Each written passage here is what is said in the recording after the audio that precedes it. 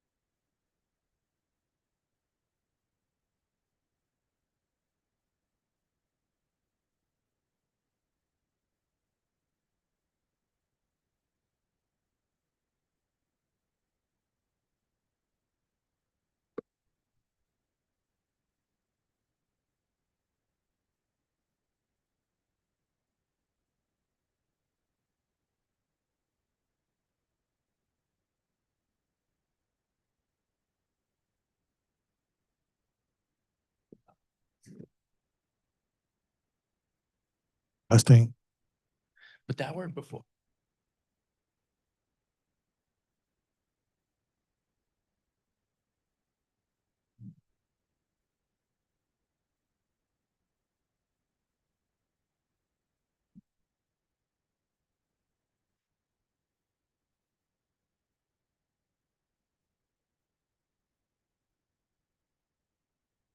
All set? Thank you. Oh.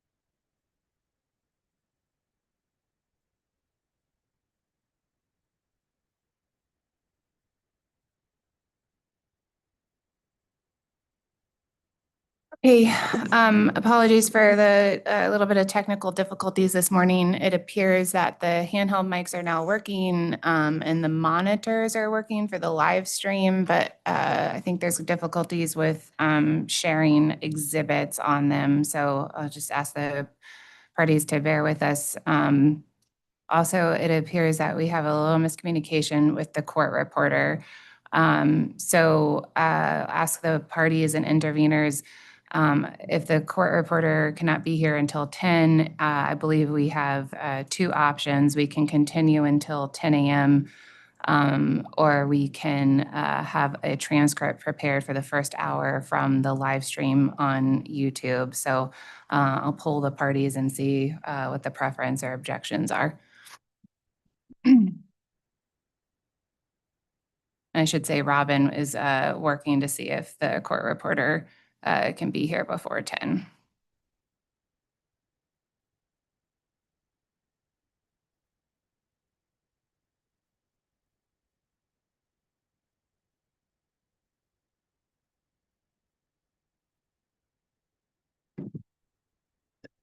Chairman Gillette, I think the company's preference, I think, is to wait for the court reporter. Just on the odds there was some issue with the live stream. Sure. I think that would be preferable. Okay. All right, let's just stand at ease for a few minutes. We were able to confirm that the court reporter was scheduled to be here at 9 a.m., so perhaps she just got stuck in traffic or had a little trouble with the weather. So let's just stand at ease for 5 minutes and see if she is able to get here. Thank you.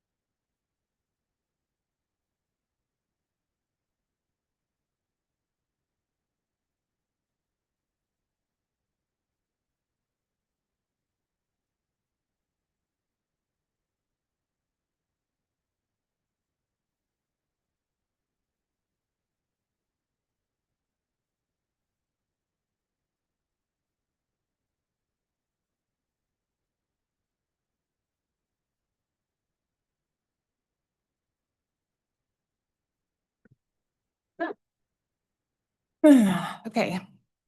Good morning and welcome back to docket number 241004, the application of the United Illuminating Company to amend its rate schedule.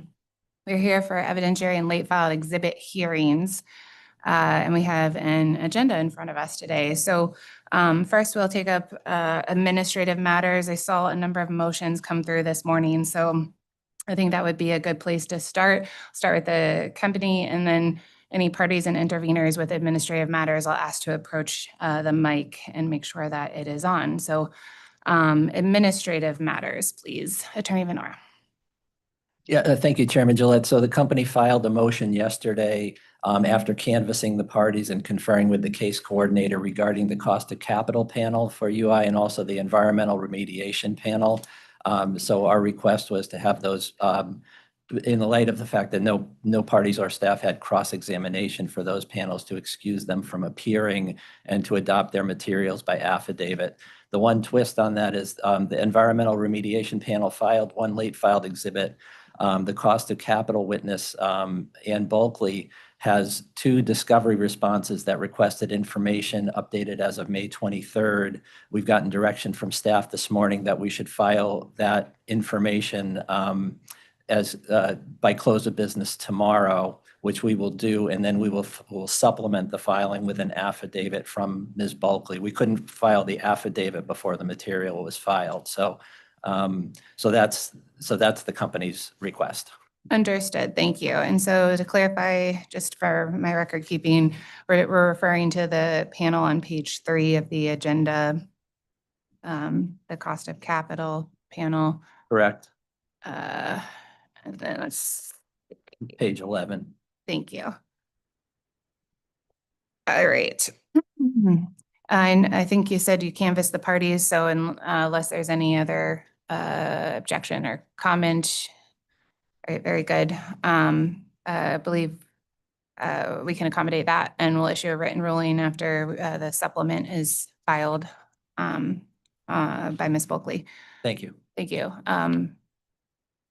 All right, parties or interveners with administrative matters, please.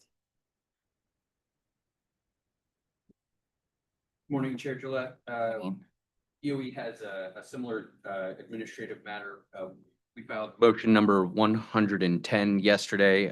It's related to our cost of capital panel, where we requested, and we had canvassed the parties previously, and no one had objected to this, where Mr. Rothschild could admit his testimony via affidavit as well.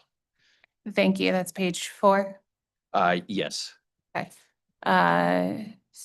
All right. Last call for objections or. Okay. Thank you. We'll accommodate that. Any other party or intervener with administrative?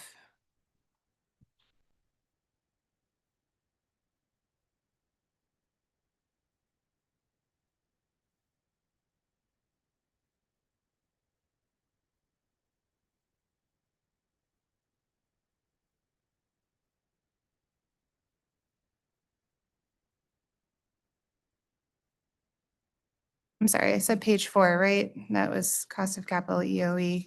Okay. Okay. Thank you.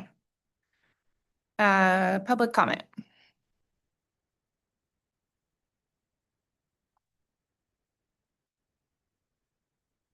Okay. All right, well, no further administrative matters. We will move into our first panel. The first panel up today is the fact panel regarding the motion to recuse, motion 103. Does the company have any witnesses available today for this panel? The company has Mr. Reynolds here. However, the company does state for the record, consistent with its May 13th letter, that we object to the cross-examination of a company representative on the motion to recuse. The motion to recuse is directed to Pura. It's based on the records or the absence of records of the agency, not of the company, and that or any records that the company representative would have. Therefore, the company objects on the basis that the questioning of the company's representative is inappropriate for that reason. Okay, I appreciate that, Attorney Venora. I just want to make sure I understand. So it's the company's choice to present evidence in support of its motion. So this is the company's opportunity to present a witness in support of, a fact witness in support of motion to recuse. So just want to clarify if the company is exercising that right, or are you going to present Mr. Reynolds and object to specific questions? This is not about the company's choice. The witnesses that need to be produced are from Pura. All the information that we have, all the factual information we have is stated in the motion. If there is additional information needed, it needs to come from Pura witnesses. Okay. So, The motion is about records that exist or do not exist within the possession of Pura. There's nothing that our factual witness is going to have to add to that. We can bring him up here if you have some questions you want to ask, but we are objecting to the idea that he can present facts in support of the motion because the facts lie in Pura's hands. okay. So are you going to bring Mr. Reynolds? Sure, we'll bring him up. Okay.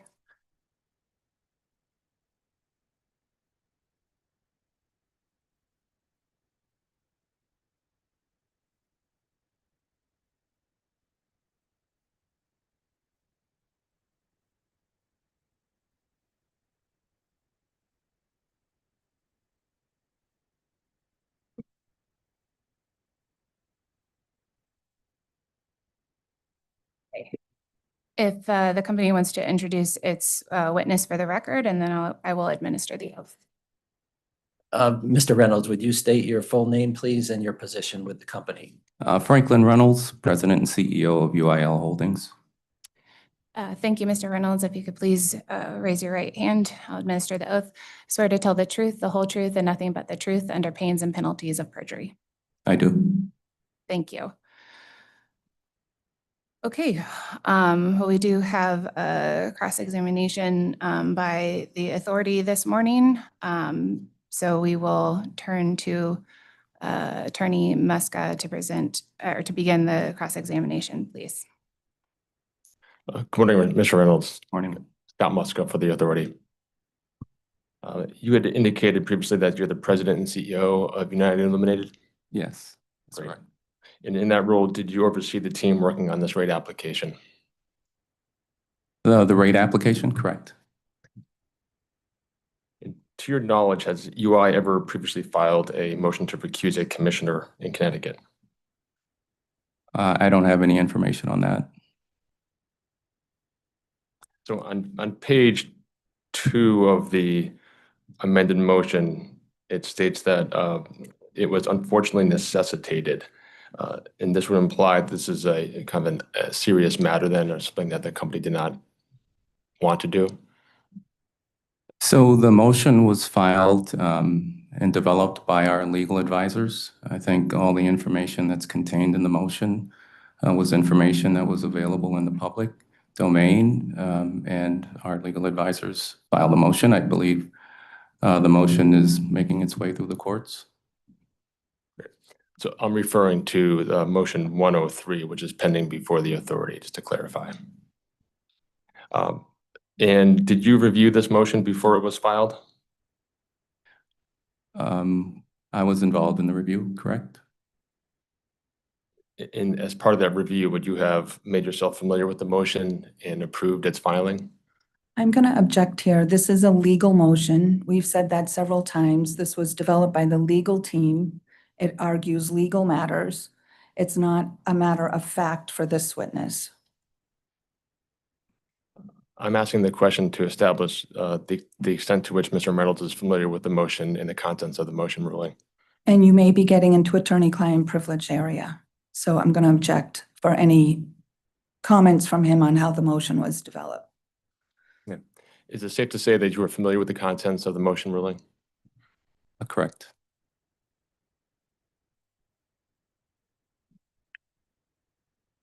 And on page 24 of the motion, it states that on March 14th, 2025, Pura produced documents in response to a February 19, 2025 FOIA requests. Are you familiar with that part of the motion?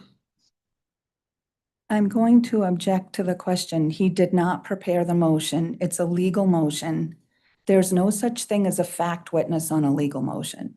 If you think you need additional facts, then Pura can decide on the motion the way it's filed. I'll withdraw the question. The February 19th, 2025 FOIA requests, what did the company request in that FOIA request? What's your foundation for this question, please? I'm trying to understand whether or not the company had documents in its possession. For what? The motion flags motion number 60, the ruling on motion number 60 as evidence of bias. Sorry, I should be. Because of that, I'm trying to explore the basis for the statements, the factual statements made in the motion related to motion number 60. So first, what is motion number 60? Can he identify that, please? Attorney Muska, if you can identify motion 60, please. Sure. Motion number 60 in this proceeding. That was filed by EOE. So this is a motion where the company received an executive secretary ruling. That's what you're asking about? Is that what the question is about? I'm trying to ask, the motion refers to motion number 103 uses the ruling on motion number 60 as evidence of bias. Therefore, we need to understand the factual basis for that claim. The motion is about an executive secretary ruling, which is a legal claim about how this agency issues legal executive secretary rulings. So there's no factual question there. Motion number 60 involved an EOE objection to a document request. Had nothing to do with whoever signed the document. I'm not quite sure I understand that. An EOE objection to a document request that was a FOIA? We're not understanding the question.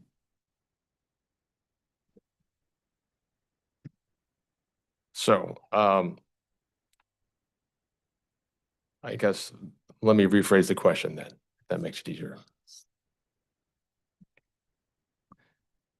Motion number 60 involved 12 document requests. Is that a fair statement? I'll refer to them as UI-EOE 33 to 44. Okay, motions are legal filings that the legal team prepares. Maybe a foundation would be whether he prepared the motion, which he did not. Maybe I'll back up a little bit then. Are you familiar with the February 19th FOIA request filed by the company? I don't have information on that, but if you're claiming that one was filed by the company, I suspect that's accurate. Okay. And are you familiar with the interrogatories that the company requested on the same day, February 19th, 2025? I don't have information on that. Okay. I have both of those documents here. Can I show those to the witness? Yes. What documents, may I see them first?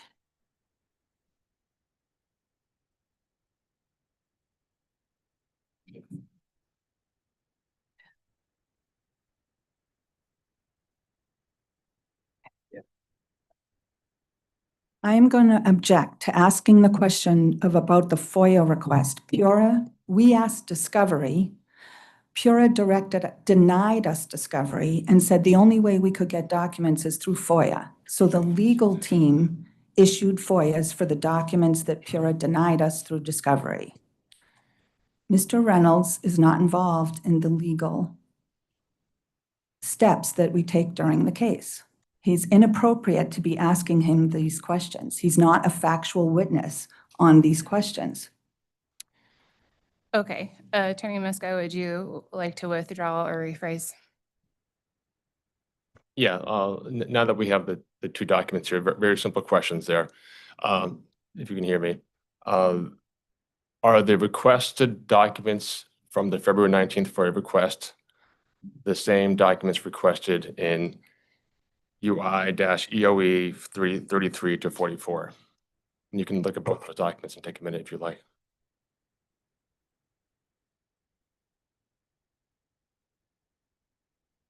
There's 12 requests in the FOIA request, and there's 12 interrogatories, UI-EOE 33 to 44.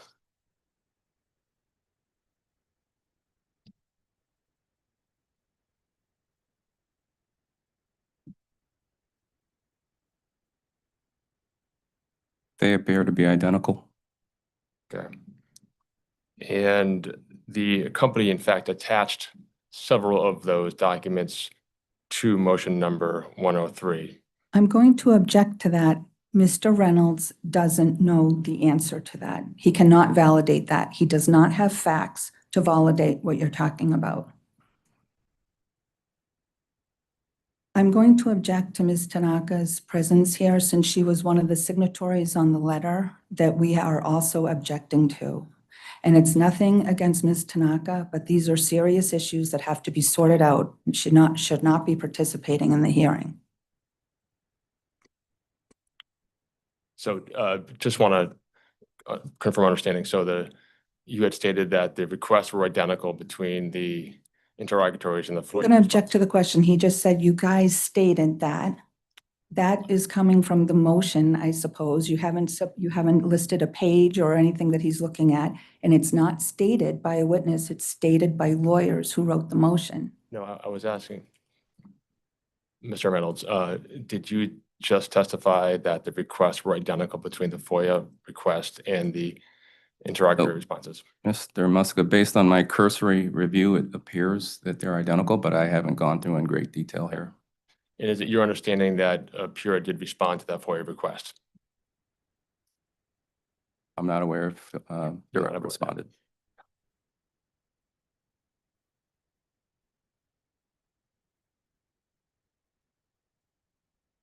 On page 4 of the motion, it states that 1/3 of the 18 signatories had been at Pura 6 weeks or less on the date of the letter, February 10, I am 2020. going to object to the question. This is not Mr. Reynolds' facts. These are Pura's facts. Put a Pura witness up and we can ask those facts of Pura's witness. Okay, I'm just gonna step in for 1 second.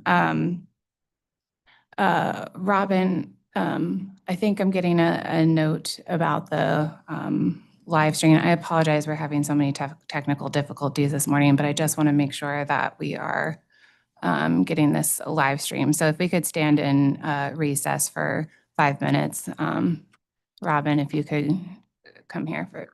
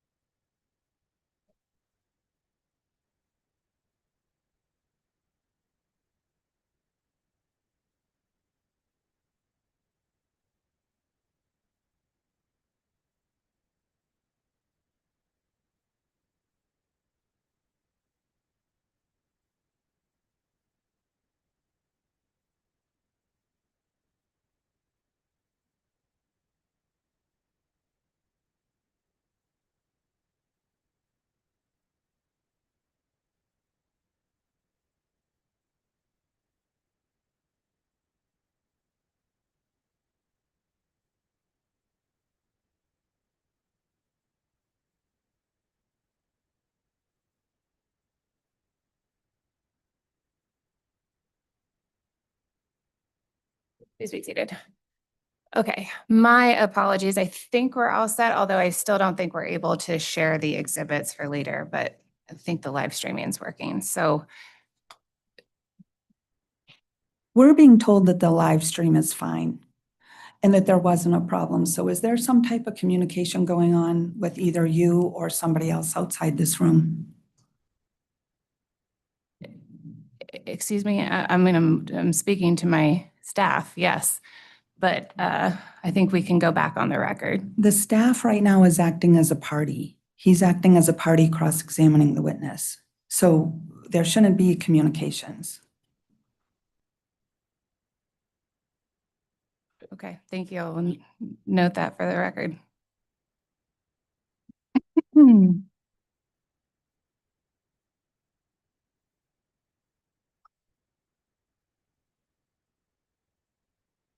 Okay, if we can resume, Attorney Muska, please.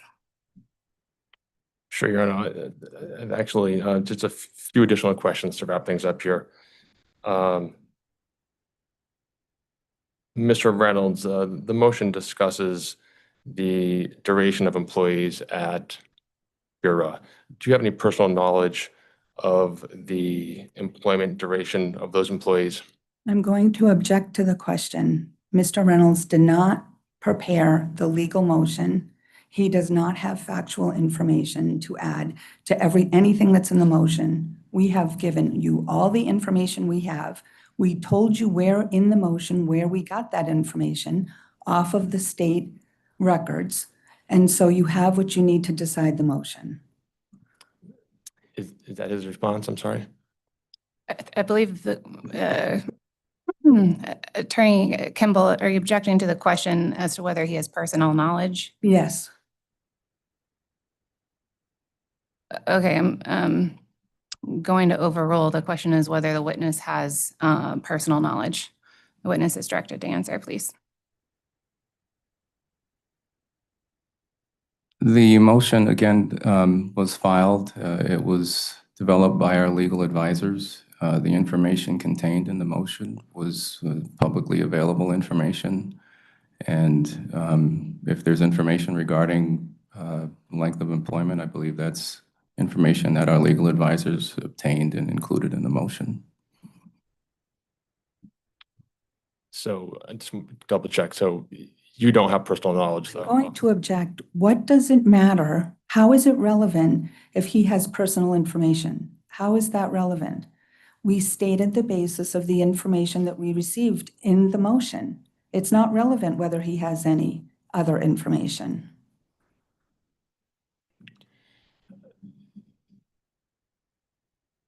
If that's your response, well, I think this is the fact witness for the company. So I'm trying to determine whether or not he actually has factual information to No, share. this is the fact witness summoned by Pura. This is not a fact witness that the company chose to put on. The company has said from the beginning, the motion and everything in it stands for itself. This is a fact witness that was summoned, and when we said he wouldn't appear for legal reasons, then he was put on every single panel so that we could get an NOV if he didn't show up.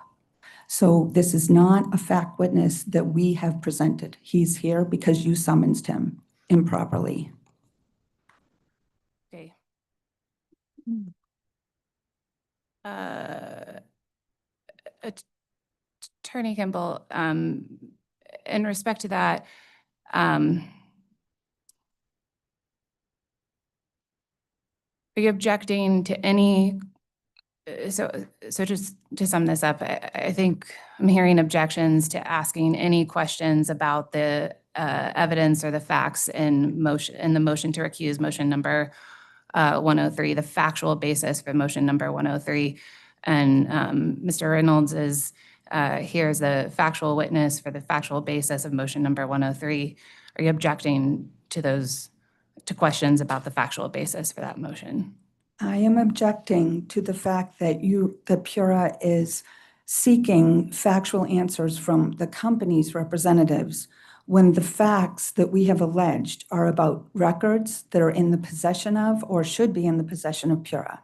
And a court has already found a predicate that the records should be produced by Pura to back up some of the claims we put in here, and Pura hasn't produced them by court order. They've been materially deficient.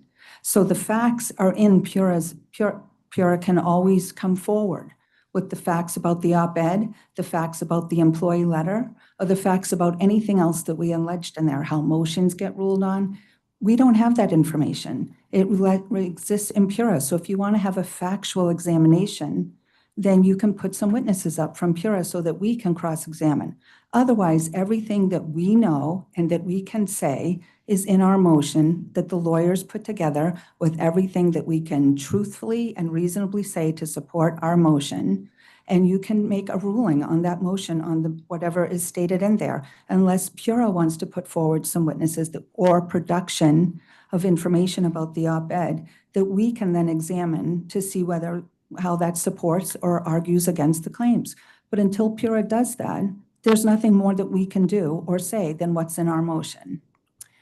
Okay, thank you, Attorney Kimball. Based on the company's continuing objections to answering the questions about the facts, then I will excuse this witness. Thank you. Okay, Mr. Reynolds, you are excused. Thank you. Chair and Gillette, just to confirm, now Mr. Reynolds was identified as a witness on Pura's agenda on every subsequent panel. Is he also excused for those panels? He has not sponsored any late filed exhibits or previously provided testimony in the docket. Apologize. Give me one moment to catch up here. Yes. So we're moving past panel 3, past panel 4, and we are on to page 5 panel. And yes, the answer to your question is yes. Thank you. If we could summon. Also, lastly, we would respectfully request a ruling on our motion.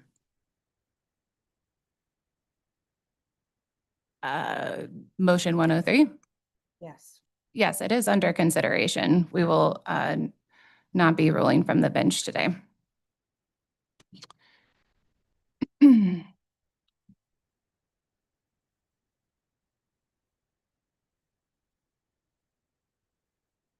We are moving to the customer service and customer experience panel, which is on page 5. I would request that the company's panel for the witnesses for that panel, please approach.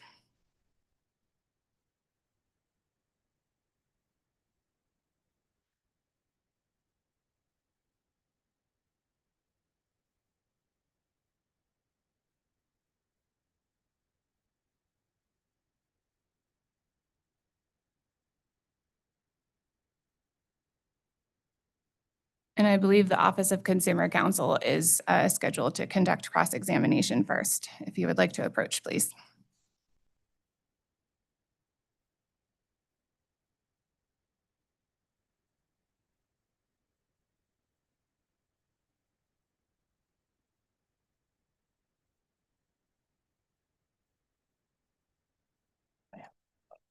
You did.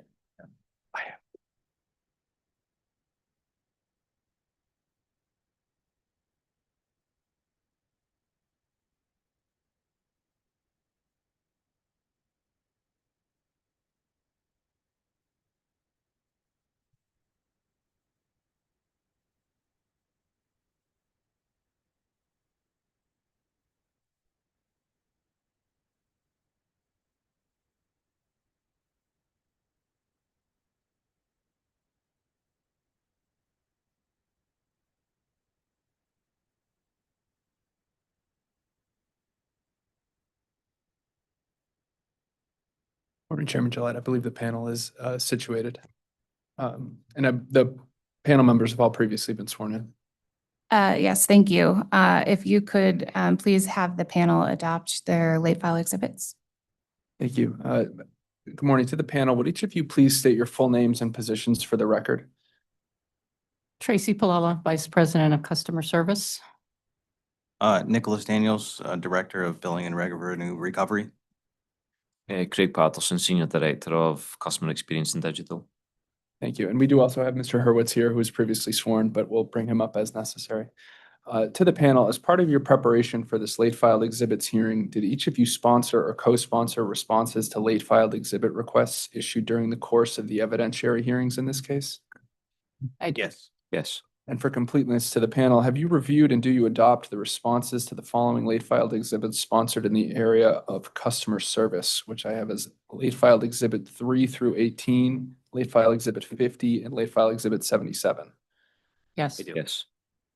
Do you have any updates, corrections, or clarifications to any of your late filed exhibit responses not previously identified for the record? I do not. No. And as part of your preparation for this late filed exhibit hearing, have you also reviewed supplemental interrogatory responses filed by the company, specifically RRU 208 Supplement 3? Yes. And do you have any updates or corrections to these supplemental interrogatory responses not previously identified for the record? No. No. You adopt those responses as part of your sworn testimony in this case? Yes. Yes. Thank you. The panel is available for cross-examination. Thank you. And Ms. Palella, I could only barely hear you. So when you get, if you were asked a question, if you could be closer to the mic, please. Attorney White. Thank you. Good morning. Kim White with OCC. Morning. Just have a few questions for you here. So the first question is going to involve LFE 7, attachment 1.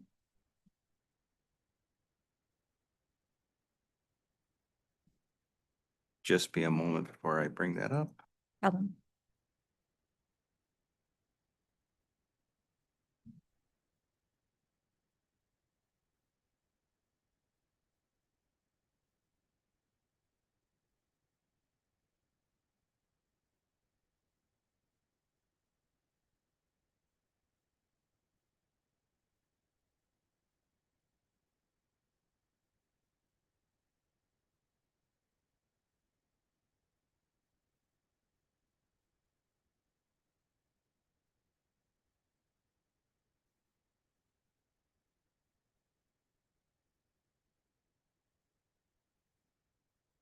I have that up.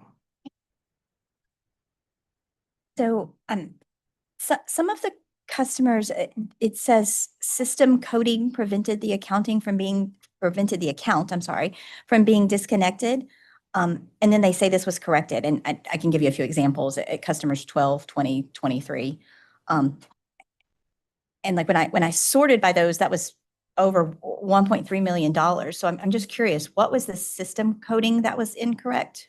Yeah, there were a couple of different system coding things. Some we are actively researching. One was there were a couple of instances where there were accounts that were previously disconnected. However, the account number was reused after the the 10-day period in which an account finals. And as a result, that account did not go through the final dunning steps, which would include service disconnection. A small number of accounts, but that was one of the reasons listed. The other reason had to do with medical coding on accounts, and it wasn't impacting all medically coded accounts, and the company is actively researching to determine the exact cause for this. But because a customer had been previously medically protected, after the medical protection expiry period had occurred, for some reason, the account again did not process through the entire dunning process, and it stopped short of disconnection of the customer's account. So again, actively researching why that occurred. We were able to manually change those accounts that appeared on this list to remove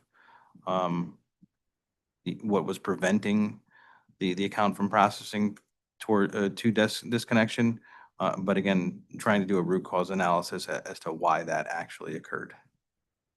Okay, so if I'm understanding you right, if you're all of the ones that have appeared in the attachment have been corrected now? Yes, they have. Okay, and so what does that mean? What is their status now then? What does They- corrected mean?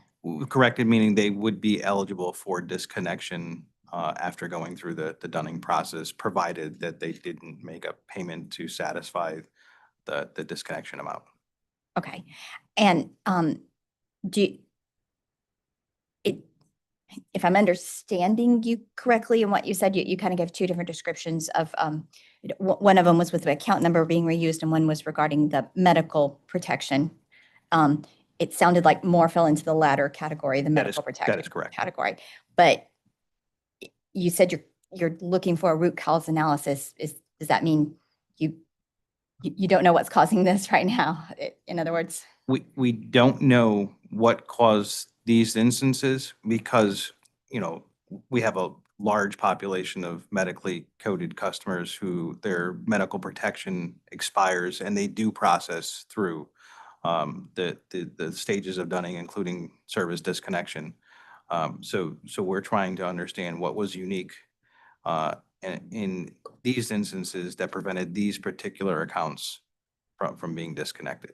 And just to clarify as well, we've put in some additional reporting queries so that we can catch any of these going forward and make sure that it's not being repeated while we're understanding the root cause. Okay. And these were identified as a result of the underlying interrogatory that led to the LFE, correct? Yeah, we started digging into each of these individual accounts and understanding where in the process they were. Okay. Okay. Some of them say, I'm still in the same exhibit. I'm just kind of going on to a different category of customers that in the exhibit. Some say mixed wiring. For example, customer 18. And that one happens to be a residential customer that owes more than $75,000 and it says mixed wiring. What are you doing to resolve those situations and receive payments from the customers? So in a mixed wiring situation, especially where there are,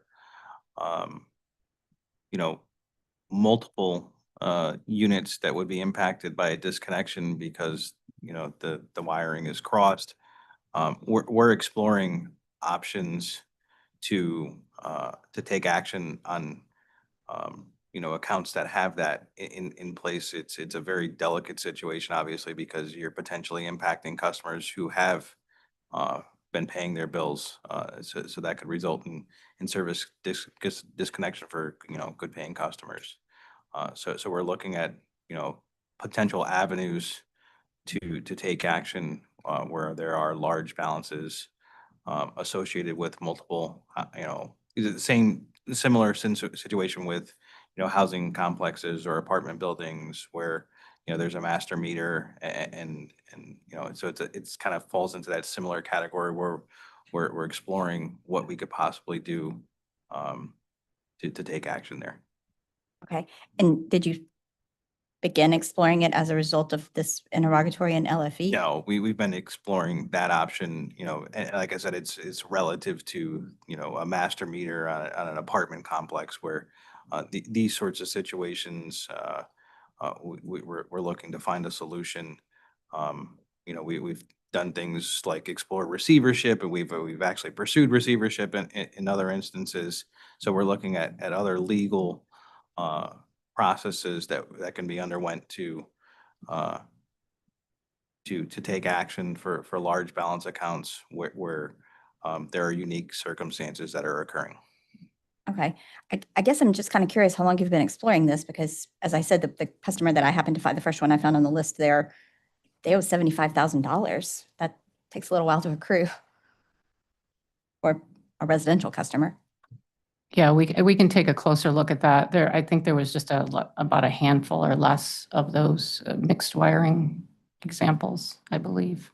But we can look at the details of the individual ones and get more information. I know the team is digging into each one of these. Okay, going on to another category in the same LFE exhibit. Or actually in the written response, it says that 98 accounts indicate a 68-day hold, or I'm sorry, 98 accounts indicate a 60-day hold. If I sorted the attachment, I'd come up with the same number. So to clarify, just to make sure I understand what a 60-day hold is, it's when a customer calls during the moratorium and they claim a financial hardship, so a hold is placed on their account to allow them to provide you the documentation? That is correct. Okay. And so just to be clear, the 98 accounts that are in this attachment, this was pulled as of March month end?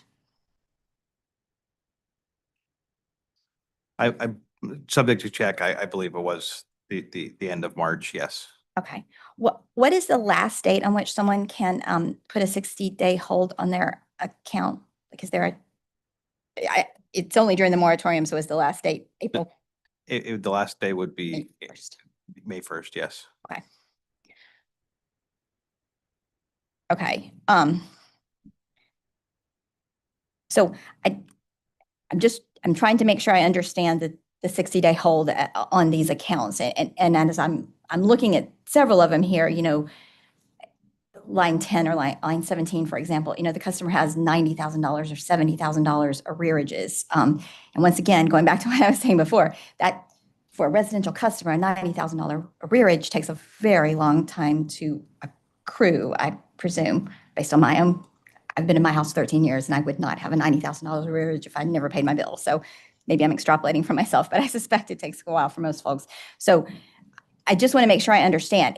It's not just that you're not shutting them off now. You haven't shut these people off for a very long time. Well, and there's reasons for that. I mean, this particular customer on line 10 that you're referring to with a $91,000 balance has also been coded medical for serious illness. So we're restrained to some degree by the current regulations as to who we could effect a disconnect for. And I think you'll see that, and a number of these high balance accounts where they tend to be either municipalities who pay on a different schedule, or some of the high balance residential accounts are associated with medical coding. Yeah, keep in mind, this was a snapshot in time, so that was the status as of the end of March. But if you look at the previous history, there could be a number of things. It could have been previously coded medical, and as you know, the protection was extended throughout the pandemic. So these balances grew over time, as we all recognize from the beginning of the pandemic to the end, balances have doubled. So it's an accumulation, and depending on how the customer reacted, whether they took advantage of one of those, COVID payment arrangements, and then perhaps they transitioned into the newer payment arrangement. If you fail, you can reinstate your payment arrangement. So there's a number of factors that could lead into these growing balances. Okay, thank you. And now, same attachment one, same LFE. I just have a question. It's line 308, customer 307.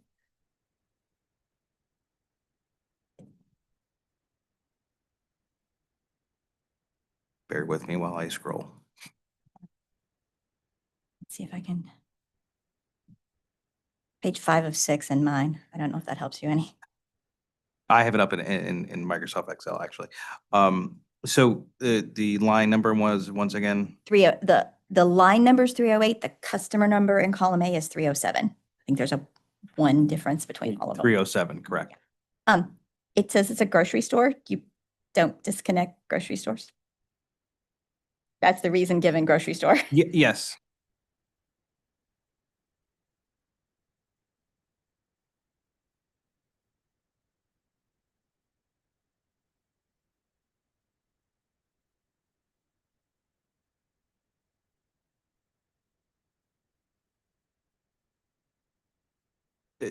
Typically, our practice would not be to disconnect a grocery store, in particular because of the food spoilage issues that could be associated with that. So how do you handle the situation in which when a grocery store doesn't pay their, Well, I mean, on the list of all the customers, there's one, right? So, we work with them to get a payment. And the delinquent, a balance, it looks like it's $11,000. And obviously a grocery store, they have larger bills. So I think this is one instance out of the entire population of accounts over 10,000 balances. So it's not a prevalent reason for not shutting off customers. okay. I'm going to turn to LFE 8 now.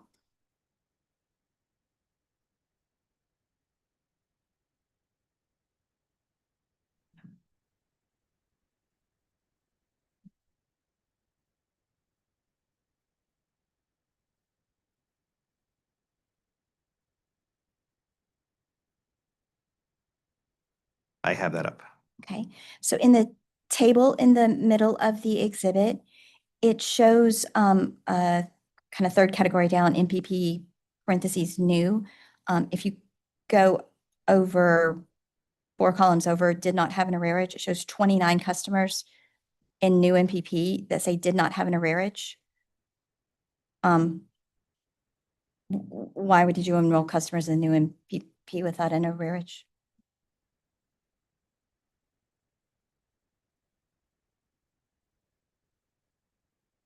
Oh, just need to take a look at that.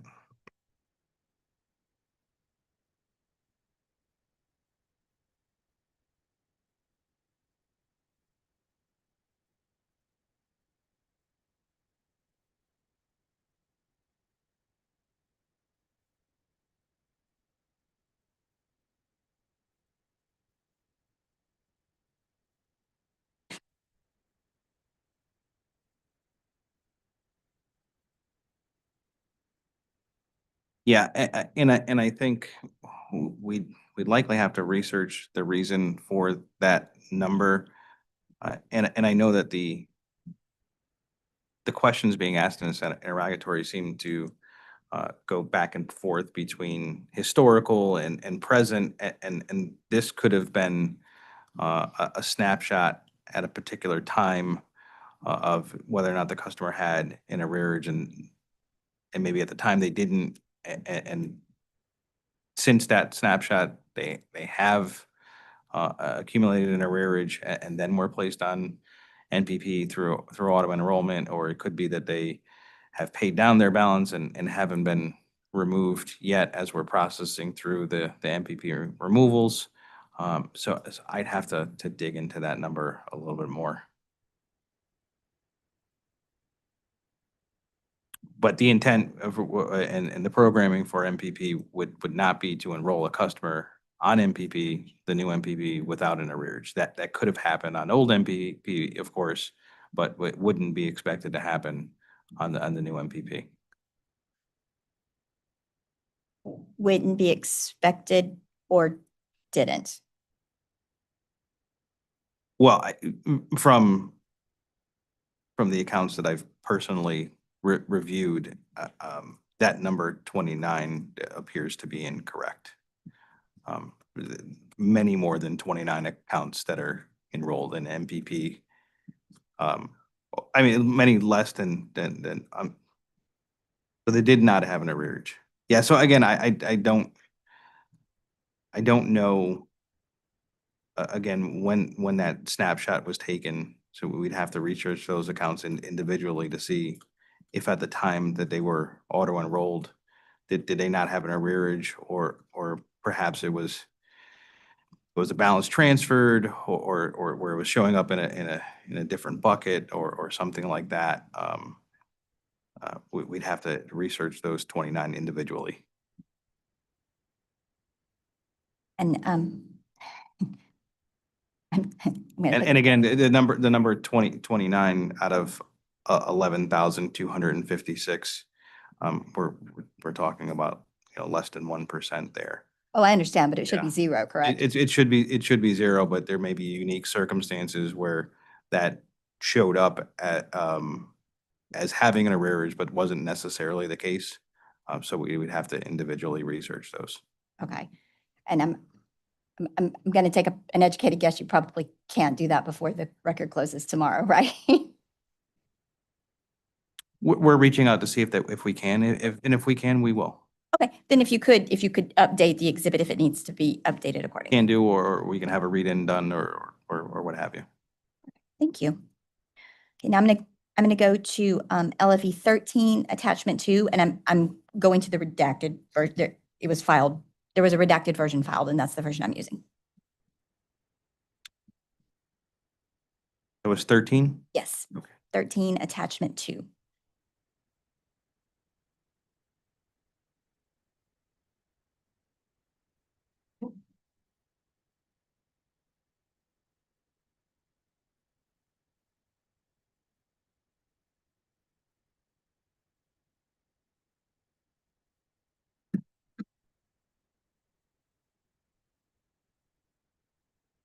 I have that up. Right.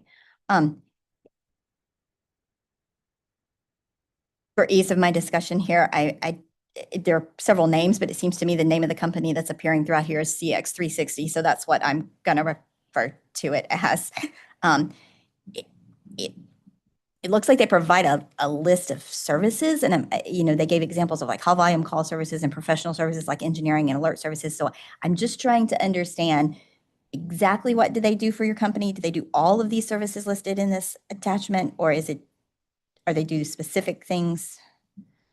They're capable of doing a number of, performing a number of different services, and it's really on a per instance basis. So if we needed in a large storm situation to perform outbound notifications beyond what our internal dialer is capable of, we would ask this company to perform outbound communications for us at a cost of what's listed here on the line associated with outbound voice. So they're available to do that. What we typically use this service for is when we have a large storm event where the volume is going to exceed the capabilities of our inbound telephony system. We will reroute calls to this high volume solution so that customers wouldn't receive a busy signal and they could enter in an outage ticket. Okay, so then they talk about IVR systems in this document here, but they don't run your common everyday IVR. No, this is ad hoc in a storm situation or in a business continuity situation where we're not capable of handling the inbound call volume through our IVR, our Genesis Pure Connect platform. We would do a switch over in the cloud with AT&T and route the calls to this solution. Okay. Well, okay. So then my next question might be inapplicable, but just for my own notification. When I go to page 20 of that agreement, it's page 20 of 28, appendix 1-A.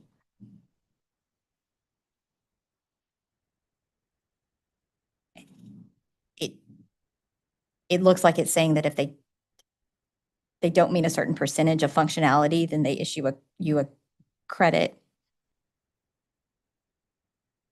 There's a chart in the middle. I'm sorry. Yeah, I'm just gonna take a quick moment to review that.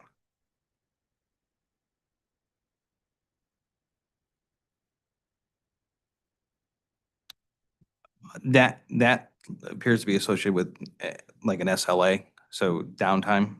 So if for some reason we were utilizing their service and the service wasn't available, based upon the percentage of unavailability, we'd receive the associated percentage in a credit. Got it. But as I understood you said you weren't necessarily using this on a daily basis. No, and this would apply to where we're actively engaged and there's downtime. Right. Have they ever had a need to issue you a credit then? I don't recall an instance where they needed to issue us a credit. Okay. I'm now going to turn to LFE 14.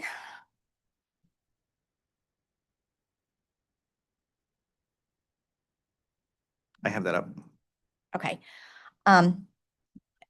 So the LFE requested, and I'm going to quote from the transcript here what it requested so that we make sure we're on the same page. The differential between scoring when the calls are scored differently in the meetings, and the meetings were the calibration sessions. If you read the transcript on about page 448, you could see that that was what the context was for all of that. So in this LFE, I was expecting to see like a percentage or a number of calls that you found different during the calibration sessions. Yeah, And that's I realize that now, rereading the question that would have been the most appropriate answer to give in this instance. In column I of the LFE 24 or 2024 LFE summary, that's probably the closest number to, so that's the difference plus or minus what the difference was in the call calibration score between the internal QA team and those who scored the call. So like in line I8, the difference is, 11.5, right? So it was scored higher by 11.5 points on a full scoring evaluation than our quality assurance team had scored the call. So when they did calibration, we found that particular call was scored higher by 11.5 points out of a 100-point scale. Similarly, on line I14, there was a call that was scored where after calibration, the initial call of the score was 2 points lower than it should have been.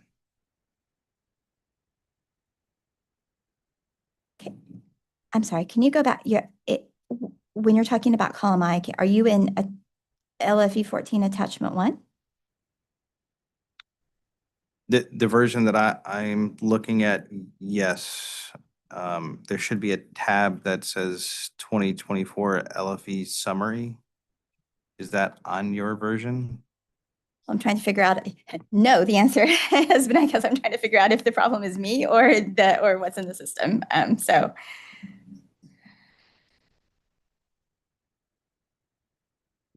I'm sorry, one moment, please. I think, Ms. White, this would be very helpful for you to see, and if possible, maybe we can refile as a supplement. Yes, that would be good, because I'm continuing to download the one that I'm finding on the web version of Pura's system, and it keeps popping me up with 5 tabs that are all dated tabs. I don't see a summary tab. I'm sorry. No, I'm comparing what we filed to, I think Mr. Daniels has a different version, and it looks like that summary tab must have inadvertently been missing Okay. from the version that we filed. Could you? Yes. Okay, thank you.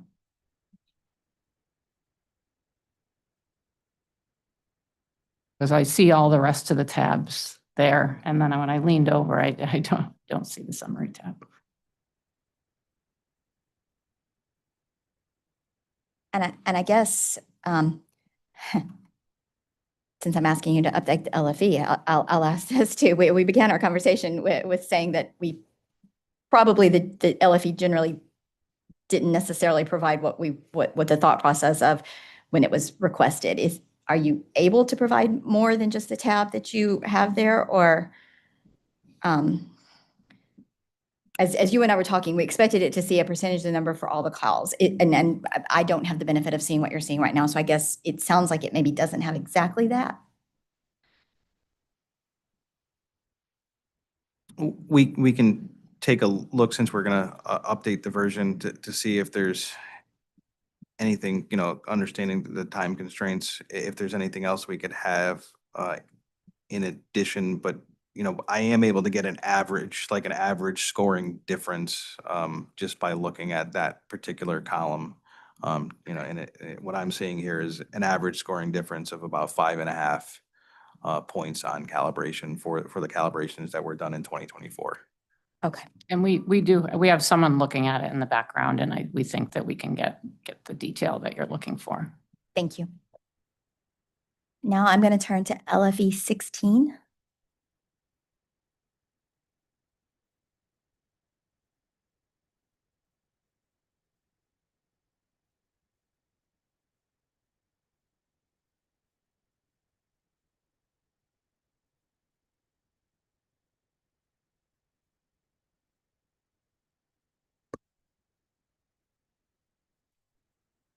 I have it. Okay. And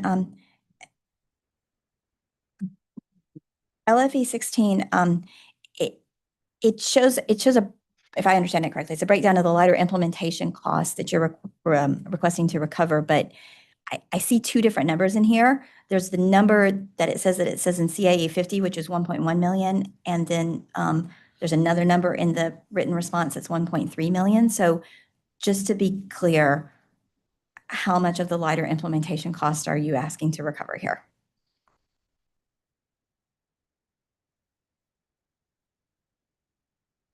Yeah, I believe the 1.3 references the actual costs versus the estimated costs. So 1.3 is what you're asking for. Correct. Okay. And in the response, in the second paragraph of the response, there's a number, the removal of the cost of the rate case would reduce the revenue requirement by about, and then it's 135,01. I feel like the numbers. Yeah, that looks like a typo. That should be 135,000, and I'm not sure at the end. I don't know if there's a missing zero there. Okay, but ballpark of 135,000. Yeah. The 135 is right. If you give me a minute, I can check on the rest of the numbers. Jacob Hurwitz for UI.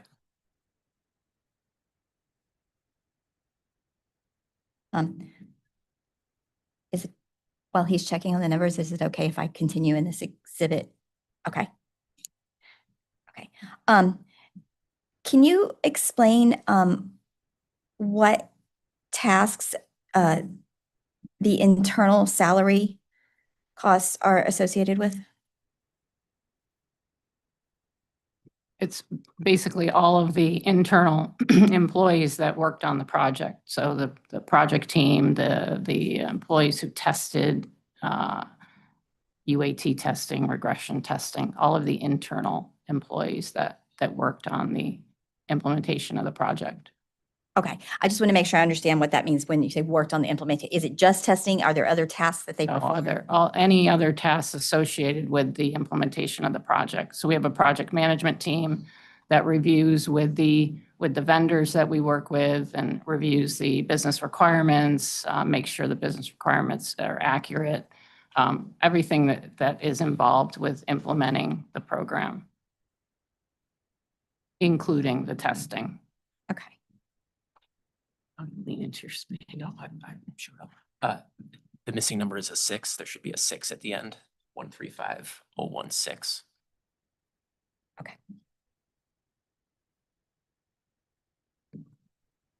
Okay.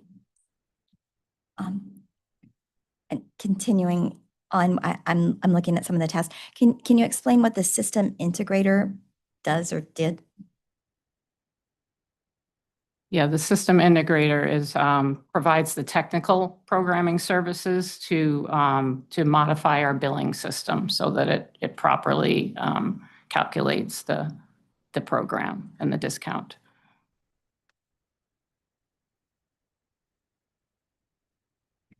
Okay.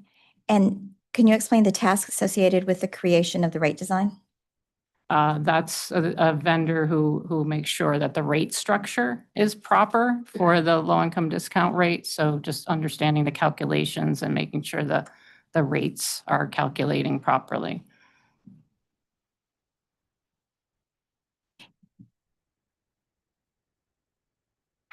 I'm just trying to understand what the task is. I'm sorry. I'm in my mind, I'm picturing, so it's, how does that differ from the billing of it then? I guess is what I'm trying to understand. So it, Probably would benefit from a project manager being here, but my understanding is that there's a process in order to create the rate structure. And then there's a separate process in order to make sure it's executed properly in the customer billing system. And so when it comes to actually looking at the results and making sure that the bill is calculating properly, that second vendor would be responsible for that. The first one is creating the rate structure. and when you say create the rate structure, is that programming into your system? I think where my lack of understanding in this is when you say create the rate structure, I pictured designing a rate, which obviously happened in the docket. So that's where I'm trying to understand what you mean by create the rate structure as it applies to your system. I think it's creating the structure so that it's programmed properly. And if you want, I can take a pause and probably get some of the project management folks to give me some more talking points around that. But these are the tasks that I understand the vendors were doing.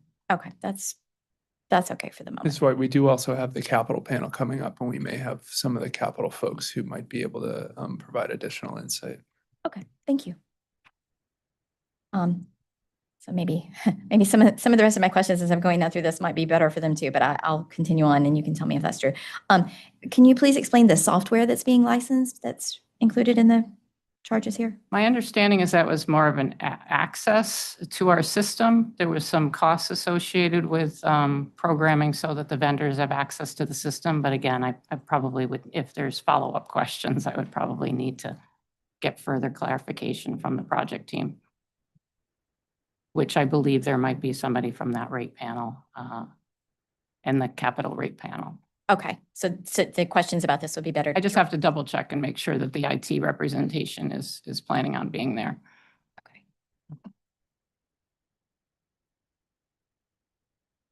So then if I had questions about the use of the software, otherwise that would be better directed to them then probably.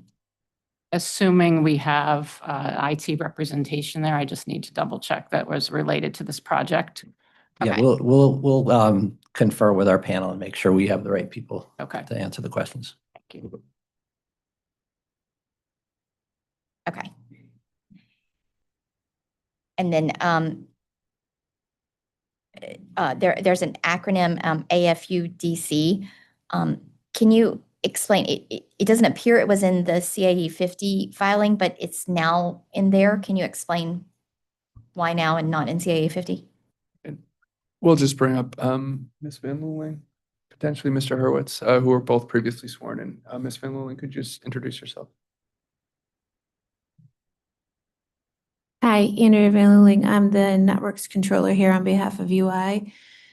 So AFUDC is allowance for funds used during construction. So it's the theory is that you have expended money on that capital, and it's a set rate that is calculated based on a formula that has been approved by FERC.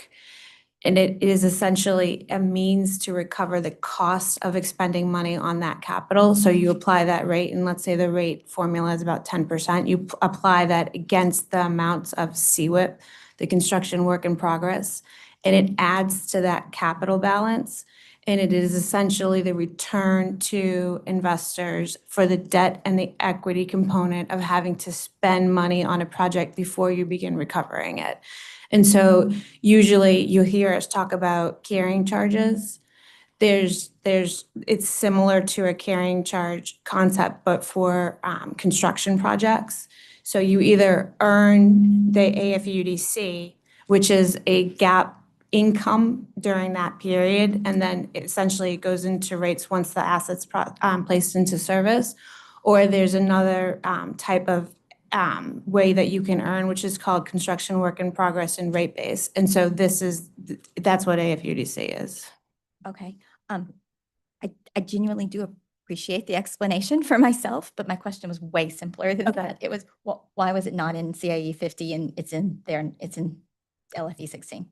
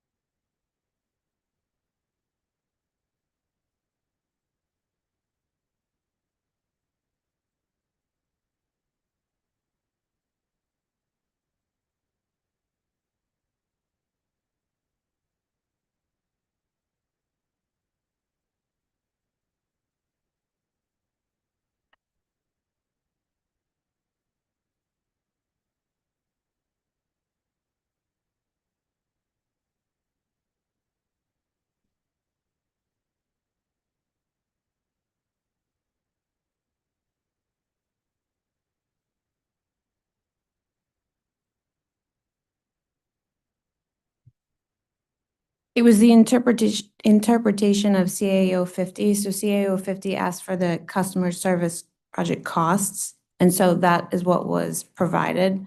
And because AFUDC is more of an accounting concept, it wasn't deemed to be part of the response to that answer. So the interpretation was the question wasn't asking for that to also be included. Okay, thank you. I think I'm going to turn it over to Director Will. Hi, Tom Wheel for OCC. I'm going to start with a follow-up from some follow-up questions to Attorney White's questions on LFE 7. And the first one's a revenue requirements question, which I could ask the revenue requirements panel, but it's just pertinent to the discussion earlier. So I'm aware from the revenue requirements testimony that the uncollectible expense that's proposed in this rate case is derived from like a 7-year average. And I recall the rationale for that being to kind of normalize the volatility present in any given year's uncollectible expense. I was just curious if there had been any analysis within that determination to kind of parse out portions of the uncollectible expense that are driven by elements discussed today, like circumstances where, for instance, a technical error on the company's side prevented a disconnection. We considered a variety of factors in arriving at that 7-year approach to uncollectible expense, including the beginning of the COVID-19 pandemic in 2020, the changes or I think implementation and then subsequent changes to LIDR and all of the various classifications between hardship and non-hardship, which I think my colleagues on this panel are far more familiar than I. And some, as you mentioned, just the regular old volatility in uncollectible expense. And ultimately, we determined that a 7-year historical average that captured some years where uncollectible expenses high, other years where uncollectible expenses low, was the best, most known, most measurable approach we could arrive at based on not knowing what the future will hold with respect to uncollectible expense. Could we have stuck with the approach from docket number 220808 and only used the years pre-COVID? Maybe, but I just felt that, we're into 2025 now. That felt a little too stale. I think, could we have extended it a little bit longer? Maybe, but how relevant is 2014? And ultimately, I think, well, to my knowledge, Pura has not used a 7-year average exactly for uncollectible expense. I think in every case that we reviewed where the approach to uncollectible expense was a topic of contention, Pura appeared to recognize that uncollectible expenses need to be set on a case-by-case basis according to the specific facts and circumstances of that proceeding. And so we felt that just based on the specific facts and circumstances that are known today, 7 years was the best representation. But no, we did not make a specific adjustment for any of the individual items that we talked about today because it just didn't feel appropriate to cherry pick particular elements of this when, as a whole, there have been so many movements. And I'd also just like to clarify that what was presented in LFE 107 and the previous interrogatory response, I believe it was OCC 828, that's a snapshot in time. And it's the reason at that time why the account had not been disconnected. It doesn't mean that the account had never been disconnected before and that we weren't actively trying to collect on those monies owed prior to achieving the balance that appears in these illustrations. Fair. And fair that it's fair to say that disconnected, it's difficult to calculate the uncollectible expense impact of an account that hasn't been disconnected because you can't be certain like what that would look like if they were disconnected. Is that right? There's no guarantee that that balance would be paid if they were disconnected. The other observation I'd add to the mix is that for going forward revenue requirement purposes, i.e. our rate year calculation of the revenue requirement, we used an uncollectible ratio that considers only write-offs. And so accordingly, if an account had not been disconnected and not written off, while there may be expense implications in the unadjusted historical test year because of the reserve adjustments stemming from that customer, there would not be a rate year impact on a revenue requirement if they have not been written off. okay? Makes sense. Thank you. My next question was another follow-up about the testimony about that grocery store.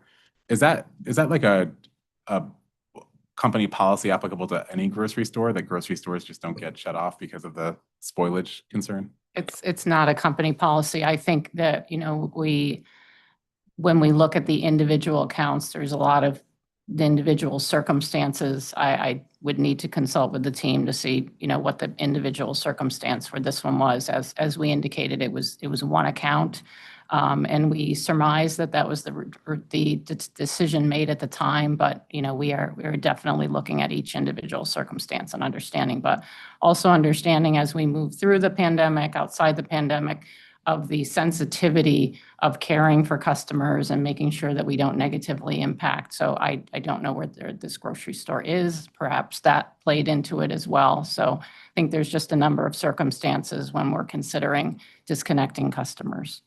Does that kind of discretion and individual judgment also follow to residential customers? Does the company ever consider the financial impact of shutting off a residential I customer? think that we have a number of protections in place for residential customers. We've got a number of programs in place. We've got opportunities to enter into payment arrangements. So I think that that's probably a different discussion. Okay, so no then, right? The company doesn't consider an individual Well, account? No, I don't think the answer is no. I mean, I think as we've talked about different customer situations, I think that Pura would recognize when EOE contacts our review officers, there definitely are individual circumstances taken into consideration for customers. We've also talked, I think, on this panel about exceptions being made depending on the individual circumstance. So the answer is not no. Okay, so is the answer yes? I'm going to object to the question. It's asked and answered. I'm just not sure whether it has been. I think the question was like whether there's a similar individual process as applied to this grocery store as to individual customers. The first answer I heard was that because of the kind of policies that are in place, that isn't the same consideration. And then I think I heard that like the answer isn't exactly no, but I'm not sure if that means, does that mean that the same exact kind of rationale as applied to this grocery store is also applied to residential customers? Could I ask you to rephrase your question? Maybe that could. Sure. Is the same exact rationale used for this grocery store also applied to residential customers? As I mentioned before, I would have to understand the exact rationale for this particular grocery store. Okay.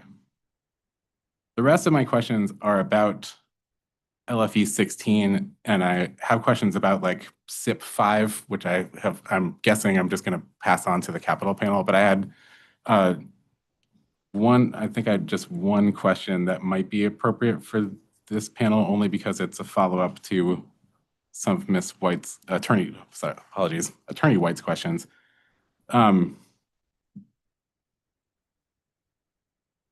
It's regarding the $135,000 number.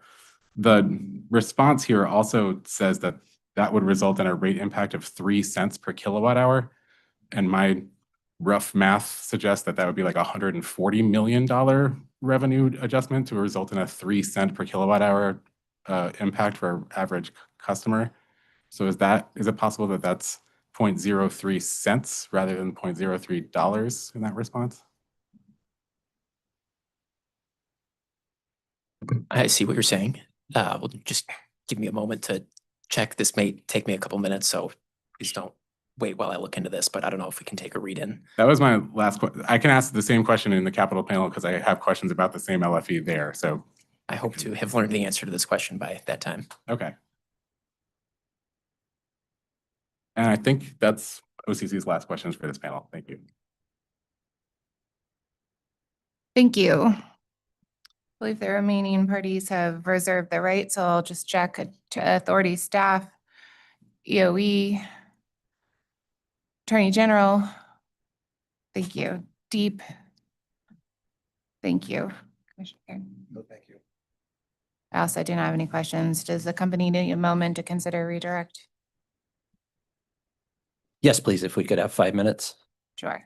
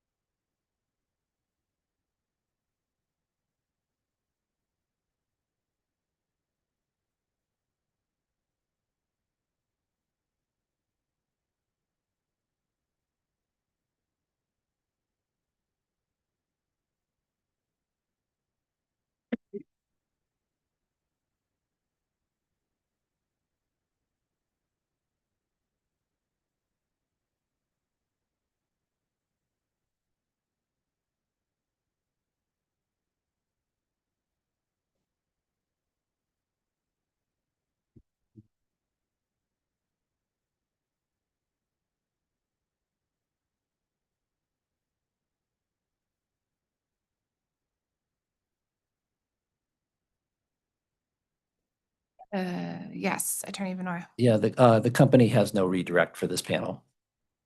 Okay, thank you. This panel is excused.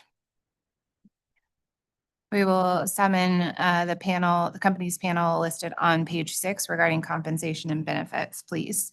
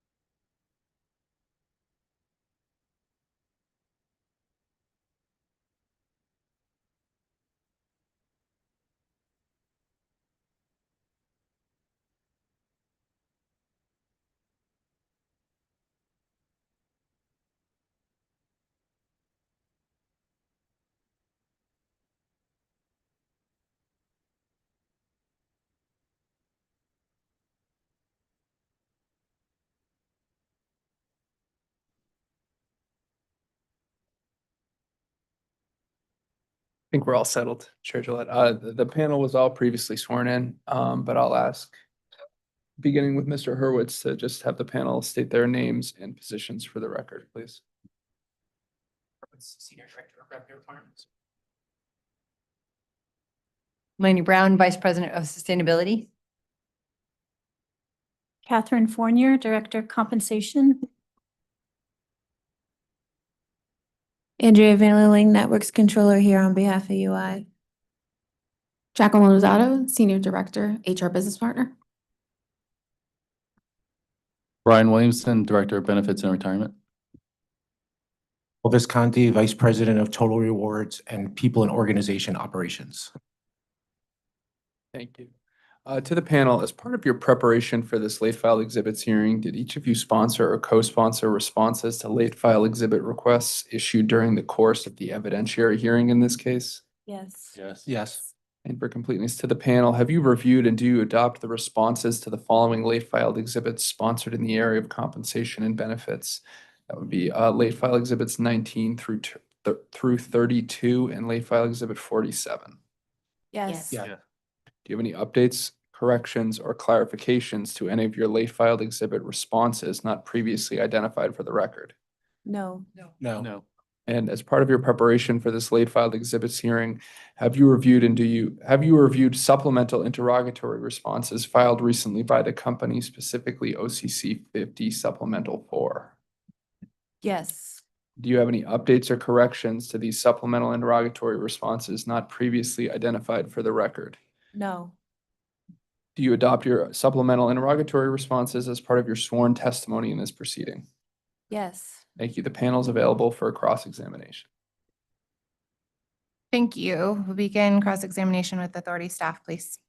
Thank you, Chair. Good morning to the panel. I want to start today with a discussion of FTEs, and I want to make sure I understand the company's LFE1 filing correctly. So the company's revised its projected interim FTE count to 72 additional distribution FTEs it expects to hire in the interim period. Is that correct? I think so. Just give me a moment to pull up the document.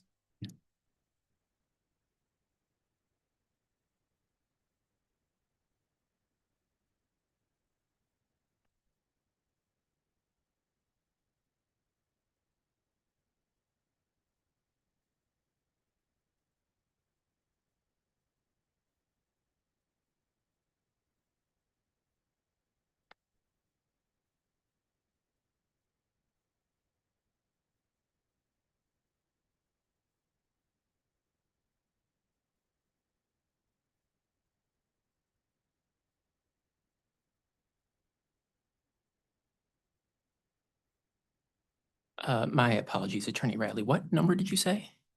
I had, it looked like it reflected 96 distribution and transmission combined. And then doing the math, it looks like 72 additional distribution FTEs for the interim period. Is that correct? I apologize, I'm not seeing the 96. I can talk through what I am seeing, or if you have a document you could point me to. Yeah, I think it was the updated C 3.15 attachment 2. By my math, I had 72 additional FTE, sorry, so 72 distribution only, and I believe it also reflected 96 distribution plus transmission. But I mostly want to focus on the 72 and whether that's correct. So if you're focused on the 72, I might need some help understanding exactly where that came from. But if it's helpful, I can describe what I am seeing to maybe get us grounded. Sure. So I've pulled up LFE1 UI attachment to supplement, although I don't think this particular thing changed in the supplement. And as you mentioned, I'm looking at Schedule C 3.15, page 1. And I'm beginning by focusing on numbered line 3, which I see a blue highlighted value of 165. And this might be where the basis for your 72 is coming from, but this was a different number in our initial filing. This 165 you can trace through and compare to what we put in LFE 21, UI attachment 1. And just I quickly did this while sitting here, but you can see that if you compare UI's April 2025 actual total headcount, not distribution adjusted, actual total headcount of 738 to the test year ending UI total actual headcount of 619, you get an incremental 119 positions, so an extra 119 people at UI as of April 2025 as compared to December 2023.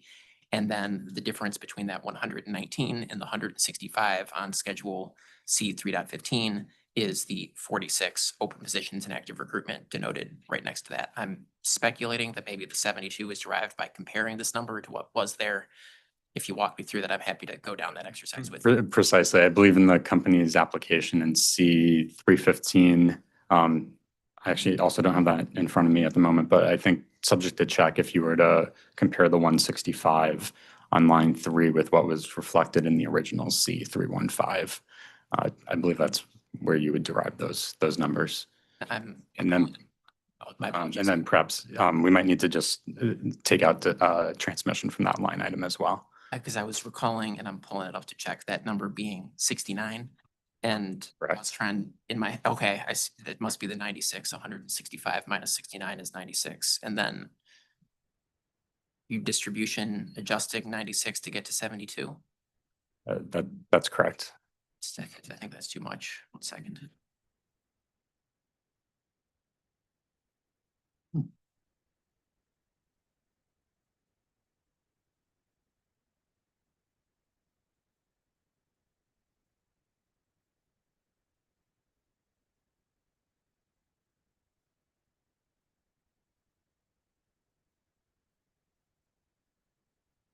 So original application was 69.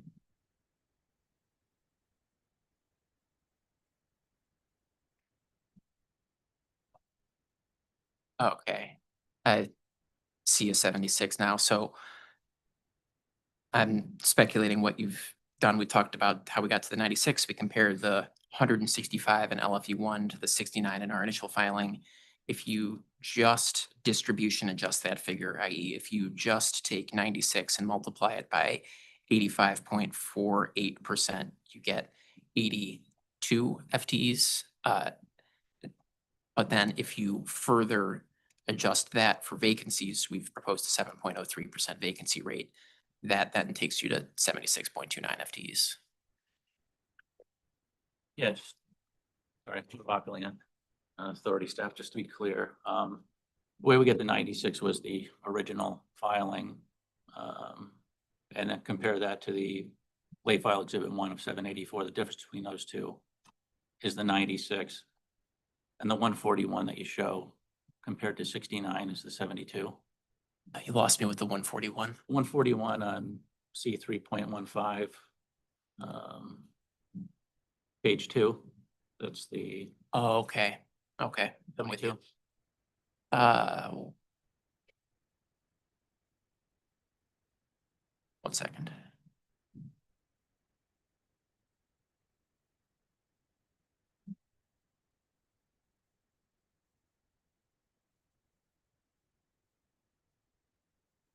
I see you're comparing the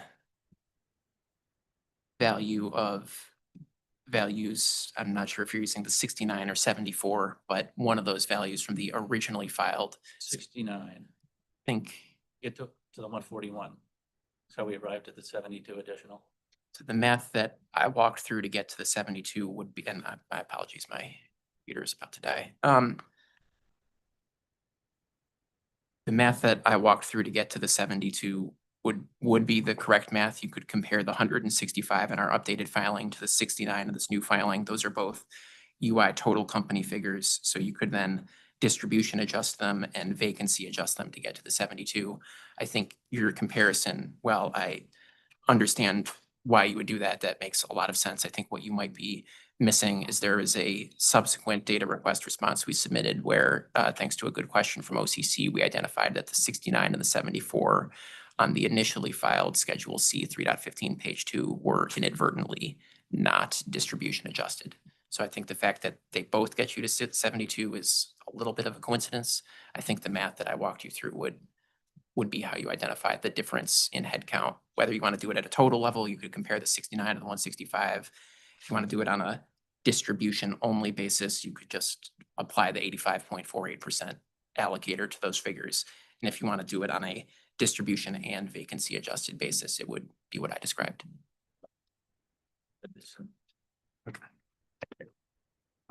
Thank you. So it's the 72.6 figure, I think you.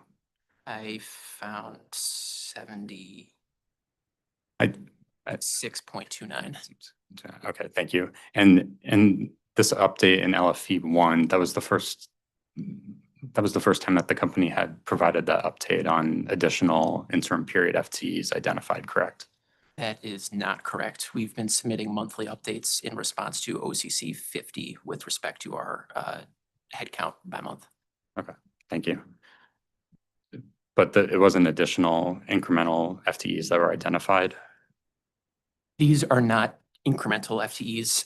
Okay. So I know in the last case, we asked for something on the order of 108 incremental FTEs. And in this case, we were asking for 5 for some discrete things that are summarized in an exhibit with a reference that I've forgotten. But this 165 does not change and has no effect on the 5. We're still asking for the 5 incremental FTEs. This difference is simply changes in UI's actual headcount from the time that we submitted the filing to the end of April. Okay, I believe I misspoke. It was interim period that I meant. So, okay, thank you. I didn't pick up on the misspeak, but that doesn't change my answer. We've supplemented OCC 50 on a monthly basis to reflect UI's actual headcount. And I think we just recently submitted our 4th supplement to that, if I recall correctly. Okay, thank you.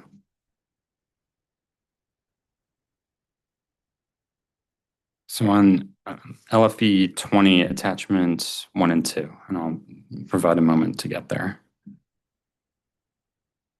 What was the LFE? I'm sorry. LFE 20 attachments 1 and 2.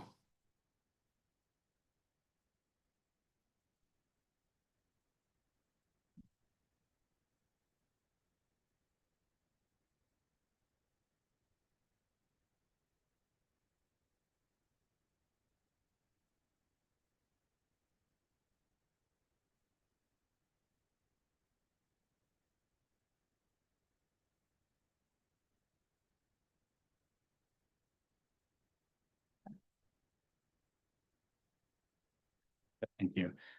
So some of the fill dates are after the exhibit was filed.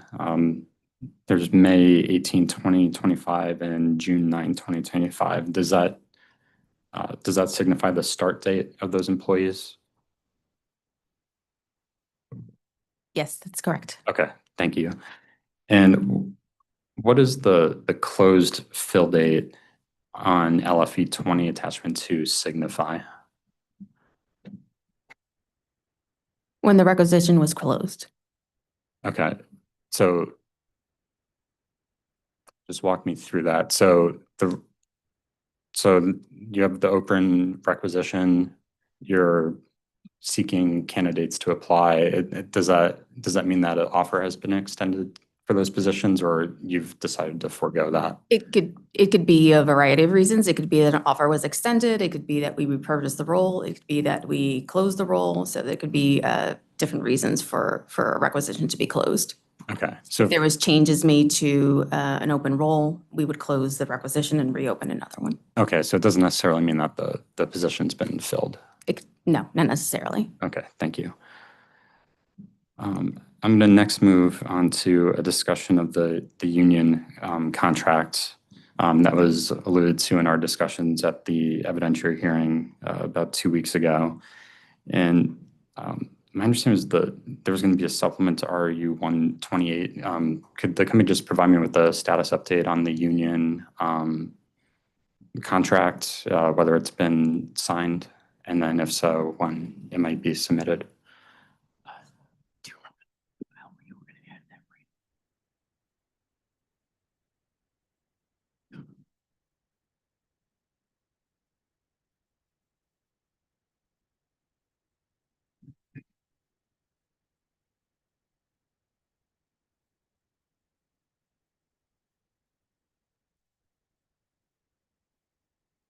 The signing status of the document, we thought we filed a supplement, and so we're just searching for it now. If you'll give us a moment. Understood. Thank you.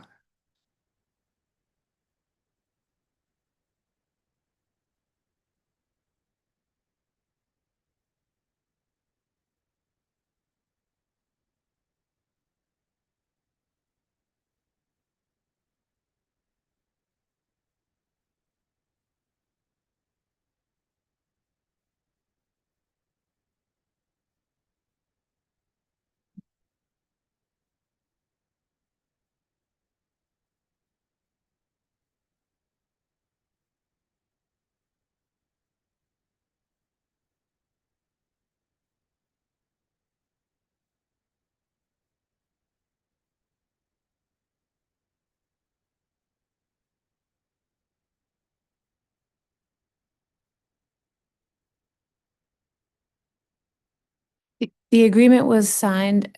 It appears that we inadvertently did not update 129 with the signed agreement, but we can today. Okay, thank you. And under the new union contract, my understanding from reviewing the transcript was that the company would no longer incur union incentive compensation expenses in the rate year for union employees. Is that correct? That's correct. Okay. So did the company's LFE 1 attachment to update, specifically scheduled WP 3.16D, remove union incentive compensation? We did remove union incentive compensation, but not from that schedule. Okay. Just bear with me one moment. I can further explain.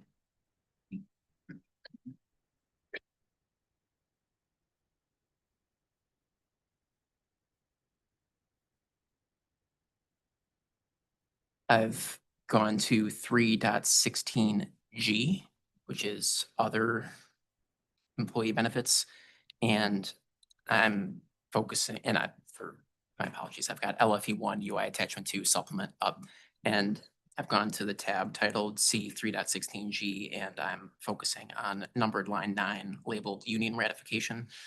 I know this is presented as just one single number, but given the tentacles of this agreement, rather than try to monkey with each of the individual subsidiary schedules, we felt it would be a little clearer and easier to have one discrete document summarizing all of the implications of the union agreement, and then put the totality of that distribution adjusted and capitalization adjusted effect on this line. So this is reduced to reflect the going away of union incentive comp, but we did not adjust the other schedule that you cited. Okay, and just to make sure I'm understanding, why wasn't the corresponding adjustment needed on that schedule? Because we've reflected a reduction on C 3.16G. In other words, if the only effect of this new agreement were the elimination of union incentive comp, Schedule C 3.16G line 9 would have been a negative number. It's a positive because there are other effects that offset that, but that negative is reflected in this number. Okay, so in essence, it's removed from the revenue requirement then. Yes. So, okay, thank you. And I think you foresaw my next question on the 1,649,000 figure. So I was going to ask if that represents the ratification bonus, but my understanding now is that represents a number of expenses related to union ratification. Could you just walk me through some of those items? Yeah, and this is in the supplement that we were struggling to identify, but it's the same items that Ms. Van Luling described at the hearing. There's an increase for the 401k expense. There's an increase for the reset of certain salaries and the effect of the new wage increases and rubber gloving, or reduction for union incentive compensation like we just discussed, and then also normalization of the union ratification bonus. That number I do remember is 293,000. That's the total amount split across the life of the contract, but it's the same elements as Ms. Van Luling described at hearing. Okay, and with the so I was also going to ask about the ratification bonus and whether that reflects the amortization over a 3-year period. Is that correct? I'm going to ask my colleagues in HR to keep me honest, but my recollection is it was a 2-year agreement. That is correct. Okay, so the amortization bonus is over the 2, so it's 2 multiplied by the figure you just gave regarding the incentive. I'm recalling 5. I'm actually not going to say. Maybe one of my colleagues could help me out.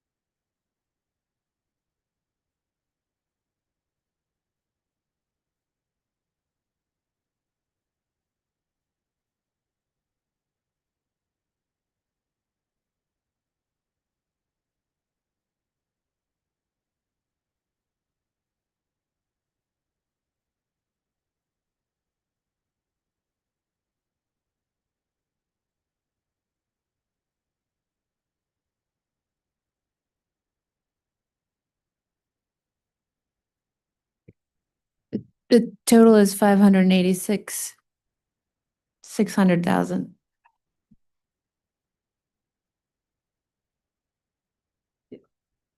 $586,600. Okay, thank you. So amortized over 2 years, Yep. 293. Yep. Okay, thank you.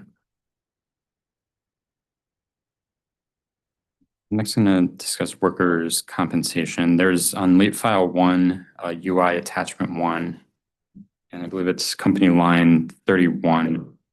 It looked like there was a adjustment made related to workers' compensation. I was wondering if the company could just briefly walk me through the adjustment that was made there. Yeah, this was one of, I think, two errors that we identified only when responding to LFE one. There was another supplement that we submitted, I want to say RRU 277, related to workers' compensation, and that included an itemization of the components of workers' comp. And as we reviewed that supplement and LFE one together, we identified that the sign on the pro forma adjustment related to IBNR in our initially filed revenue requirement was flipped. That pro forma adjustment was increasing the revenue requirement when it should be decreasing the revenue requirement. We made the corresponding formula adjustment here. Okay, understood. Thank you. And similarly, staying on that attachment, line 24, which I think affected schedule C315 WP, page 3, lines 1 and 2, that the company describes a formula error. Again, could the company just walk me through the correction made there? And this was something we determined upon reflecting on some cross-examination from, I want to say, Mr. White of Pure staff at hearing, where he was asking about tracing through the 10.9% wage escalator reflected on Schedule C 3.18 to the percentages shown on Schedule C 3.15, page 3. And what I had said at the hearing was there are some pasted values in numbered lines 1 and 2 of Schedule C 3.15, page 3, that were making Mr. White's life difficult. And as we reviewed those further and sought to update them and respond to that other late file whose number escapes me, we identified that those 2 lines of our initially filed revenue requirement inadvertently reflected stale values that were not consistent with the rest of our revenue requirement. And so we've adjusted and addressed that here. It was another simple formula error. Okay. And following up, how did that impact just walk me through how that impacted the promotion rate? Was, I think the result was going from 2.5 to 2.75. This particular issue should not have impacted the promotion rate. There is a separate response. One moment.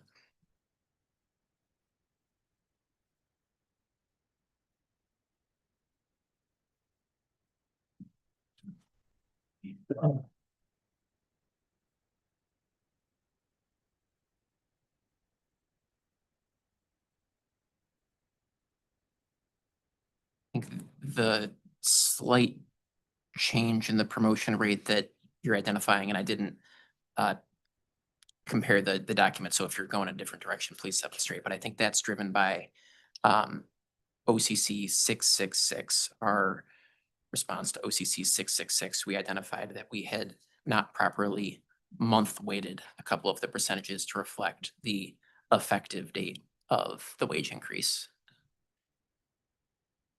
Modifying that had the effect shown in LFE one. Thank you.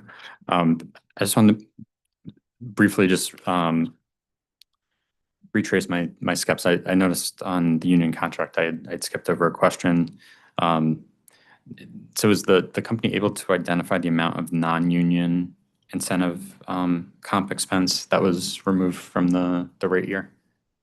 You said non-union. Did you mean union?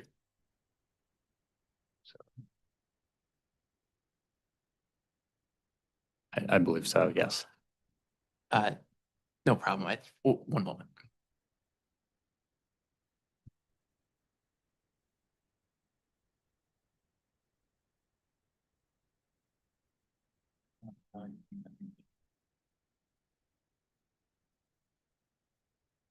Okay, you have non-union incentives.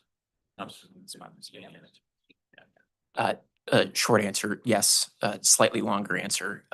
When we supplement RRU 129 for the signed collective bargaining agreement, we will also include the table itemizing the calculation of this value, and it'll show exactly the amount of union incentive compensation that is reducing the amount you quoted.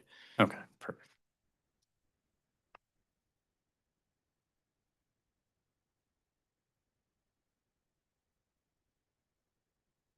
Okay, I'm going to move to executive compensation, and particularly LFE 23.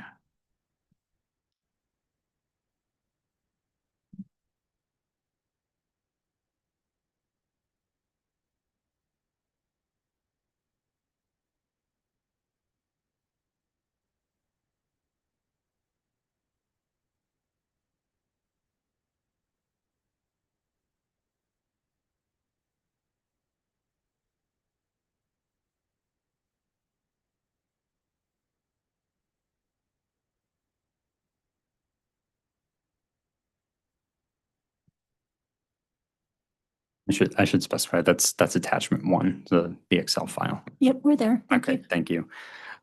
So in the 2022 tab, there's cells W51 and W73. Yes. And then there's also, we'll stay there first. Why did the percentage of compensation allocated to utility for executive increase from 12.32% in 2022? And then if you were to go to the test year 2023, specifically cells W65 and W83, that reflects a 15.26% figure. So could the company explain the change?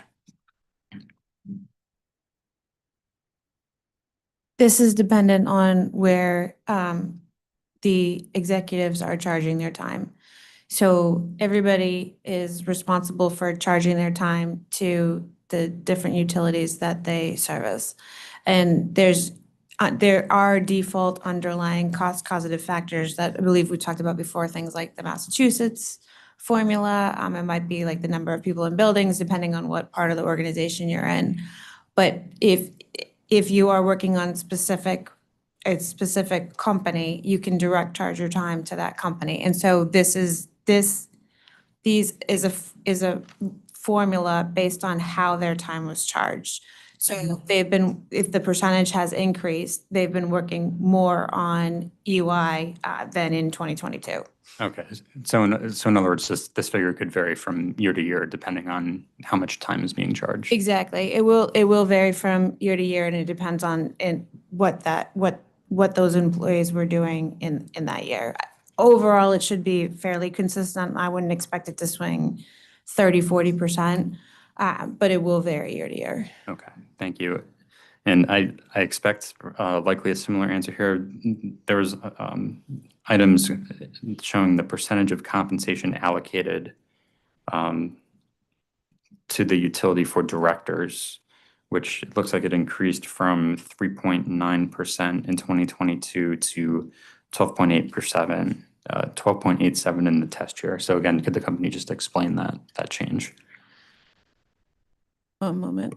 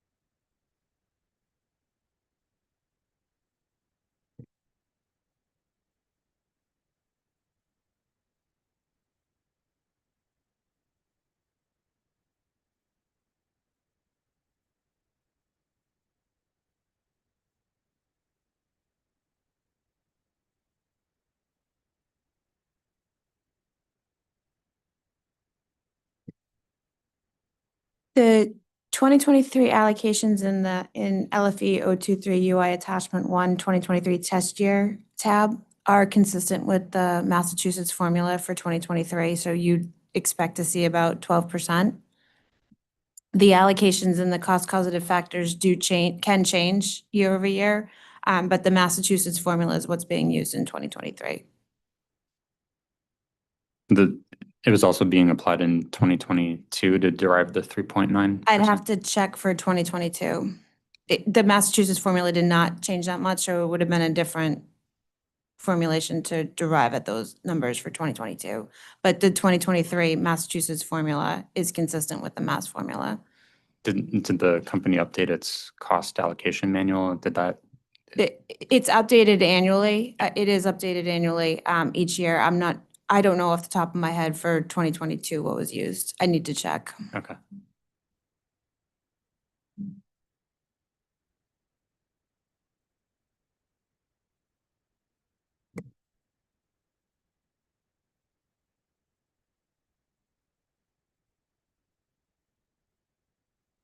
Yeah. I'm just going to defer to my colleague, Mr. White, for a moment.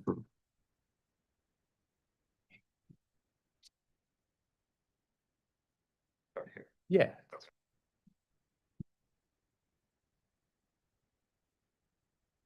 So if the company could refer to LFE 22 and LFE 1 attachment 2.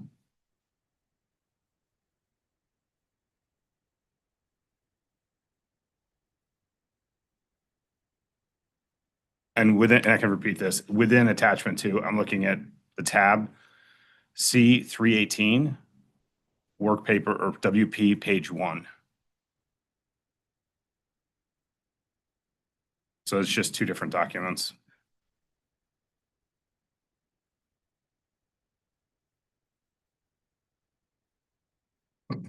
I have both of those. Okay. So I'm going off of memory here. LFE 22, that's a narrative, and I think it says 9.44%. I can anticipate your question in the field. Okay, you got it already. I assume you're asking about the difference between 9.44 and 9.66. Yeah. Just give me one moment. Sure. This may take me a minute or two, so. Okay. Yeah, that's fine. I'm good. Thank you.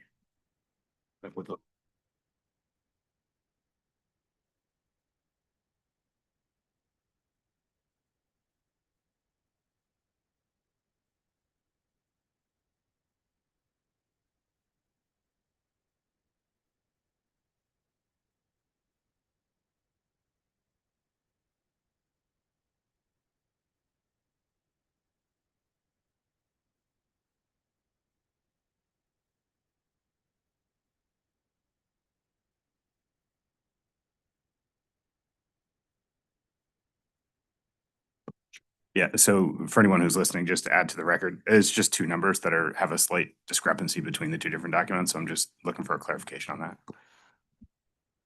I'm like 95% sure that LFE 1 attachment 2 is correct, but I'm not sure if there's any way we could take a read in just to look. That's fine with me if that works. I think that'll work. It should just be a quick item, I would anticipate, right? I'm like 95% sure that LFE 1 is right. I just would like to compare with the team and make sure before Okay. meeting anybody. Thank you. Yeah, we'll discuss it after lunch for the record. Thank you. Okay, so I don't have the read-in number, so we'll just say for the record, when we come back from the lunch break, we'll ask Mr. Hurwitz to state which late file exhibit is correct. Thank you. I understand. Thank you.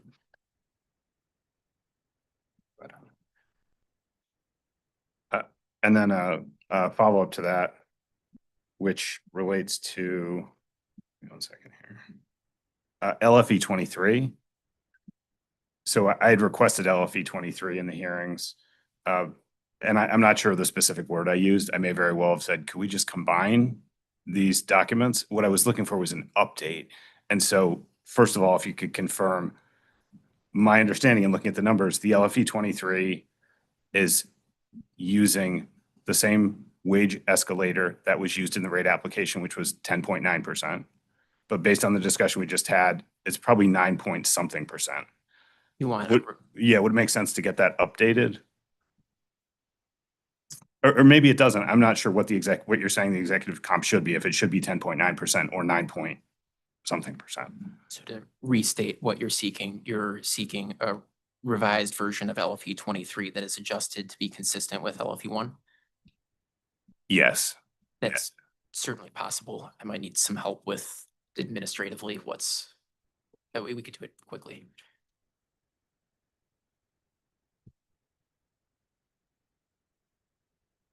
Why don't we talk on the break and we'll figure out a timing for that? And then we could come back with a proposal. Thank you. Thank you.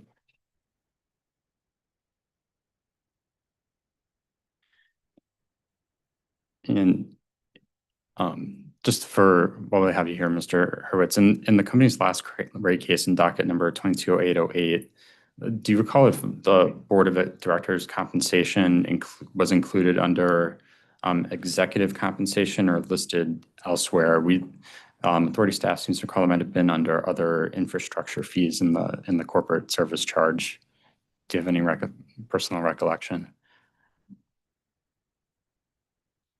The location and the revenue requirement would have been the same in both cases. The cost of the board of directors would have been reflected on the corporate service charge schedule. Okay. All right. Is that what you're asking? Yes, or whether it was covered in, there was a line item perhaps for other infrastructure fees in that proceeding. That doesn't sound right to me. That sounds like a line maybe in an attachment or data request response that we filed itemizing the components of board of director costs. That sounds like an account that would have appeared in a response of that nature. I would need to see a document to confirm further, but that's my suspicion based on my recollection. Understood. Thank you for your response. There are no further questions, Chairman. Thank you. Thank you. Office of Consumer Counsel, please.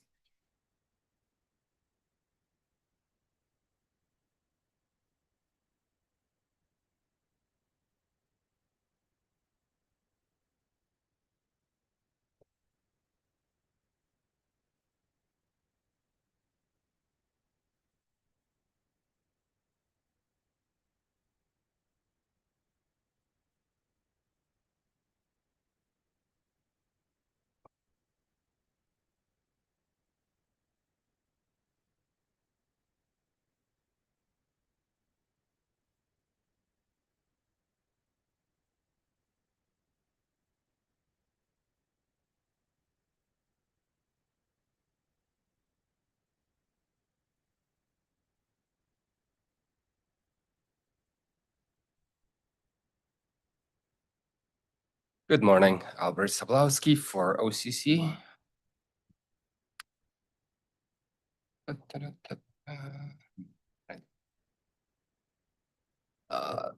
first question is on late file 20, where the company stated that the incremental FTEs requested, if approved in the rate case, are then included in the budgeting process, then submitted to the talent acquisition team for hiring. So from the decision approval to budgeting to hiring to actually being hired, how long is that process all in from your experience?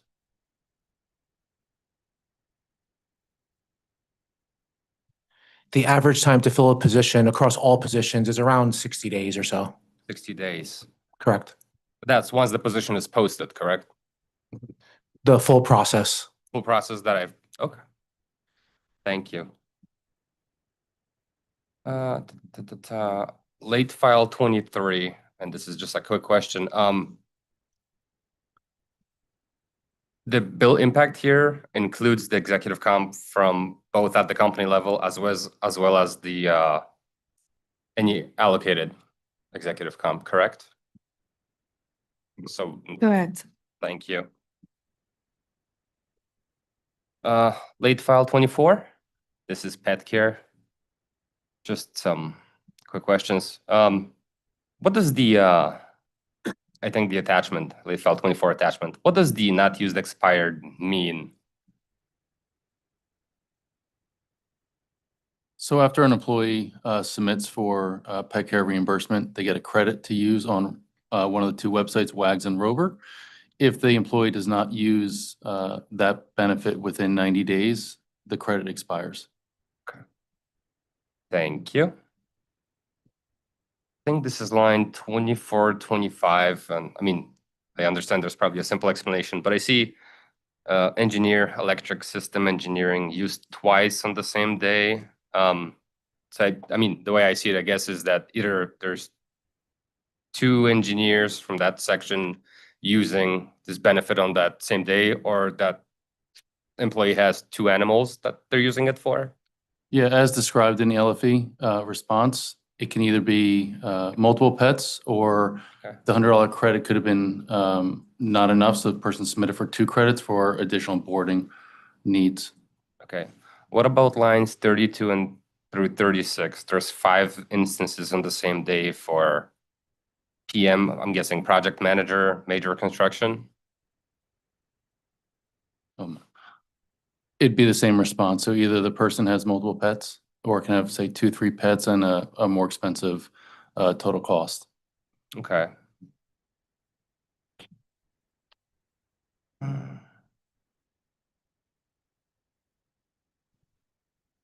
Thank you. Late file 28, please.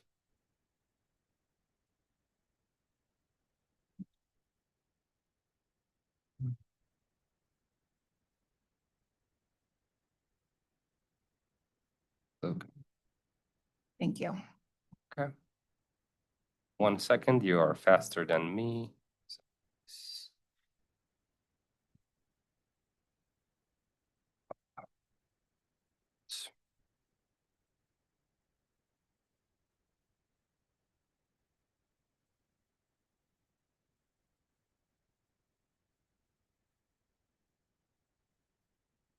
Okay.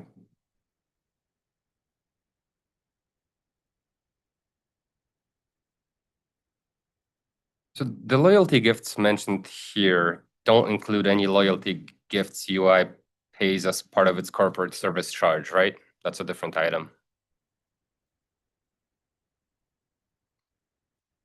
Could you please repeat the question? Sure. So late file 28 talks about, that's, I guess, for a proportion of employee recognition awards that are loyalty gifts for each of the indicated years.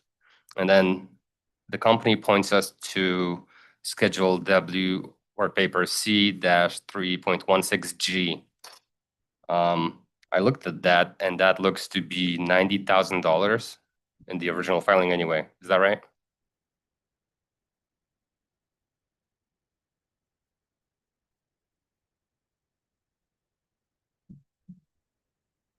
I see a value of 90,000 for the unadjusted historical test year. Yes, reflected on Schedule C 3.16G. Okay, thank you. And company does have loyalty gifts in its corporate service charge, correct?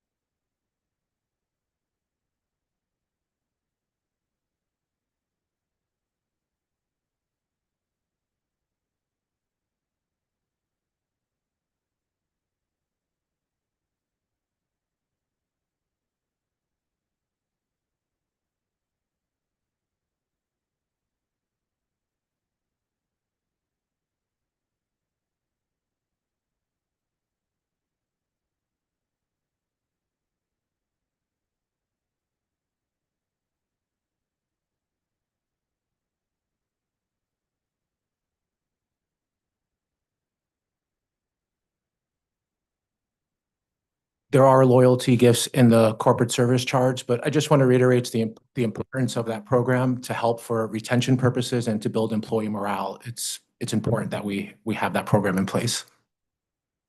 And what is that amount compared to that $90,000 at the UI level? We don't have that at our fingertips. Okay. I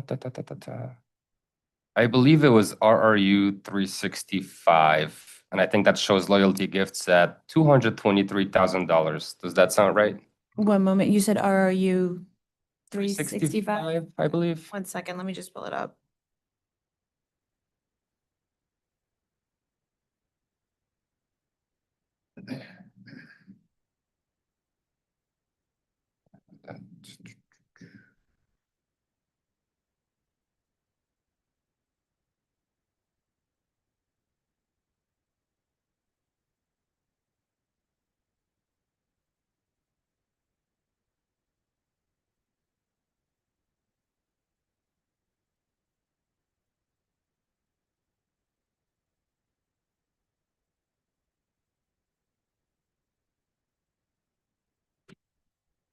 I'm in RRU 365 UI attachment 1. Can you clarify where you're looking for that? It's the RRU 240 and RRU 241 summary tab. Yep. I think that's line 17. Yep, okay, I'm here. The total amount would be $223,227.37. Okay, thank you. So would you then say that the loyalty gifts in the company's corporate service charge are much higher than at the UI level itself? Much is relative. 223 is higher than $90,000. Yeah, thank you.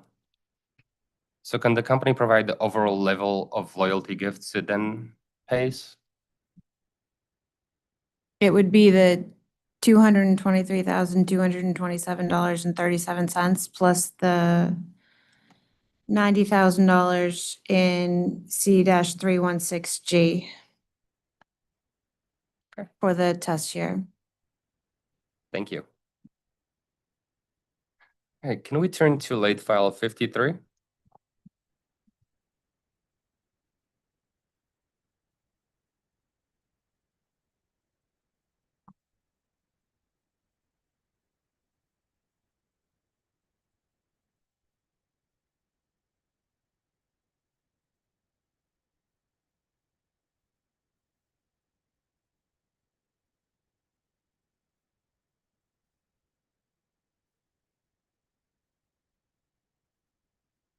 We are there.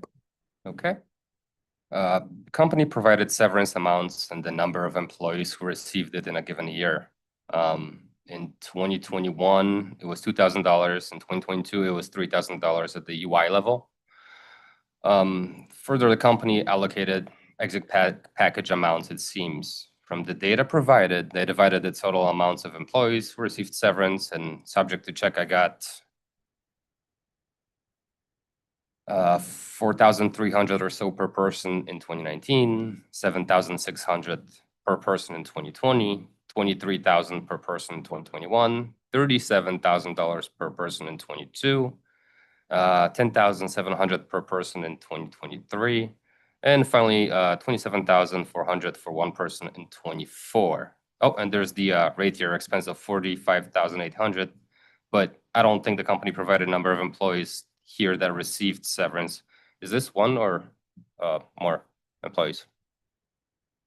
As I think we explained in hearings and some data request responses, the rate year amount shown here is derived from the historical test year. The rate year hasn't happened, so we don't know the number of employees that will separate during the rate year, but the way we've calculated the rate year revenue requirement is based on the company's experience in the historical test year adjusted for known and measurable changes. So we took the test year amount of 42,924, adjusted it for escalations after the end of the test year, and that is the rate year amount, but there is no number of people to provide. If we were forced to fill something in, I would say it's 4 people because it's based off the historical test year, but we did not develop this on an employee by employee basis. Thank you. Makes sense. So subject to check, the company spent about 1.2 million in severance allocated costs. Is that right? Since 2019. You're just adding 2019, 2020, 2021, 2022? Yes, I am. One moment.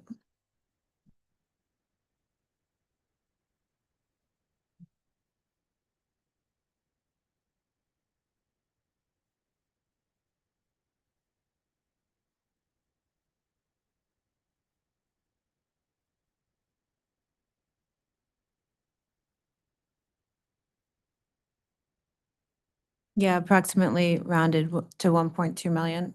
Thank you. And so on average, I get about 18,400 in severance per employee. Does that sound right? That sounds right. I mean, I'd have subject to check. I'd have to check it. Thank you. Why is the level of severance per employee so much higher for the allocated portion?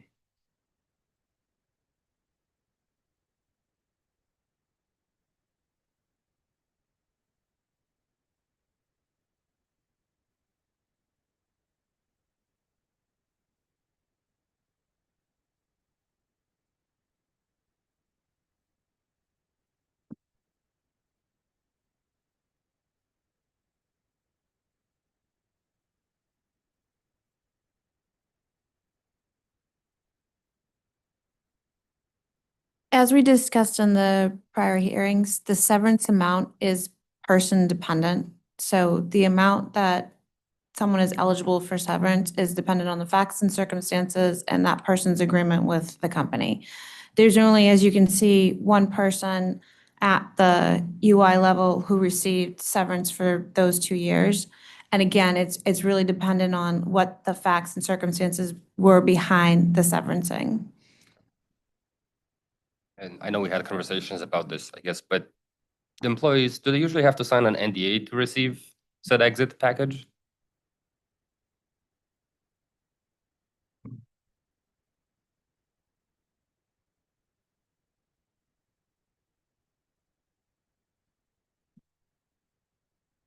Again, every severance situation is person by person and it's different for each person.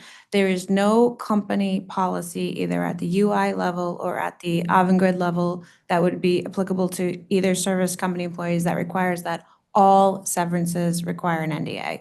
But again, a severance and the terms of the severance are dependent on the particular person, their roles and responsibilities within the company, and then what the agreement was that was made with that person. Thank you. So can you, would you agree that some of these employees have signed an NDA then?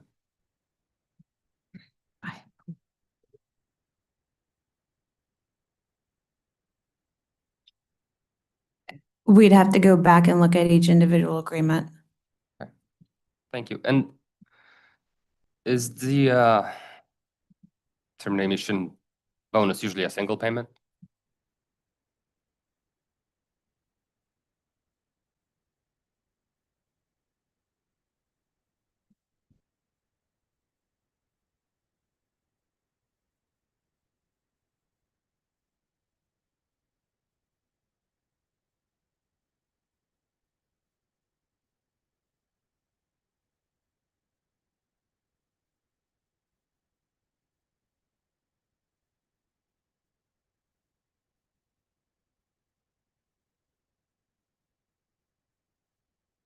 Collectively as a whole, we're only familiar with the fact that it would be one payment, but it's subject to check. We're unaware of any circumstances that it was more than one payment. Okay, thank you. I believe that's all I have. We can turn to my colleague, Tom Wheel. Hi, Tom Wheel from Office of Consumer Counsel. One follow-up on Mr. Sablaski's question on LFE 20, which was the question about the time to fill a position. So the company's expectation is that all incremental positions that are allowed in this rate case would be filled within 60 days of the beginning of the rate year? That was an average. Some positions are much easier to fill, like customer service. Some senior engineering positions will take a lot longer than 60 days. So that's an average. Okay. But would you expect that the average of the incremental positions would be filled? Like if you averaged out? That would be the goal, yes. Okay. Thank you.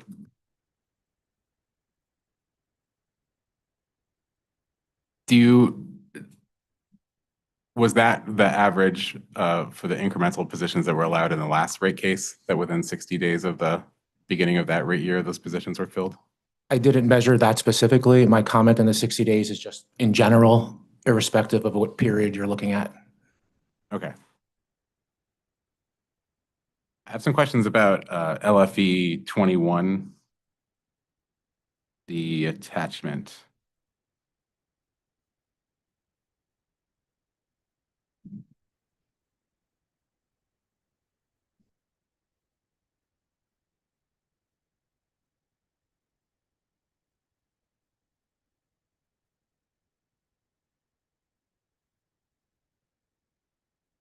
And a lot of my questions are just about understanding the labeling on the exhibit.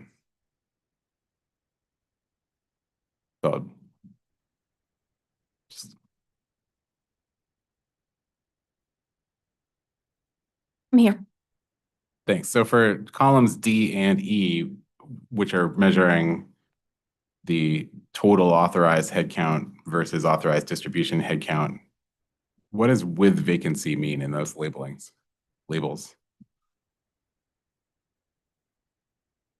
The difference is whether or not the vacancy rate has been applied, and this in a tangential way gets to the discussion I was having with Pure staff earlier.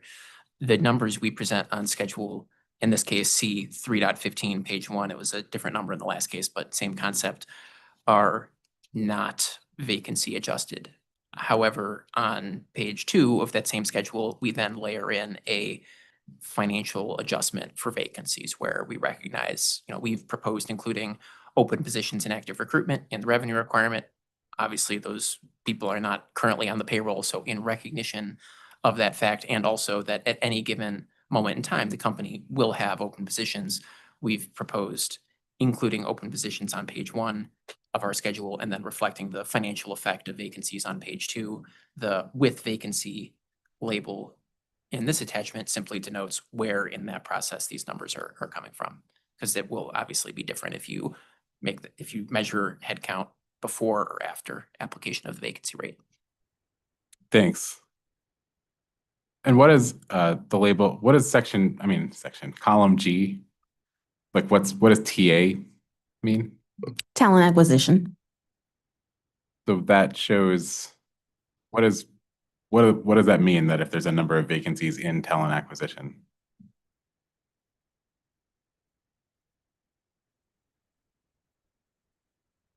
The roles and open positions that are within our talent acquisition team for recruitment. Okay. So is that looking at line 45 of this attachment, which is January 2020, it shows 28 positions there. Does that mean like that in January of 2020, there were like 28 positions being actively recruited at that time? That is correct. Okay, thank you. And I was having trouble kind of following the math of this exhibit. So I'll just use that same line we were just on as an example. So I see that the actual headcount on row 45 for January of 2020, looking at column F, was 632. So I take that to mean that was the number of filled positions of that month? That's the actual heads, yes, that we have. Okay, and that's not allocated to distribution. That's the total headcount, the total number of filled positions pre-allocation, right? That is correct. Okay, so then you take that, you add that 28 of active recruitments, and that's how you get to the sum in column H for total? Correct. Okay, so column H represents like the total actual slots that existed in that month. Is that a fair way to say it? Yes. Okay, and then column H is multiplied by the allocation factor in column I to get to column J? Is that what's happening? That is correct. Okay. My apologies. You said H times I, and I understand why you would say that because that is how the column is labeled. However, actually, never mind. I was confusing myself. Apologies. Okay. I was about to be embarrassed because I can do the math myself. Yeah, okay. The math works to multiply H times I to get J. Forget what I said. Okay. So that means then that column J reflects a head count, the total slot, to use the term I just used before, that reflects like filled positions and actively vacant positions at that current time, right? Correct. Okay. What? For distribution. Column J is Yeah. for distribution, just Right. clear. Understood. Because that's what's captured by the math that we just did. Exactly. Yes. Okay. So I guess I'm a little confused. I'm not trying to, there's no like trick question here. I got a little confused by the semantics because like column F, the word actual is used.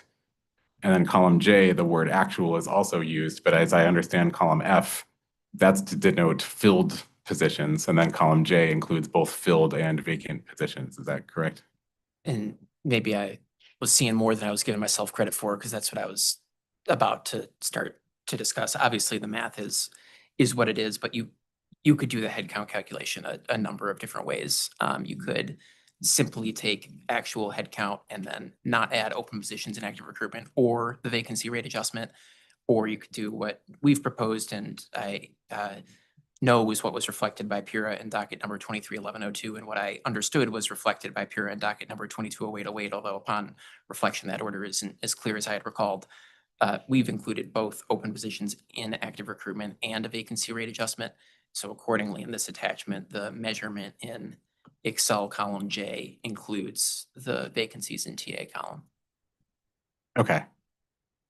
So if I wanted to measure the distribution allocated filled slots, would it be fair? Like, could I make a hypothetical column K where I multiplied column F by column I? Yes. That's what that would get me. Okay. Thank you.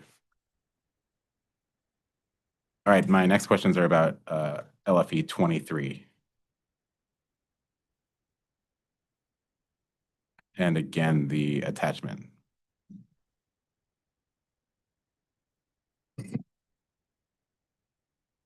Okay, we're ready. Okay. I had similar questions about just sort of like how this exhibit works. Using row 65 as an example, well, just to focus on. So this row shows it's the subtotal of all the rows above it, which is all this compensation information for officers only, right? Correct. Okay. So the total compensation in column Q, that shows the total compensation of the officer, like the officers listed above that. That's correct. That's the total compensation received for all of the officers. Okay.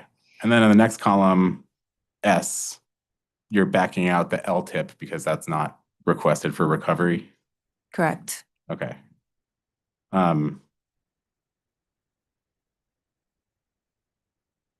So that the sum of that calculation isn't in a column, but that would be like column Q minus column S. So in this circumstance, that would be 31,737,775.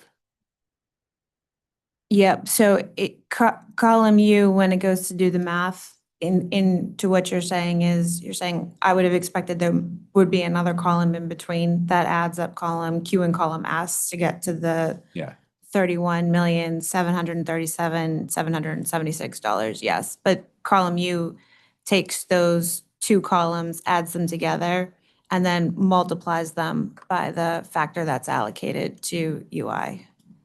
Okay. It's just shortcutted without a column in the middle. Yeah, and that's actually, that's what I assumed, but I got confused because would the allocation used be the number in column W? That, yes, and column W is derived by going through each of the individuals' timesheets Yep. and showing what was allocated to UI divided by the total number of hours. So they charge their hours. So if they had 100 hours allocated to UI and a total of 1,000 hours, we take the 100 divided by 1,000, that's 10%, and that's how their time is charged, and that's how column W is derived. Okay. Sorry, I just have to, again, do some math to make sure I'm not wrong before I ask something. Yeah, so I understand like why there isn't a column doing this math, but if I subtract 4,939,327 from 36, so I'm subtracting S from Q, I get 31,737,775. But then if I multiply that by 15.26, I get a different number than 5,598,304. I get 483,184. One moment. Sure.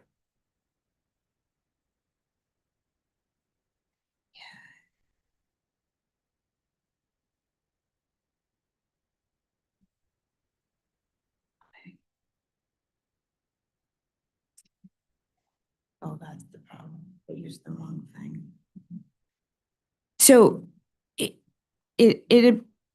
appears to be an issue with just the total. So if you look at any of the actual individual people, column U is taking Q plus S, which is the two that we were talking about. The LTIP is being backed out of the total and multiplying it by the percentage.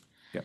But then when you look at the percentage as a total, it's taking U, dividing it by, so U by person is correct for each of the individuals, and the dollar of the $5.6 million is correct for each of the individuals. But column W is taking U divided by Q, and it should be taking U divided by Q plus S. Okay. So it's just a difference in that one percentage. It wouldn't affect any of the dollars, which is how all of the numbers are derived in the revenue requirement. So there's not an issue with the dollars. There's just a mathematical error on that one percentage for the total, demonstrating the percentage of the total, if that makes sense. Yes.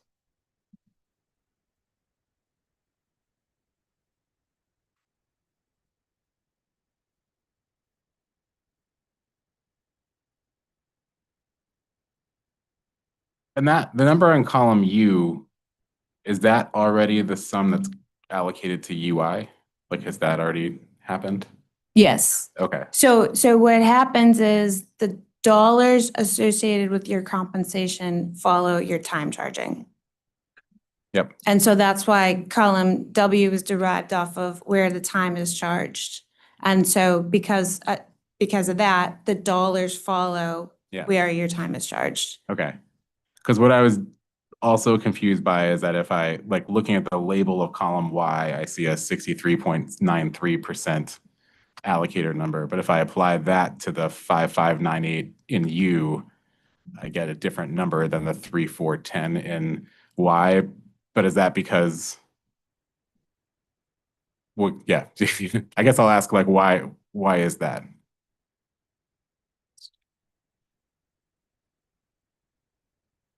That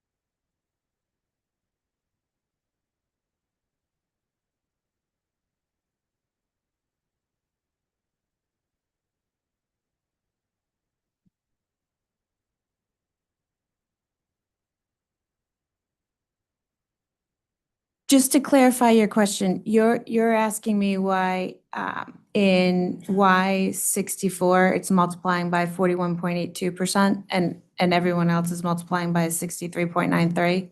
Was that your question? Or did I just add a question to something? I think that was the crux of my question. My understanding, like from looking at the sheet, was that what we're getting to in column Y is the amount is you allocated to distribution. And my understanding from the label of column Y was that the allocator to use there was 63.93, but Yeah. 5.598 times 63.93% isn't 3410. So that was my question, but I think your question is the same. Okay, so the difference is there, when we were asked to do this, I don't know if you recall, but there had been two different schedules. There had been the ASC, AMC, and then there was the UI executives, and we were asked, can you put them all together so we can just see these numbers all together? And so we put them all together.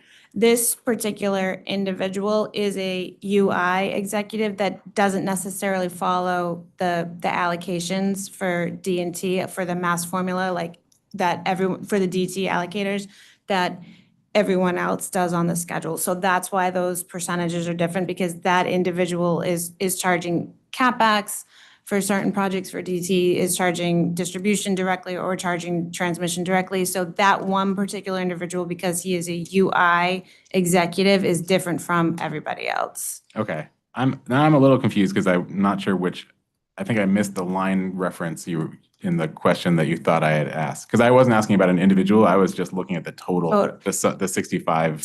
So in I'm looking at the Excel and it's row 64. So in Y64. Yep. You can see that the percentage is not the 63.93. Yep, 41.82. Okay, Yeah. I see. And so that's gonna, if you try to take the total of you times the 63, they're not all multiplying by 63.93. Yeah, got it. Finally on the same page. I understand now. Thank you. Okay, my next questions are about LFE 24.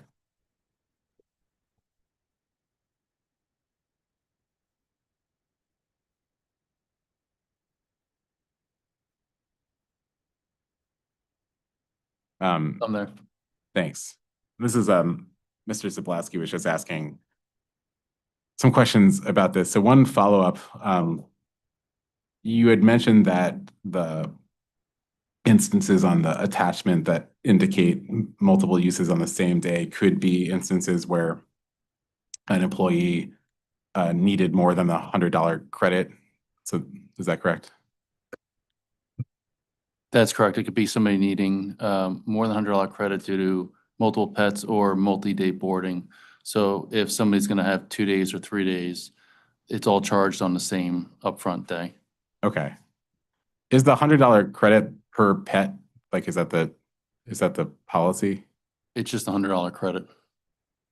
Okay.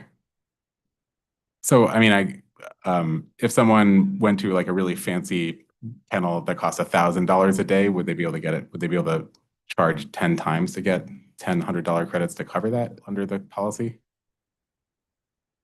An employee would be able to use up to 10 of their uses for that one use, but they are limited to 15 total uses. Okay, 15 total uses in the year? Correct. Okay, understood. Thank you. And is there a reason, my next question was getting at what you just mentioned about, I saw in the narrative response that, so let's say you're booking 3 days, that would just show up as 3 instances of the first of the day the first day of the booking, right? That's correct. Why is that? Like, why wouldn't it show up for the actual dates of the booking? That's the way the vendor reports the data. Okay. In the original testimony for the compensation and benefits panel on page 35, and I can wait to pull it up, but I'll ask my question first. There's discussion about the savings of the Bright Horizons program overall, saving an estimated 248 work days. Do you recall that? Just give me a moment to pull it up. Sure.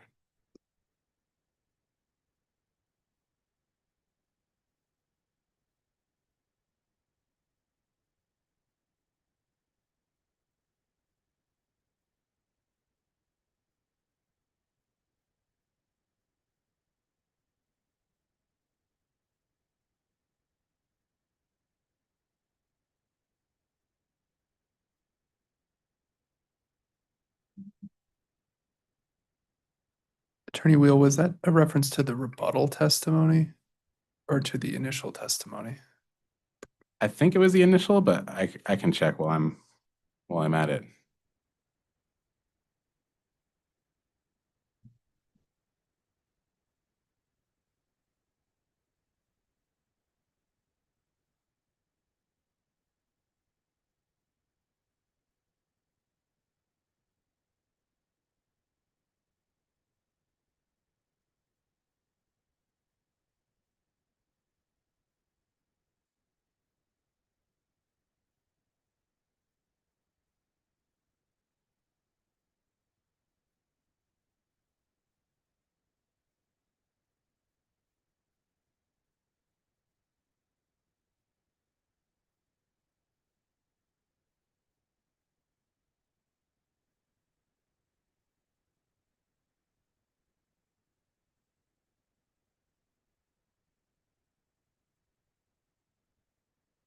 I'm suspecting now it was the rebuttal, so I'm going to check there.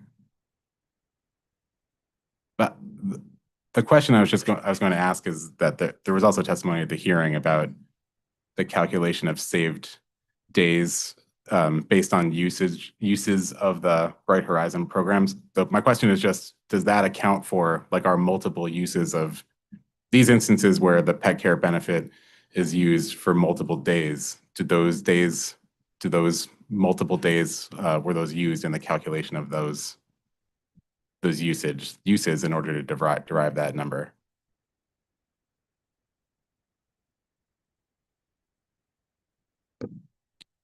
I believe that's correct. If it's 3 uses, it's going to be counted as 3. Okay. So these instances where 3 uses in a circumstance where an employee is using the pet care benefit for 3 uses because there are 3 pets in a single day, that could have been reflected as 3 saved days of work. Yeah, subject to check, but I think that is correct. Okay. Thank you.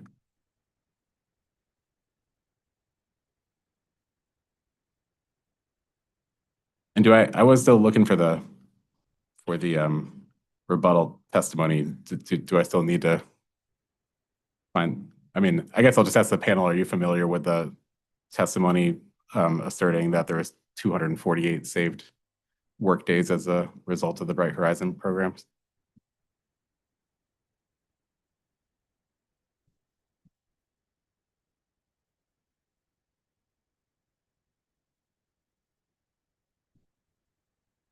I don't have the testimony in front of me right now, but if that's the number that is in the testimony, then that is the number we reported. Okay.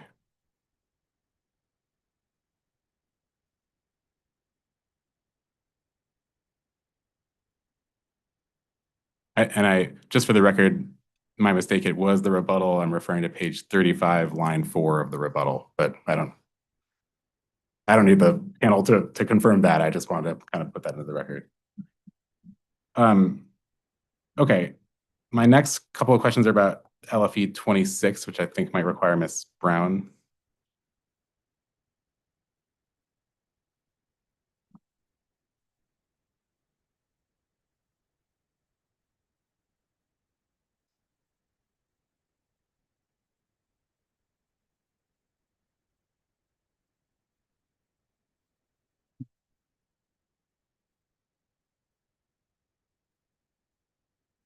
Pulling it up. Thanks. And it's the attachment are what my questions are about.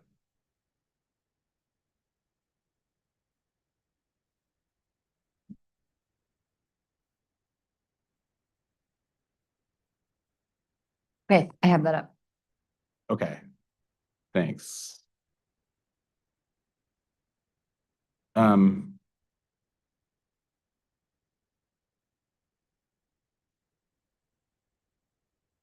The first decarbonization target for Iberdrola on this attachment shows the carbon neutral and electricity generation in 2030. Our Avangrid also has a carbon neutrality goal, but it's limited to scopes 1 and 2. Is that correct? That's correct. That's correct. Does Iberdrola's goal also limited to those scopes? It is limited to those scopes. I will just note, I think this is one that I had mentioned in where you might have a similar goal in name, but definitions are different. Okay. I was curious about like the difference, the distinction between that goal and the next goal, and kind of getting to definitions. Because my understanding of the Avangrid goal is that it's labeled like carbon neutrality, but references scopes. But then Iberdrola has carbon neutrality, then also net zero and referencing scopes. Yes, yes. So I'll just describe a little bit for carbon neutrality for Iberdrola. It's based on emissions intensity. It does include scopes 1 and 2, and the target is by 2030 a 90% reduction, but a 90% reduction in emissions intensity. And it's why they reference electricity generation because of the contribution relative to reduction as well as from kilowatt hours perspective. For net zero in scopes 1, 2, and 3 before 2040, similarly, it's aligned with the SBTI milestones. And it is my understanding that is a total reduction. Okay. Does Avangrid have any scope 3 target for, any target that measures scope 3 emissions?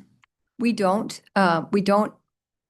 primarily driven by the fact that scope 3 is obviously not within our control, and the significant contribution of those emissions is relative to electricity and gas procured as part of our regulatory obligation. Okay. Thank you. It's to the best of your knowledge, is that not also true for Iberdrola, that scope 3 is outside of their control and that the majority of those contributions also come from It is true. sources? Okay. Iberdrola's storage capacity goal here, it says of the 136 gigawatts. Is Avangrid's 1,050 gigawatt hours. Is Avangrid's 1,050 megawatt hours? It is megawatt hours. I'd have to confirm the number, but it's measured in megawatt hours. Okay. And that's primarily driven by the volume of hydro actually in both Spain and Brazil. Okay. So that would be because subject to check if Avangrid's storage goal is it's about 1.05 gigawatt hours. So it's like less than 1% of Iberdrola's. Would that be the reason for that distinction? Exactly. Okay. Thank you. But I think we talked a little bit about the hearing about this, but if Avangrid achieves its storage capacity goal, would that subject to check 1.05 gigawatt hours count towards Iberdrola's 136 gigawatt hour goal? That's correct. Okay. And to the extent that storage is deployed in UI's territory as part of the energy storage solutions program here in Connecticut, would those megawatt hours count towards Avangrid's storage capacity goal? We do include it in the calculation. Okay. Thank you. It says, I was curious about the section, the general kind of heading section, the third one down labeled sustainable finance under the boosting electricity. Yes. I saw CapEx aligned as a category, and I did read the footnote that says organic CapEx according to European taxonomy regulation. So does that measure organic CapEx that's related to sustainability? Yeah. So EU taxonomy is a very large and complicated structure following EU regulation. So there are different categories generally speaking, it's basically, as defined by the regulation, 2 areas of qualification. One, if the capital is either mitigating climate change, so renewable energy, or an adaptation to climate change. So investments, for example, on the electricity side could include things like connections to clean generation or resiliency. It also includes categories underlined under do no significant harm. So you're making those investments, but you're doing it in a way that is protecting nature, appropriately managing waste, as an example. So that's the very high level overview of EU taxonomy. Okay, thank you. And so it sounds like some of UI's capital investments would at least satisfy the kind of first part of what you said, like interconnection to DERs or resilience investments, but I'm not sure about the second part. Do you know whether any UI investments like feed up to that specific Iberdrola goal or meet those qualifications? I believe that some do qualify.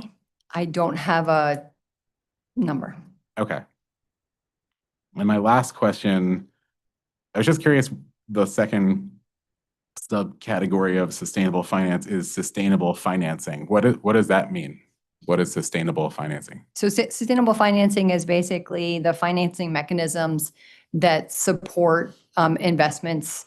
And there's different green bonds as an example, but there's different mechanisms. Okay.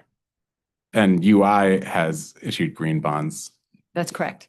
So would those also contribute all the way up to, could those contribute to Iberdrola's overall goal? Those could be included. Okay. Thank you. That was my last question about that exhibit, but I think I have questions about LFE 27, which may also be Ms. Brown.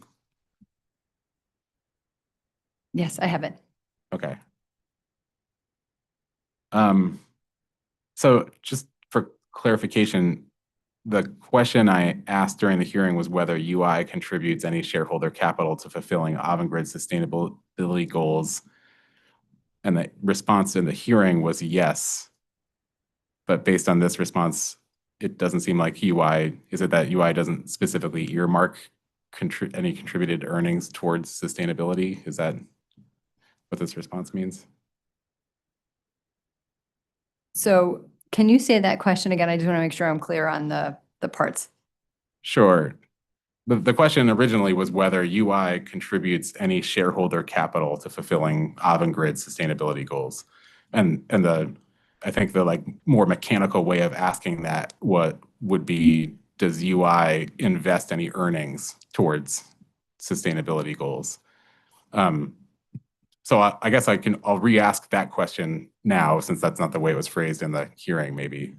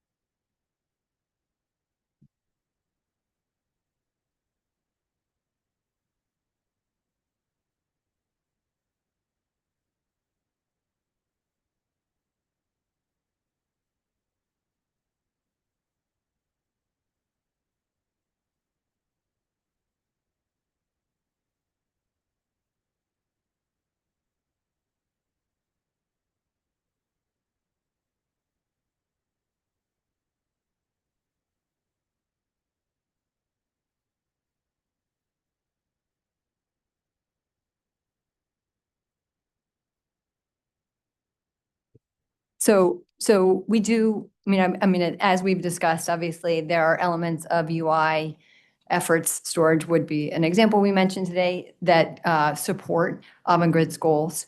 We don't track as we look at across all of our goals. We don't track specifically and roll up capital allocations based on those.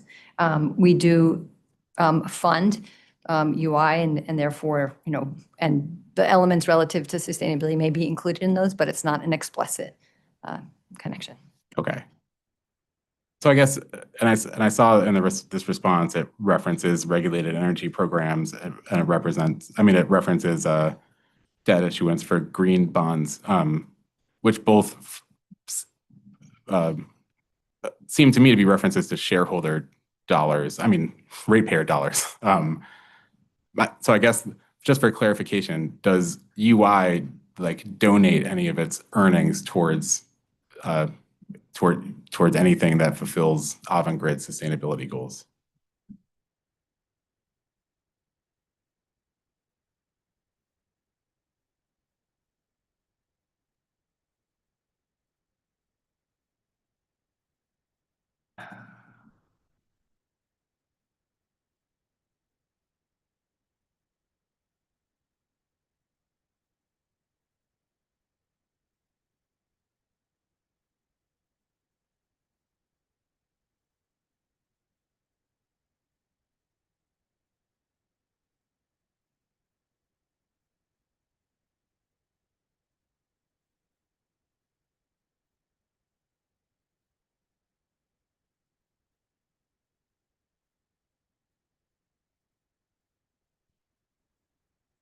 So Avangrid as a whole does do a lot of community and sustainability donations. We have a foundation, we have various different programs that Avangrid participates in that they do fund, and they fund with shareholder funds.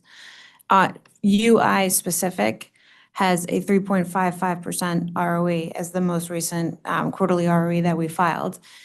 And that ROE is not even maintaining the debt rate right now. So shareholders are already funding essentially UI to maintain UI's financial stability. And because we are having troubles attracting debt and we have to continue to invest equity. So UI itself didn't make specific donations, but Avangrid does make donations to different various charities through the foundation. Okay, thank you. My last questions are about LFE 29.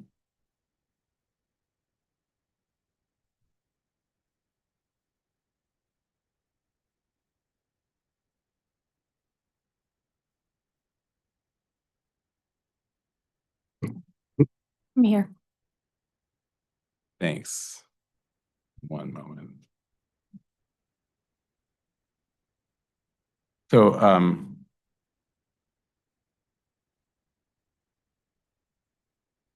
this late file request was asking for types of reasons for voluntary separation, and I see classification types and reasons for voluntary separation. And I see from this response that the company doesn't systematically track specific employee reasons. I was just confused because I went back to the transcript and I had asked during the hearing whether the company conducts exit interviews and whether the company tracks classifications of reasons for separation. And the testimony was, yes, we do have it broken down. That's a transcript page, starting on page 612 at line 7 of the transcript. So was that inaccurate at the hearing? We do have exit interviews that are conducted by the people business partners, and there is a people experience team that has a third party, but systematically in the system, when departures are recorded, it's voluntary or involuntary. Okay. So there's no systematic in our system. There's no reason codes. Are there reason codes? Like, is the reason recorded within the exit interview documentation at all? I would need to check with that team to understand the data that they receive from the vendor. Okay. But is that something you could check before the record closes tomorrow?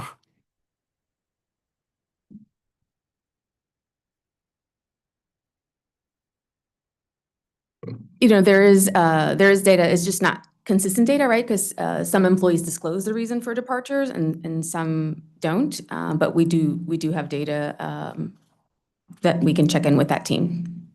Okay, could I ask, to the extent possible in the time frame, if like LFE 29 could be supplemented to just show whatever data does exist about reasons for voluntary separation? Yes, I'll follow up with the team. Okay. Thank you. I think that's OCC's last question for this panel. Thank you. Let me pull the remaining parties. Office of Attorney General. Thank you, EOE. Thank you, Deep. Okay, thank you. So, question. All right, so when we come back from our lunch break, I would ask that the company be prepared with the read-in that we discussed with authority staff. And pending the results of that read-in, we may turn to redirect of the panel as well. Attorney Benoit. Yes, and just one other thing, just to put out for the parties to consider. So on the customer service panel, one of our witnesses was Mr. Craig Patterson. He sponsored only one late filed exhibit, which was LF 77, asking about the customer engagement plan for AMI. There were no questions to him, but we were talking here and we thought parties might potentially, think about that in terms of the rates panel, which comes up later. So that's on page 12, and EOE and DEEP have both reserved time for cross-examination. So if they could consider, did they have any pre-planned questions for Mr. Patterson? Otherwise, I think we would prefer to let him go if he's not needed for that. Okay, thank you. So I'll ask Deep and EOE to consider during the lunch break. Thank you. So we will break until 1:15.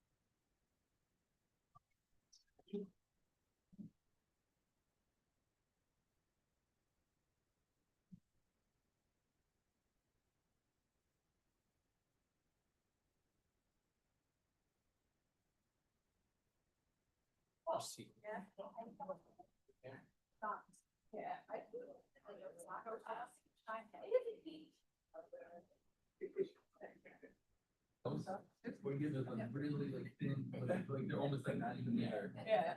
At that point. That was spring.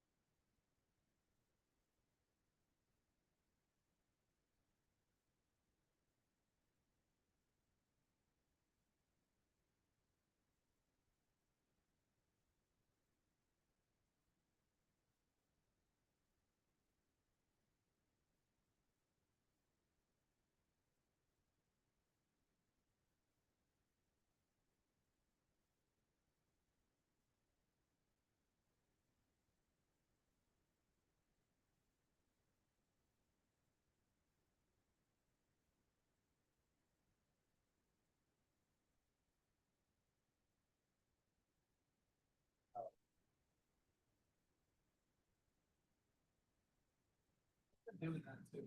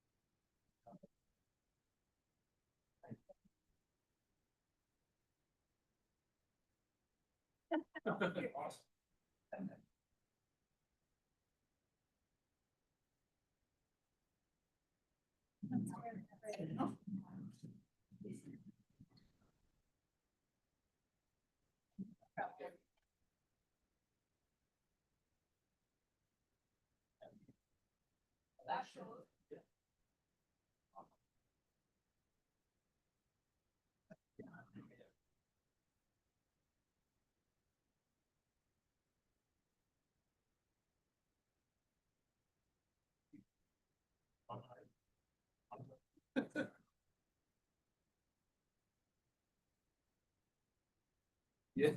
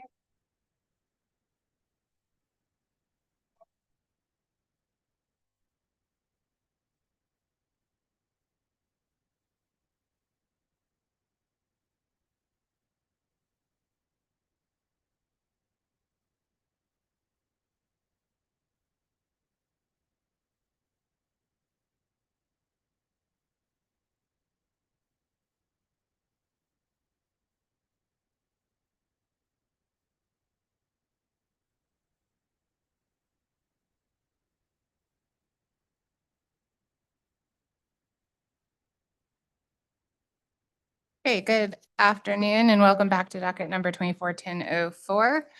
So we'll turn to Attorney Vaughn.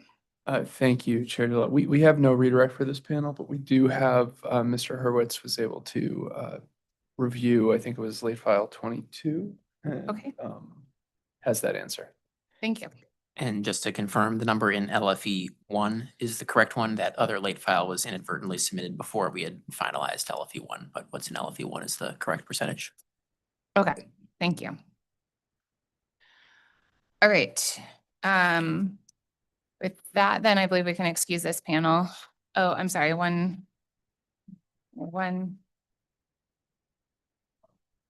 Attorney White, Mr. White, please,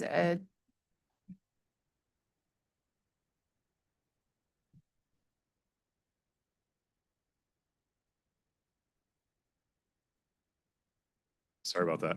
With regard to LFE 23, if it'd be possible to get that updated, and if it's not, okay, but I'm just not sure if, We are going to attempt to supplement that tonight. got it. Thank you.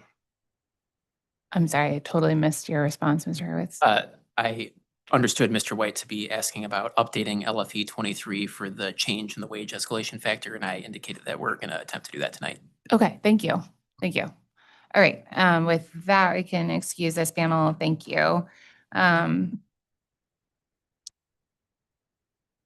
Which I believe brings us to page 7's revenue requirements panel, please. If authority staff are all set, so we'll just wait for the company's panel to get set.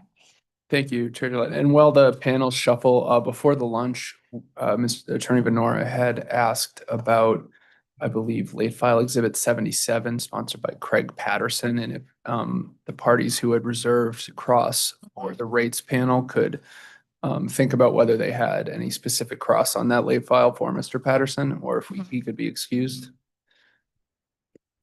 Thank you.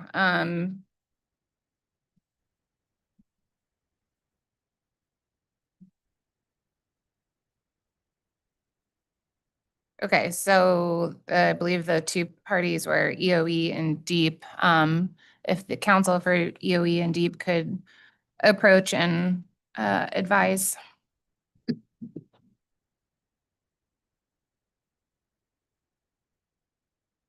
EUE has no cross on LFE 77. Thank you.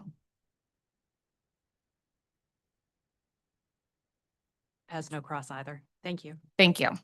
All right. And Mr. Patterson can be excused. Thank you very much. Thank you.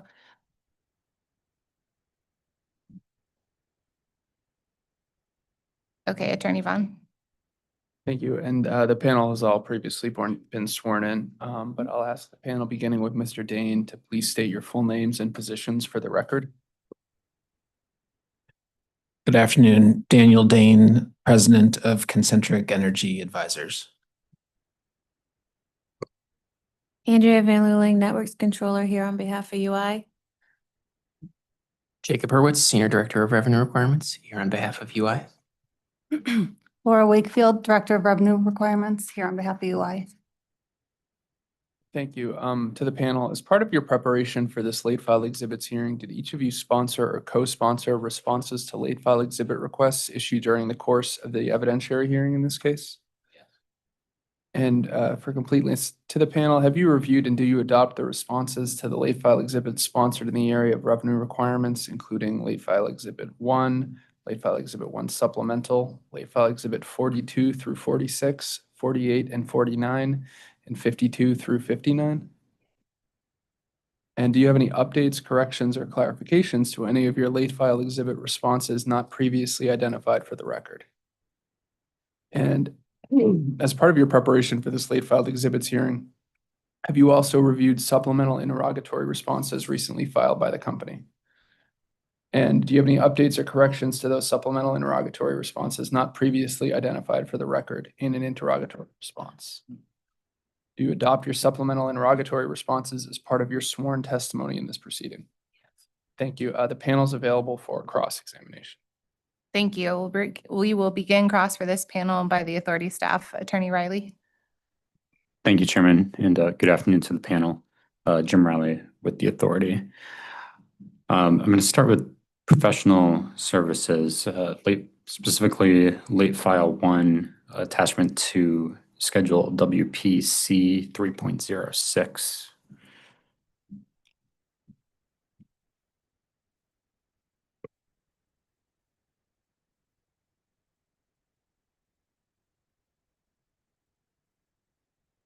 We are there. Okay. So the company appears to have made an approximately $119,000 adjustment.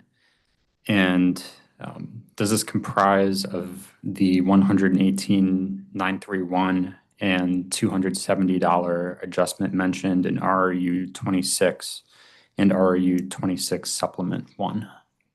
There are just a few numbers kind of quick there. Could we take those one at a time? Absolutely.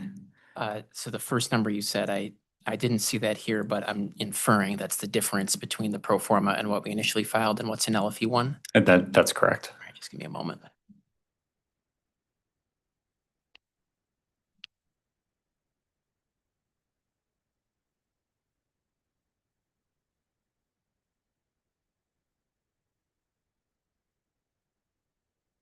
And I'm sorry, this was the first number that you said, but what did you see as the difference? I did said approximately $119,000. I see that. I see something a little different from that, but in that ballpark. Yeah, it is just, I rounded it off for transparency. Does this comprise of the $118,931 as well as the $270 adjustments mentioned in RU 26 and 26 Supplement 1. So I should also preface that RU 26 and the accompanying supplement would be useful to look at as well. Just one moment, let me Yeah, get absolutely. oriented.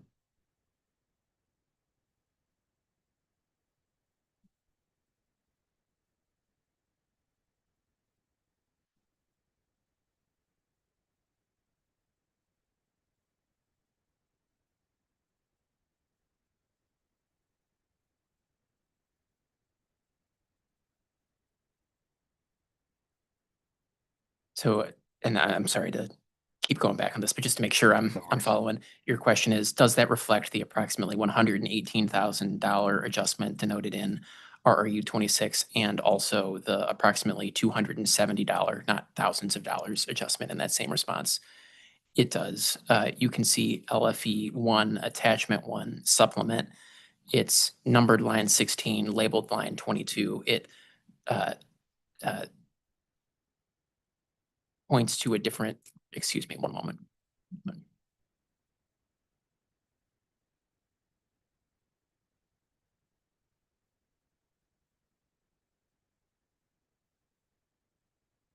Numbered line 14, Excel row 20, references RRU 26 and shows that we've made an adjustment on that schedule. Okay, thank you. And going back to the LFE 1, the C schedule reference 3.06, there's a footnote 8 that references a EOE 262 related to the adjustment. And is that speaking to the $118,931 UI support cost? I see footnote 8, but you said it referenced EOE something? 262. I have schedule C 3.06 WP. I'm missing a step. There's LFE 41, which referenced EOE 262. So the question is, how does the footnote 8 relate to the adjustment we had just been talking about, and specifically whether it speaks to the $118,931 in UI support costs? I see. One moment.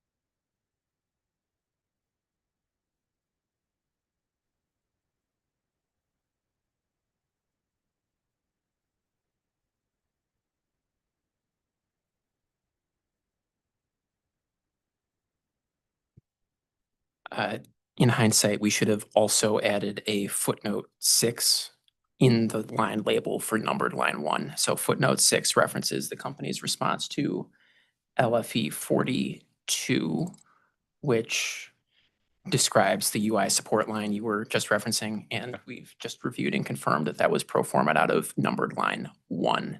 So footnote 6 is accurate, that we did point to that response and pro forma out the amounts noted there. We just put them on numbered line 1. And if you compare the pro forma adjustments on that line between our initial filing, in this case update, in our initial filing, the amount of the pro forma adjustment on numbered line 1 was approximately 840,000. In this case update, that pro forma adjustment is now approximately 959,000. Those two things differ by approximately the amount noted in LFE 42. There are a couple other minor pro forma changes in here, which is why it doesn't work exactly, but that is where the adjustment is reflected. Okay. Thank you.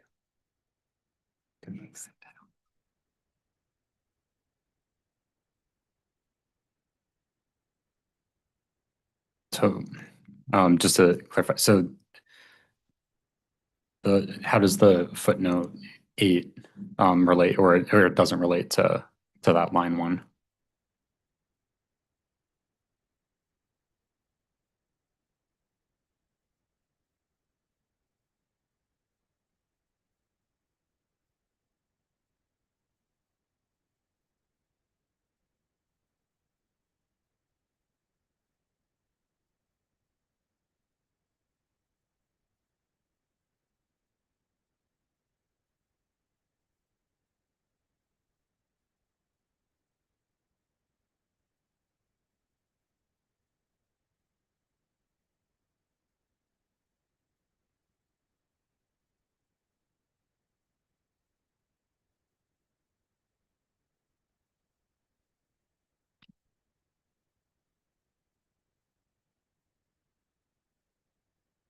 Footnote 8 relates to, and I'm observing on LFE 1 UI attachment 2 supplement, the tab titled C 3.06 WP cell G12 is highlighted in blue. G12 is the test year, not the pro forma adjustment or the rate year. It's the test year value. And you can see in this new case update version of this schedule, there has been a manual plus 43.591. That is the adjustment referenced in LFE 41. Understood. Thank you. Okay. So next we're going to talk about shared services, and we pull up LFEs 45 and 46 and the accompanying attachments.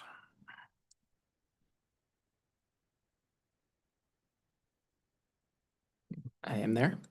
Okay, so I'm just going to start with some foundational questions to help reinforce our understanding.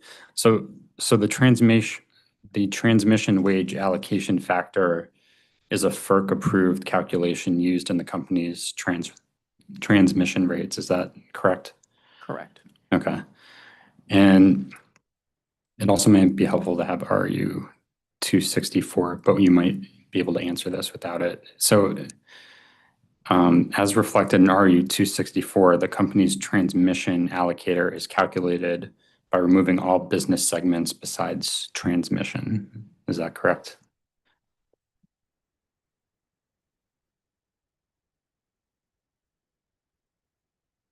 I don't think I can agree with that. Could you point me to a specific part of RU 264 that provides that understanding?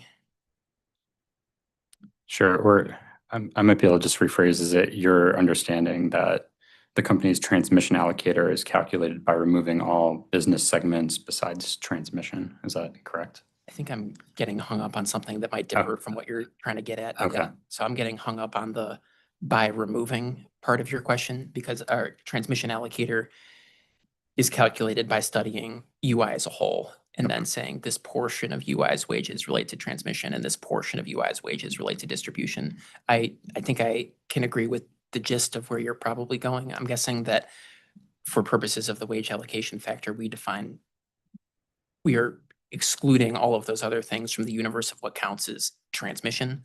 Okay. But I'm just getting hung up on your use of removing, because they're not technically getting removed from the calculation. You have to include the whole of the data to just identify the portion that relates to transmission, if that makes sense. I think I see your distinction. Is excluding too much of a synonym, or how would you classify it? I might just use the words in RRU 264 Part Okay. B. All of UI's excuse me, I said Part B, I meant Part C. All of UI's business segments other than transmission are reflected as distribution for purposes of developing the FERC approved allocation percentages. Okay, understood. Thank you. So some of these business segments that are, however your verbiage wants to be, that includes CLM, GSC, and the NBFM CC line items. Is that correct? It does. Okay. And similarly, the distribution wage allocation factor is pure approved. It's a pure approved calculation used in the company's distribution rates. Is that correct?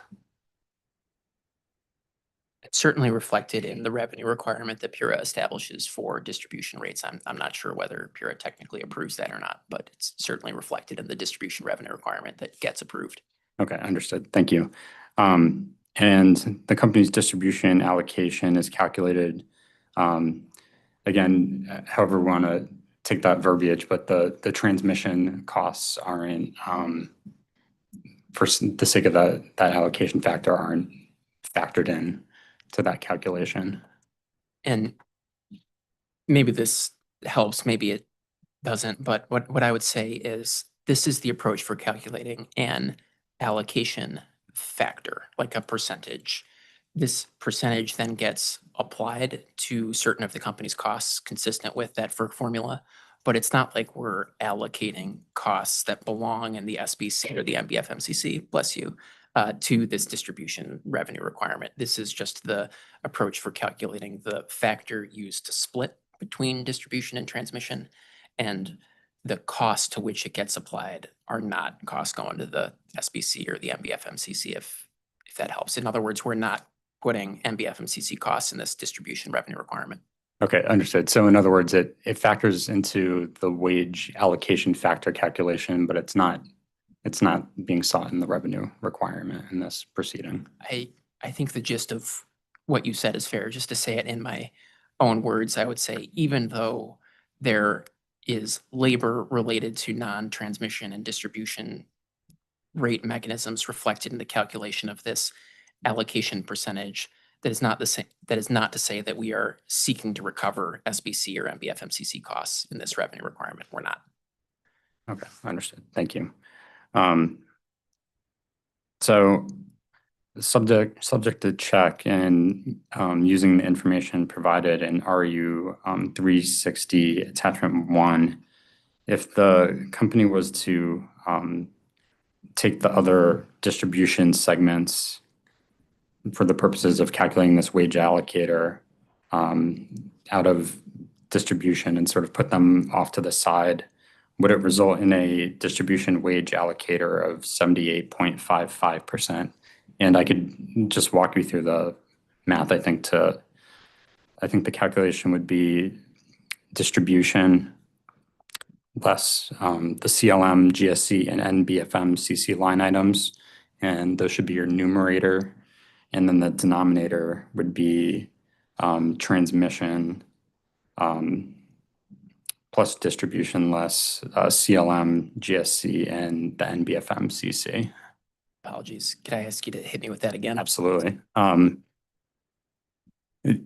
So subject to check and using the information provided in RU 360 attachment 1, if the company was to remove the other business segments from distribution, so in other words, they're not being factored into the calculation, it would result in a distribution wage allocator of 78.55%. So I think we should be able to get to that math. And again, I'll walk you through it. So the distribution less the CLM, GSC, and NBFM CC line items. So that would be your numerator. Your denominator. Just to make sure I'm with you. Yeah, absolutely. That numerator, 86,665,709.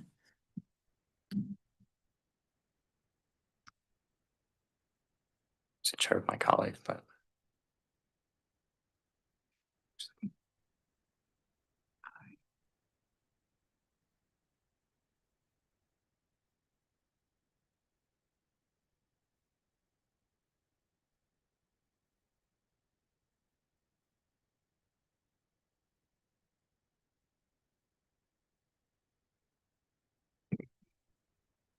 distribution would go from this to this.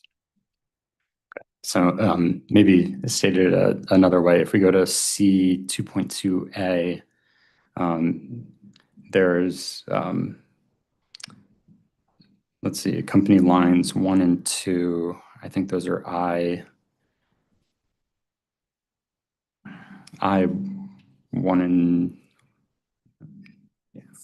yeah, column I of those. Okay. So I think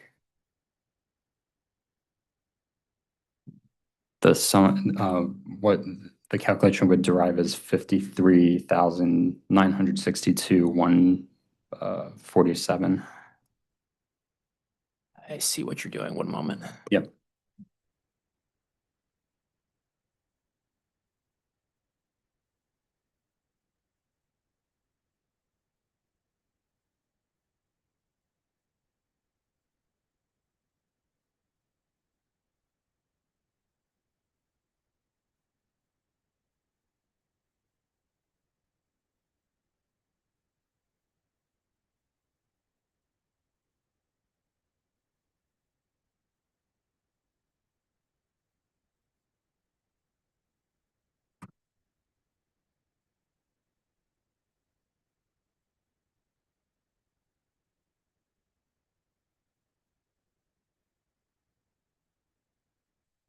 My apologies. You had said a number that I think started with 53 million, and that's correct. I'm ready to compare notes. If you could just repeat the rest of that number. Sure. It's 53,962,147.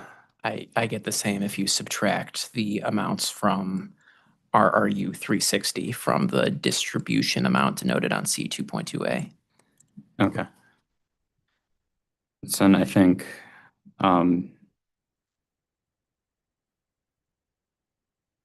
okay, so then I think the effect of that number that we agreed on would result in a distribution wage allocator of approximately 78.55%.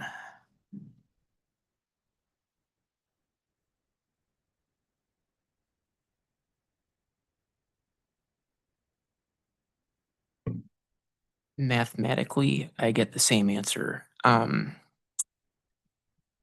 not sure this is valid though, because what I'm noticing is C 2.2A reflects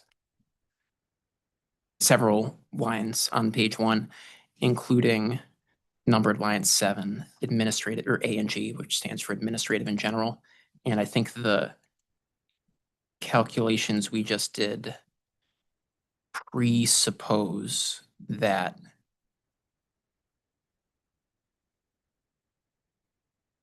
one moment.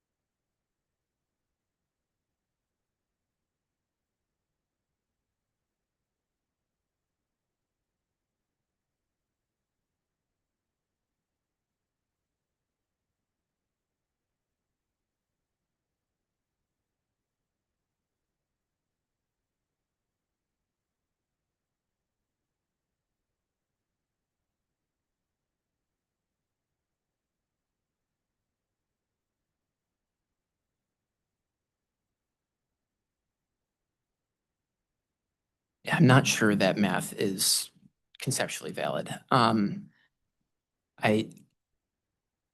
think I would need to think about this a little further to say for certain, but what's just giving me pause is the amounts on RRU 360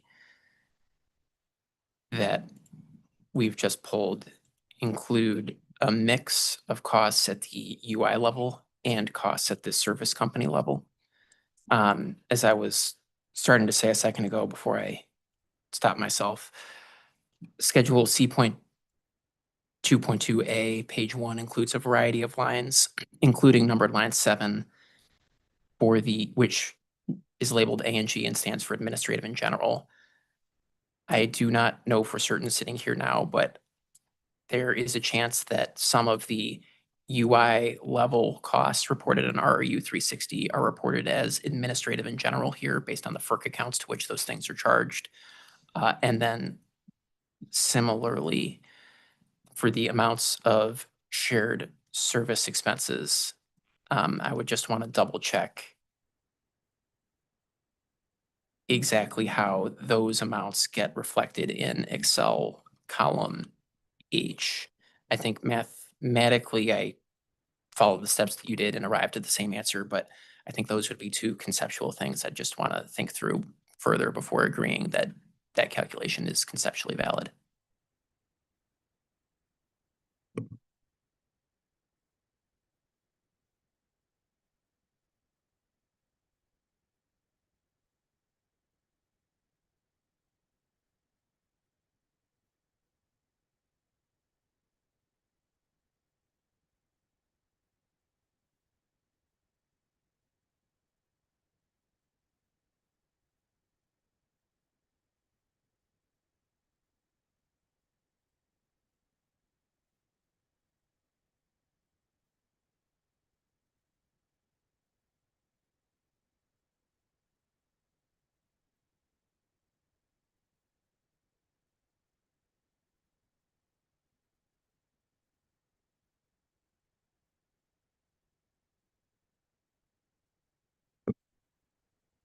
Thank you for your patience. So I guess conceptually, why are CLM, SBC, and MBFM CC related wages like allocated in that manner with distribution? So the wage allocation factor that we submit and use in our FERC transmission revenue requirement filings is derived from subject to check pages 354 and 355 of the FERC Form 1. And the FERC Form 1 is a UI as a whole document. It relates to all of UI's financials, and those particular pages itemize the components of labor expense based on FERC account category. And while the distinction between the various rate mechanisms obviously has rate making implications, the FERC accounts aren't segregated by rate type. Rather, they're segregated by things, the categories shown on Schedule C 2.2A, the transmission group of FERC accounts, the distribution group of FERC accounts, customer accounts, et cetera. So the exact nature of this calculations predates my time at the company, and I don't know exactly what was discussed between the company and FERC, but my educated assessment is it is likely derived from the fact that this allocation factor comes from a page of the FERC form that relates to UI as a whole. And this was the calculation that was utilized in the settled formula rate used for transmission purposes. Okay, so essentially the company's taking what it files over at FERC and is just trying to mirror it and reflect it in distribution. That's exactly what we're trying to do here. That's right. All right.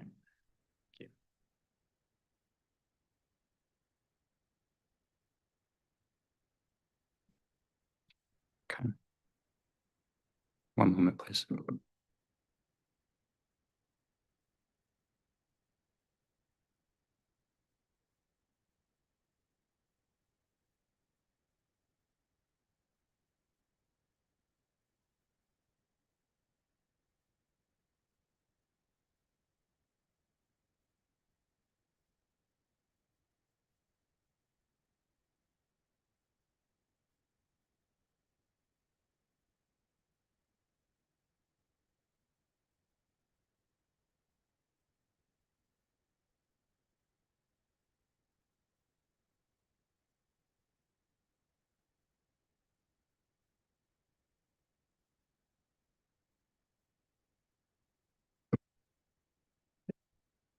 thank you.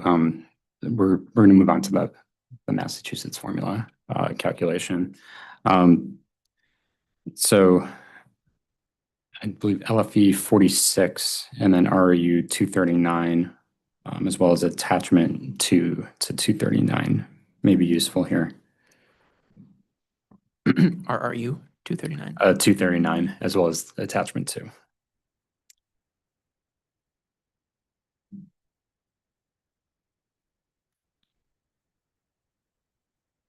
I am there. Okay. So RU 239 attachment 2 reflects the company's Massachusetts formula results using 2023 data versus using the 2022 data that was contained in the original filing on Schedule B 2.4, page 2. Is that correct? One moment. Sure.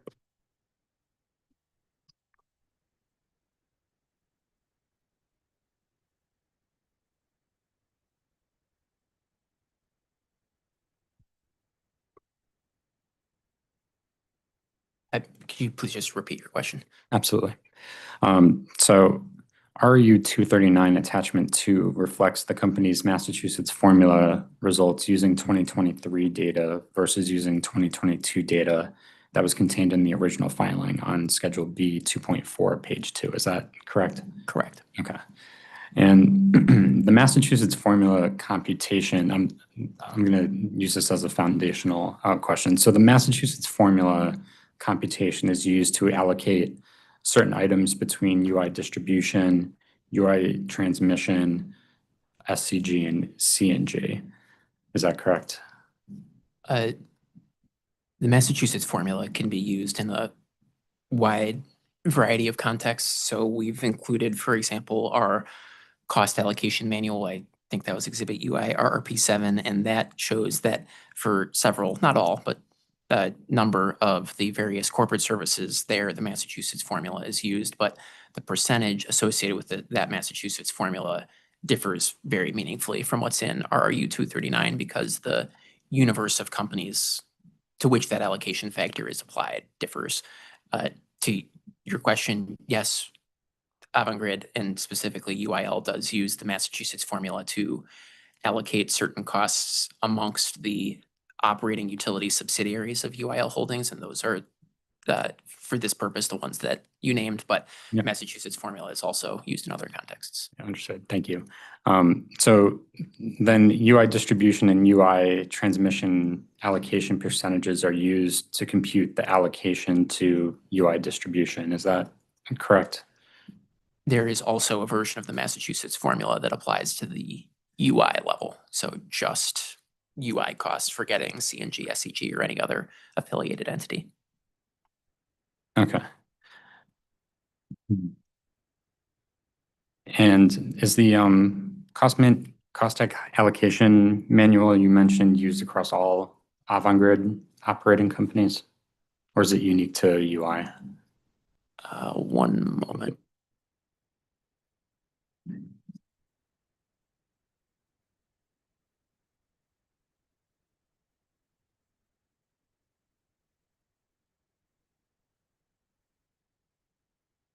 There's a ASC level cost allocation manual, but there are also UIL level cost allocation manuals and other levels that apply to different entities. Okay. So again, I think you have RU 239 attachment 2 up currently. Okay. I think we're going to do another math exercise. So let's see. So subject to check and using the information provided in RU 239 attachment 2, the allocation to UI distribution and transmission would be a total of 61.76 versus the 71.78% as originally filed in B 2.4, page 2. Is that correct? I see the 61.76. What was the other number that you said? Is 61.78. That I do see in B 2.4. Okay, thank you. So then UI distribution allocation would be 62.82% versus the 63.93% originally filed on B2.4, page 2. Is that correct? I see the same. Okay, thank you. So similar to what we were discussing earlier with C2.2A, if the company was to remove or extract the other business segments from distribution and add those to transmission on RU 239 attachment 2, the allocation to UI distribution and transmission would still be a total of 61.76%, and the UI distribution allocation would be 62.73%. Is that correct? And I could walk through that again if you need to. I was with you right up until that last percentage, 62.73. 62 points. Oh, okay. Need to go through a little more detail if that's okay. Yep.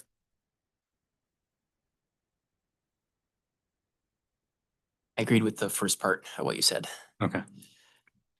So the 61.76%.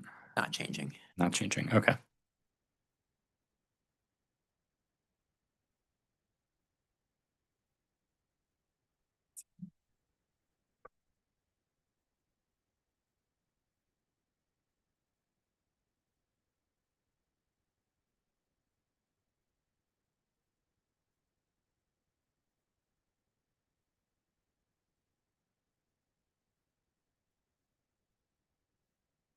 Okay, so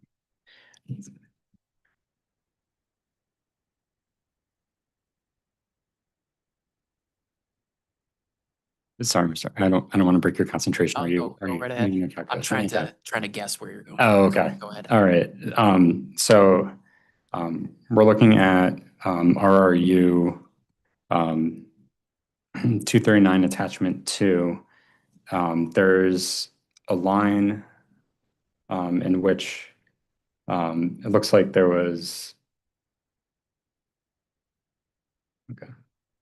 a payroll line in the company line 1 for payroll of approximately 8351.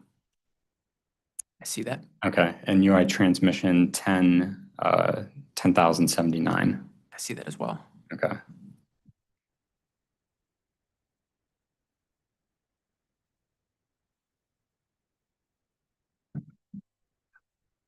Okay, so there was labor that was you could take from there and then copy over to there's also a 13,668 figure as well.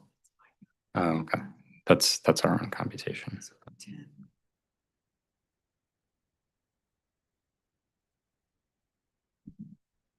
Okay, so the 10,000 was added, the SBC, NBFMCC, and I'm missing one, the GSC, were moved down to UI transmission for the sakes of that calculation.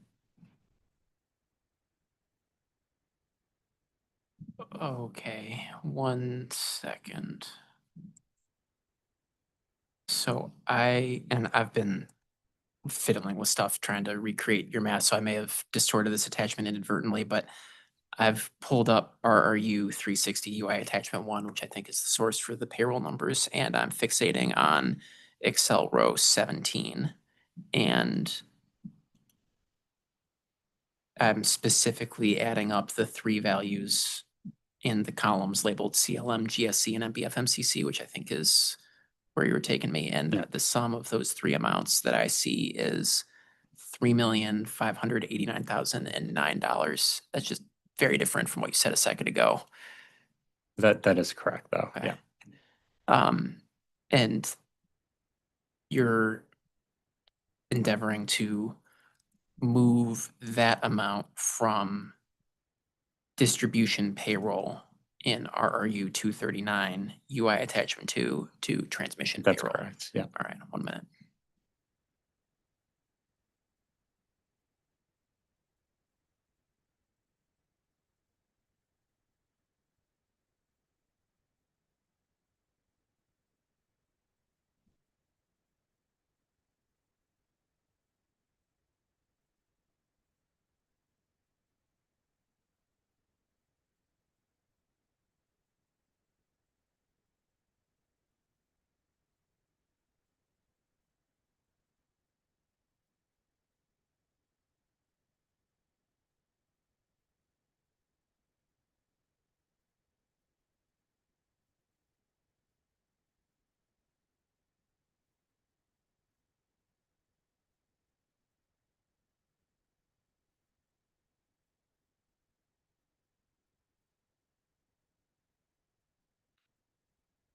Okay, and you found at first that adding up the UI distribution and UI transmission allocation percentages, and you found 61.76, like we talked about. Correct. And you added up you did the math that you can infer based on this, but it's not stated in the attachment to say if you study just distribution, this implies a distribution allocation factor of 62.82%, like we had also talked about a minute ago. But then if you take 3,589,000 and change from the UI distribution payroll line and move it to the UI transmission payroll line, that has no effect on the 61.76%, but changes the 62.82% to 62.73%. We're on the same page. I Yeah. found the same for all of those things. Okay. Yes, mathematically, I arrived at the same result. Okay, thank you. So based on our discussions about the mathematics, and I understand the late file 45 and 46 attachments provided a narrative about, and I believe we've also discussed this on our transcript about the hard coding of the figures for the sake of determining the company's revenue requirement. Is it possible for the company to utilize these allocation percentages and apply them to the revenue requirement in this case? That will be really difficult for us to do by tomorrow. What I can offer is a couple things. First, in doing the math that we just did with respect to the Massachusetts formula, we're not so implicitly, almost explicitly assigning these other rate mechanisms to transmission, and I'm struggling to understand the logic for doing that. Okay. What I can also offer is there were a handful of responses related to corporate service charges generally, and one of the later ones that we submitted, I can't recall the exact number offhand, but we submitted a response towards the end of the discovery period, itemizing a great many components of our corporate service charges, and it reflected the 63.93% allocation factor. Oh, we probably actually referenced it in LFE 46. 1 second.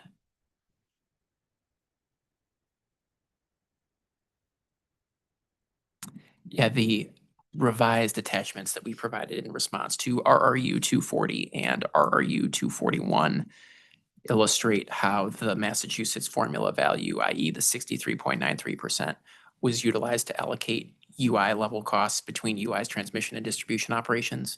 And in the case of the Massachusetts formula, it is only Schedule C 3.18 where this percentage will be applied. So there's no other schedule you have to go out hunting for. But it would be difficult for us to recalculate the revenue requirement with these new percentages by tomorrow.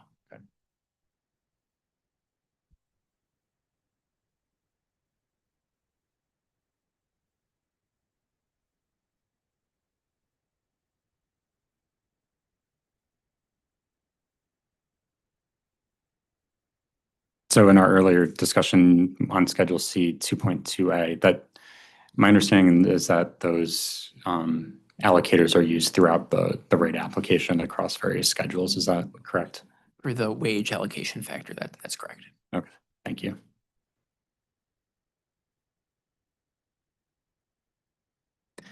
Okay, we're going to move to deferred expenses, specifically LFE 1 attachment to Schedule C 3.2, working paper 1. Just one moment. Absolutely.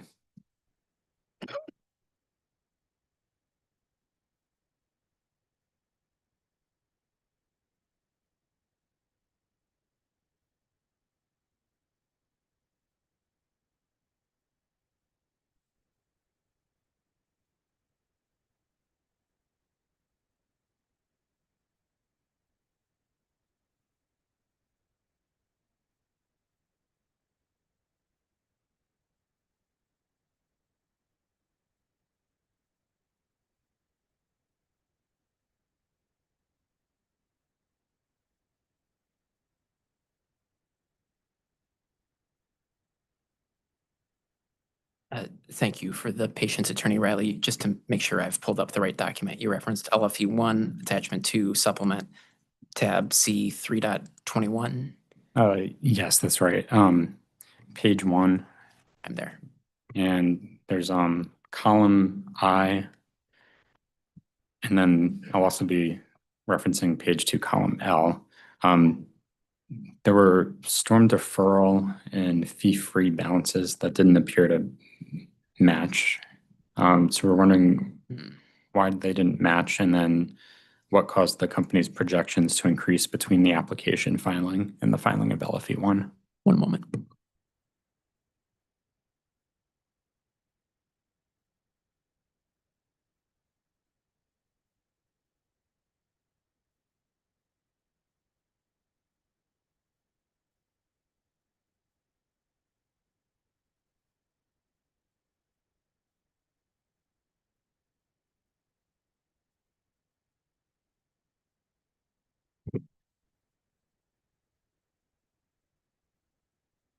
So I think there were 2 questions in there, and I'll try to answer those one at a time. First, the reason that page 1 now differs from page 2 is that page 2 is purely an informational page of this schedule. It provides some insight into the balances of our regulatory deferrals and activity and all that, but this page doesn't actually go anywhere in the revenue requirement. The figures that drive the actual revenue requirement calculations that we're doing are on page 1. So in this case update, we just very narrowly updated only that limited selection of cells that impact the revenue requirement. And we tried in attachment 1 and in a couple new footnotes to this schedule to describe what corrections we were pulling from. I think your second question is what caused the balances on the schedule to change from our initial filing to this case update. And I think there are a handful of things going on, but I will say 3 primary drivers of the difference in the balance. First is the change in the fee-free program deferral balance. We described in response to RRU 377 how we would distribution adjust these amounts in our case update, and that's what we've done here. So that causes the fee-free program deferral balance to go down. Second is the water heater rental program, where we had initially not reflected a loss on the sale of the program in our filed revenue requirement. However, in response to a Pura motion ruling in another proceeding, we updated that another Pura motion ruling in another proceeding that came out after we filed the case in this proceeding. We've updated our proposed revenue requirement to remove all of the revenues and expenses associated with the water heater rental program and replace those revenues and expenses with this calculated loss on the sale of the program. And the testimony of the water heater panel submitted at the time of rebuttal describes that in a little more detail, and also the company's proposal for truing up this value in a subsequent proceeding. And then third and finally is the change related to, I want to say, EOE 249 in August 2024 storm event, where EOE asked if we would include or asked about the August 2024 storm event, and what we said in response is that we would include it in our proposed revenue requirement, and that's what we've done. And we, subject to check, supplemented EOE 249 with the documentation supporting these costs. There are a handful of other things that have driven these changes, minor fluctuations in other storm costs and rate case expenses, but I think those 3 are the primary drivers. Okay, thank you.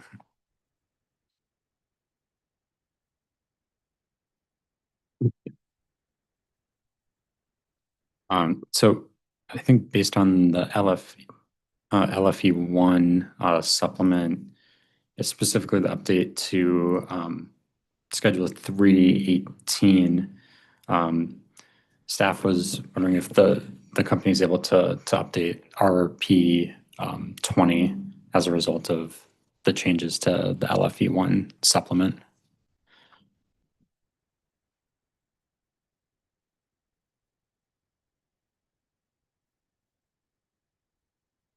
I think we can try. There'll be a push by tomorrow, but we'll give it our best effort. Thank you. Number Cross from Authority Staff Chair. Thank you. Thank you to the panel. Thank you. We will transition into cross of this panel by the Office of Consumer Counsel, please.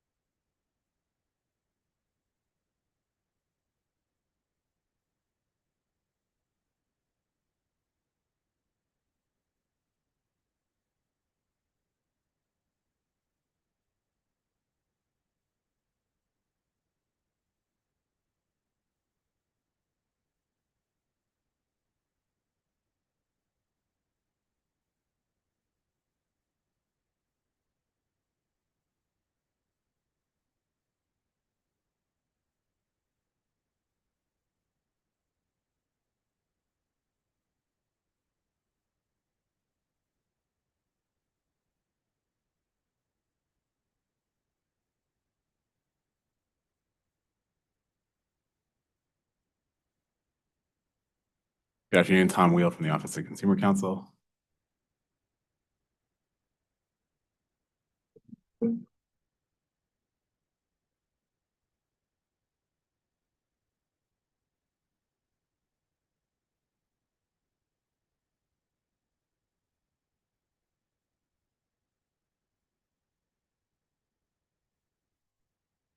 have a few questions just about how to understand how to read LFE 1 attachment 1. And when I wrote my questions, I was looking at the original attachment 1, not the supplement. It probably doesn't matter for the sake of the questioning, but I guess I'll ask if you can open that. No problem. I'm there. Okay. So the column labeled adjusted amount. Maybe, sorry, I'll back up. Let's pick a row. Row 40, Excel row 45, line 39. I picked that one because I think I found this adjustment myself. So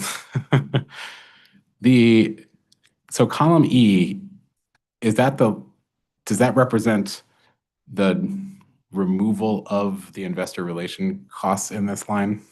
And I know you pointed me to a specific line. I'll try to answer a little more generally. Column E is supposed to be the amount in question for this correction. So I think to your specific example, yes, that's the amount that we're removing from whatever schedule is referenced, in this case, C 3.18.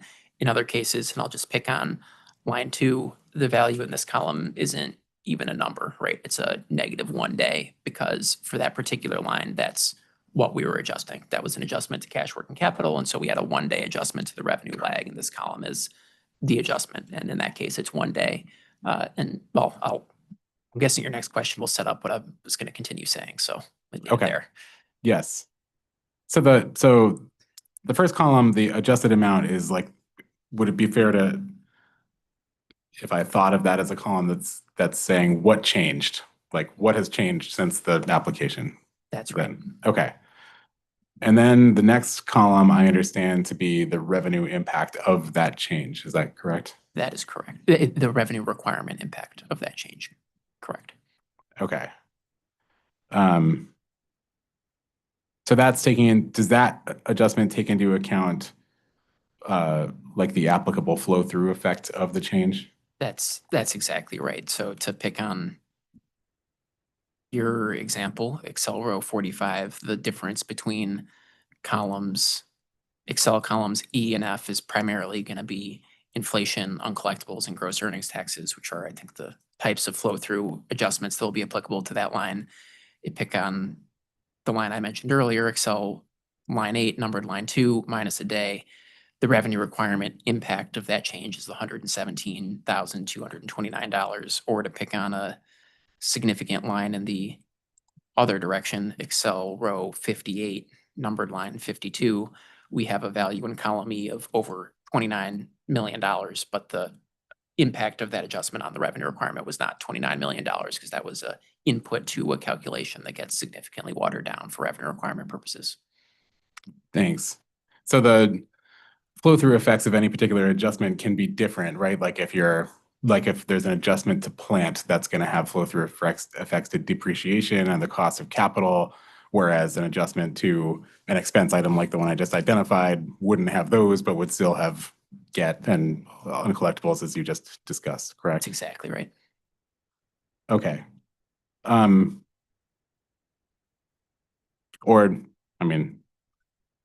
Headcount is another one that has flow-through effects, not just originating from that single adjustment, but kind of flow-through effects that kind of impact other areas of the revenue requirement as well, right? Like because you're adjusting compensation and benefits, but also the calculations of other elements of the revenue requirement, correct? Once again, correct. An adjustment to headcount will affect the compensation schedule, the benefits schedule, the other tax schedule, because that includes payroll taxes and maybe other schedules that aren't immediately coming to mind, but certainly those. And like you said, on collectibles and gross earnings taxes. I agree. Okay. So just setting aside the company's position as to any single factor, any single like element of this position, if Pura ultimately determined to authorize a different amount, let's say upward, let's say that Pura ultimately authorized made an adjustment that was higher, depending on that adjustment, Pura would have to recalculate the entire revenue requirement to account for those flow-through impacts.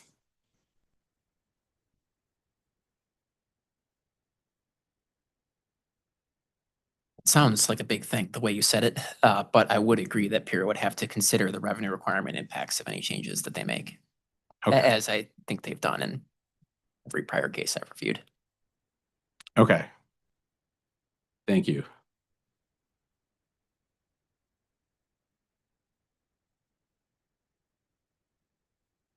Column H, finishing off here. I understand, I think, what it's doing, but column H is summing up the cumulative revenue requirement impact of every revenue requirement adjustment in column F. Is that correct? That's right, up until that point. So the first adjustment, the incremental and cumulative impacts are the same, and then the second adjustment adds on the incremental effect of that adjustment, and it's kind of a running tally. Okay. And looking at the original LFE 1 attachment 1, the total change to the revenue requirement in line 58, is that $874?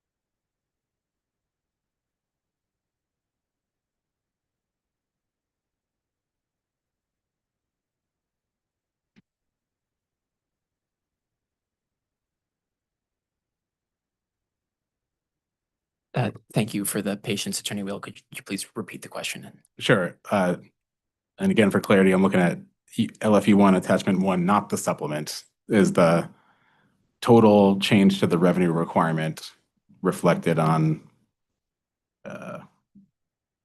Excel row 69, labeled line 58, $874.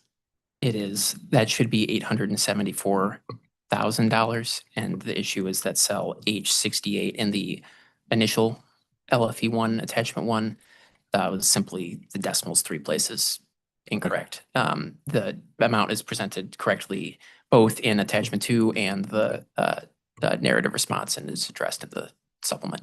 Okay, so no chance we can hold you to $874 then? It's actually remarkably close to our supplement, but that is just a coincidence. Okay. Thank you. And that was going to be, my question was whether in the supplement, if I can bother you to open that quickly, that's $50,769. I've pulled up the PDF, which reflects 51,000. Let me just confirm the decimals real quick. You said 5769? Yes. Yes, confirmed. Okay. I also had a question about the supplement. I read the narrative description, which is LFE one supplement, I suppose. I see that the supplement, I see the removal of intervener funding from the last rate case is the driver. Was that the only change from the original LFE one to the supplement? Outside of the cosmetic item I just mentioned, that's right. Okay. Because I noticed, I think, let me double check, because again, sometimes I think I have a question and it's just that I'm making a mistake myself. The update for plant additions line is different between the original and the supplement, which is on the original, it's line row 68, and in the supplement, also row 68. I think that will be that's affected by the cosmetic item I just mentioned. If you click into I've got my versions twisted around, but I think you'll see what I'm saying. If you click into the last cell in column F, or really any cell in column F, you'll see of attachment 1 to LFE1, you'll see that it's a formula pointed to the column to the right. And so having the decimals 3 places wrong in the initial filing caused the calculation of the incremental effect of that last step to be not right. Okay. I understand that, but looking at column, so column F is being calculated based on column H? I see now, yep. Okay. Never mind, I no longer have a question. Thank you. I have more questions, just that questions. Okay.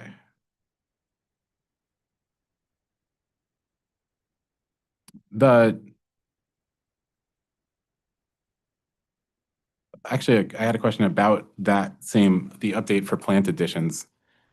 The plant addition, that's reflecting the most updated plant additions as of the most recent supplement, correct? Correct. And that's an overall reduction to the revenue requirement as compared to the original application? Correct. Why is that? It will depend on the amount of plant the company completed and the timing of that plant completion. Okay. Well, is it because the original application was targeting the plant that would be in service as of this point in time? So it's the difference? I guess my question is this as compared to the plant that was in service when the application was filed? Or is this compared to the rate year plant that was projected in the? This will be rate year to rate year. Gotcha. Okay. But it's going to be rate year balances of plant, not plant addition. So it'll be the rate year balance of gross plant, balance of accumulated depreciation, and by extension, the balance of net plant. And those that will be affected by activity before the rate year. Understood.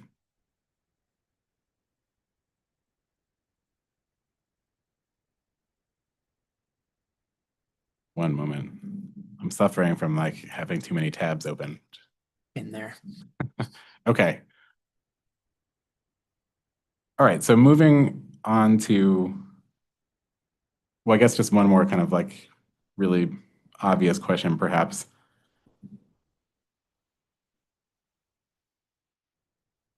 In column F, if there's a negative number, that means that that particular adjustment is is a downward adjustment to the revenue requirement. Correct. Right. Okay. And a positive number is an upward adjustment to the revenue requirement. Correct. Okay. Thank you. So moving on to attachment 2, I just also had LFE attachment 2. I just had similar.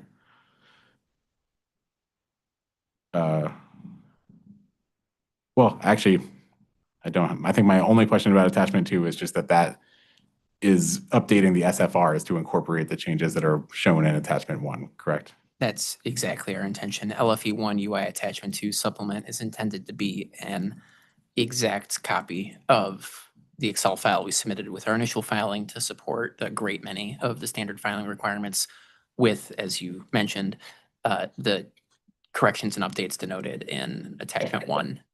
And to make it as clear as we could, instances where we changed a cell in that initial filing, we tried to denote with blue highlighting and as appropriate additional footnotes. So it's as clear as possible what we changed and where that change was derived.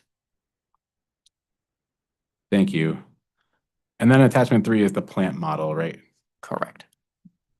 I had a couple of quick questions about some of the tabs in there.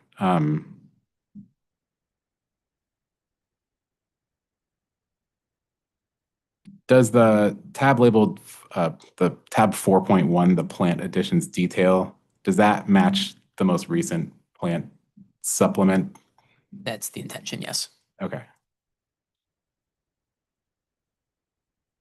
And that's for CIP 3 and CIP 5, right? This is combining those supplements with CIP subject to check. CIP 3 being the listing of plant currently in service, CIP 5 being the listing of rate year plant additions. Yeah, I would need my colleague, Mr. O'Laughlin, to keep me sharp on the exact details, but I think the gist of your question, the answer is yes, this is intended to reflect both plant additions that occurred after the end of the historical test year that are reflected in the exhibit CIP 3 and also plant additions through the rate year as reflected in CIP 5. Okay, thank you. My last couple of questions about this exhibit are on tab 9.4, which, as I understand it, is the calculation for distribution for depreciation expense. I got tangled up on the D's in my mind there for a second. I'm there. I was just trying to figure out the math of, like, I understand conceptually, I think that like row 14, for instance, is, well, rows 14 through 16 are identifying plant as between distribution, intangible, and general plant. And those are all, so that's all categorizing the plant that would be in the last tab we talked about, correct? Like every plant addition would be categorized according to one of those classifications. Correct. And then it's applying the depreciation rate. And I recognize that the current and proposed depreciation rates match because there is no request to update the depreciation rate. But how does that, like, what is the, when I get to column G, when I see, for example, 12.414 for distribution plant, at least the version I'm looking at, I'm not seeing like a formula. Like what's the derivation of that number? Oh, in cell G14? G14, yes. You don't see a formula? I don't. Um, I'm in a protected view. Let me try. Oh, yeah. I enabled editing. I got it. Sometimes we lose the formulas, but I wouldn't have expected this to be one of those times. And I can further describe the nature of this formula if that would be helpful to you. Sure, that would be helpful. This is intended to simply be the total amount of post-test year additions up until that point multiplied by the applicable depreciation rate. You'll see there's a little if formula here determining whether to pick up the current or proposed depreciation rate, as you just mentioned. In this case, that's not super interesting because those things are the same, but in other cases, that's more relevant. And that's what this formula is doing. Okay. So for example, G14, that 12.414, that's like if I went to the accumulated additions 9.3 and selected all the distribution plant identified there to get a total there and then multiply that by 0.24%, that's what I get for that quarter. Exactly. This is done monthly, and you can see as we get more and more post-test year additions, the depreciation on those additions grows throughout the months. Okay. And can you explain the effect of row 20, like what that's representing and what it's doing to the calculation? Yeah, row 20 recognizes that some portion of the company's general depreciation expense is in support of, things like fleet vehicles that are supporting capital projects. And so that gets capitalized, and to avoid overstating the revenue requirement, we have removed those capitalized amounts from the proposed level of depreciation expense. In other words, this row is reducing the amount of depreciation expense that we're asking for in this case. Okay.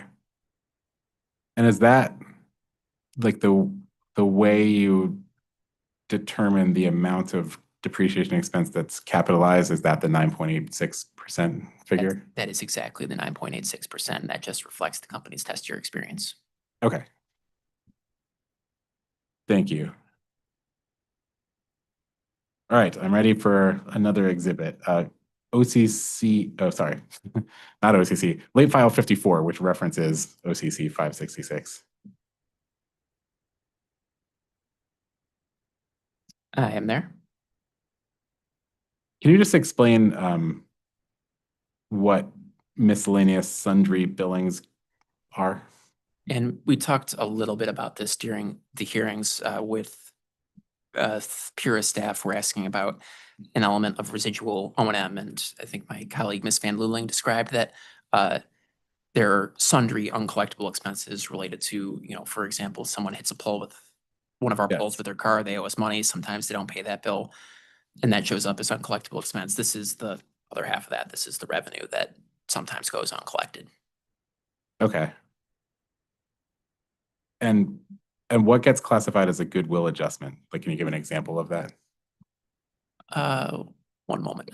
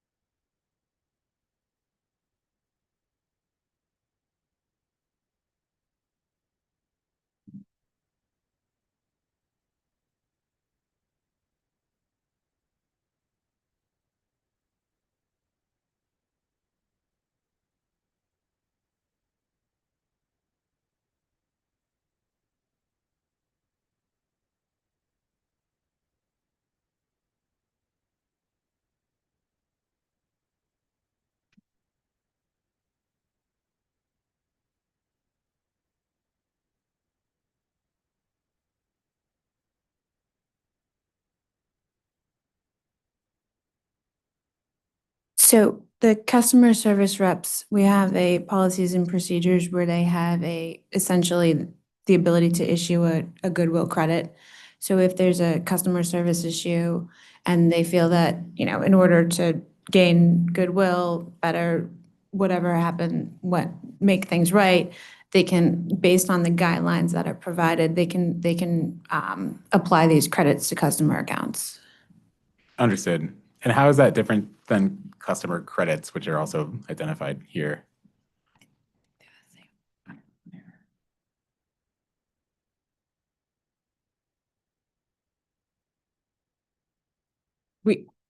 It's just the way they're titled. There's no difference between the two. We just Okay. Understood. So essentially, like, this one line item has both revenue and expense pieces within it that kind of can move back and forth from one year to another. Because the reason I ask is the original reason we asked for this late file was we noticed that it converted from revenue to expense in a year.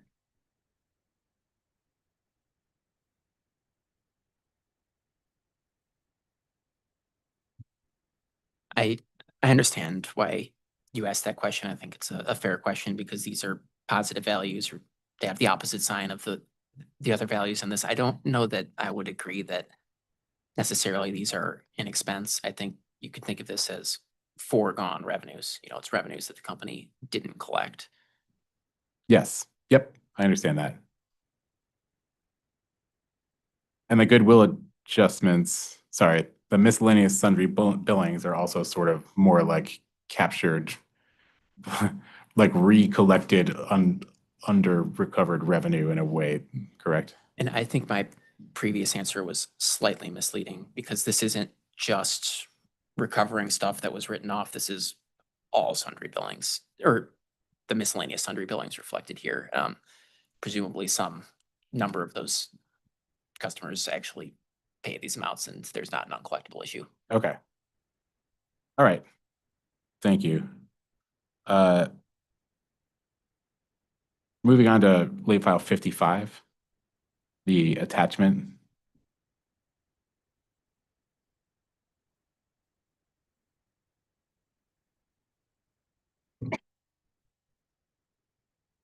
I am there. Okay. Thought I was. Okay. I saw from the narrative response that this attachment is using the September 2024 quarterly report as an example.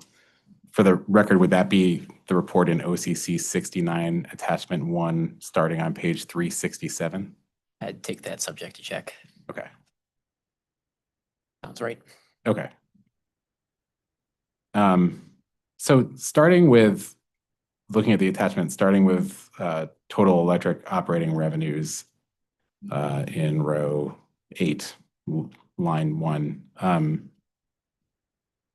So I see what I did is I opened the actual quarterly report that is on page 367 of OCC 69 attachment 1 to compare, to kind of see where this attachment is pulling those figures from. So I saw the quarterly report, total electric operating revenues matched the 520.648 million in column H. So I guess the first fundamental question is the column H, the label subtotal Q3 2024 ROE, does that just mean the subtotal taken from the third quarter 2024 ROE report? And just one moment. Sure.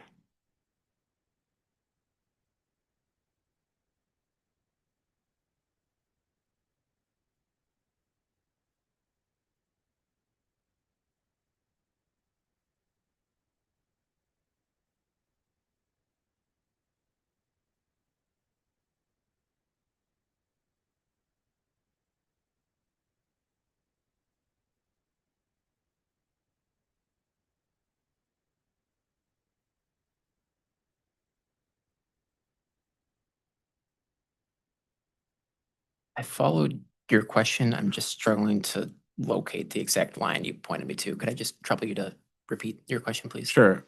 I'll ask the question better, I think, which is just asking about the labeling of column H, subtotal Q3 2024 ROE. I was thrown off by that at first because I was trying to figure out an ROE calculation. Is that just saying this is a subtotal pulled from the third quarter report 2024 quarterly report? Yes, I think we included the word subtotal here because we were attempting to denote that this is the subtotal getting pulled in the ROE report. It's not the total of UI. So I Understood. got it. So it's a subtotal of the total reflected in column O. Right? Exactly. Okay. And that leads to my next question, which is, well, I guess I'll back up a little. So in the quarterly report, all it shows for electric operating revenues is that $520 million number, but this is revealing the derivation of that, which is the 382 in distribution. And I understand the backing out that we're going to get to in a minute, but the derivation of that is the distribution, the CAM, the SBC, and the renewables revenues here, right? That's right. So why don't those reports pull in transmission, GSC, and VFMCC revenues? To be honest, I'm not sure. My knowledge is that this is the way the report's been filed for a number of years. I have researched this to some extent, and I'm aware of a pure order from the late 1990s saying that all revenues except those related to conservation are to be included. And I think there have been some other back and forths across the years that I don't have as top of mind. Okay. But this is the way the report's been filed. Okay. And as I said at hearing, we would be amenable to changing which of these columns get picked up in the ROE reports. Okay. And is RDR decoupling? Is that the label on? No, RDR is not decoupling. RDR stands for Regulated Distribution Resources. I think I'm like 90% sure on that. If that's not exactly right, it's close to right. And that relates to the fuel cells and things of that nature that are, okay. I understand, a component of the MBFMCC. Okay. So does the company internally like account for that revenue separately from the MBFMCC? So that's revenue that comes in through the MBFMCC billing? Each, to make this maybe unnecessarily technical on you, there was a prior set of discovery responses that we submitted responding to some interrogatories from Pura, where we explained the concept of a profit center. At UI, we have business areas, which are kind of analogous to segments. It's not exactly right. That business area is just a technical thing in SAP, but you can kind of think of it like a business segment. So we have business areas for distribution, business areas for transmission, and then business areas for common, which are things that are broadly applicable. But then we also have additional granularity beyond business areas. And one of those bits of granularity is a profit center. And as we described in response to a data request that eludes me, many rate mechanisms get their own collection of profit centers. So there's some for the CAM-CLM, some for the SBC, some for renewables, and there are apparently dedicated RDR profit centers. And so we've presented them separately here. Okay. Thank you. So then, as we alluded to before, getting down in the calculation of operating expenses, I see that the CAM, the SBC, the renewables reflected in columns E, F, and G, that the expenses are matching the revenues. So those, and that removes the impact of those revenues and expenses from the ultimate bottom line. Is that correct? That is exactly right. Okay. And is that something that's like demonstrated for the purposes of this exhibit, or is that a calculation, like when these quarterly reports are made, is this like the calculation that's run that the expenses, that the revenues come in and then they're backed out every quarter? We use this as an illustrative example, but this is how it works each quarter. The non-distribution segments reflected in that ROE report have zero impact on the ROE. And in fact, we maybe 3 or 4 years ago had to refile a couple of ROE reports because that was not the case. And we refiled with a cover letter that explained a couple of changes. And there was a bullet point on this being one of the changes. Okay. And then moving down to column 17, that results naturally in the reported operating income of 52.772 million shown on column H, which is the operating income on the associated quarterly report. That's how that happens. Like that's distribution only operating income as a result of that backing out, right? Exactly. Okay. So then I got all those questions right so far, I think, but then I get lost in the next section, which is in row 20, why that 468,308 from the CAM finds its way into the total income section that is reported in the quarterly report. And I do understand, just for the background of the question, that also gets ultimately backed out. But can you explain like why that's in that line item in the quarterly report?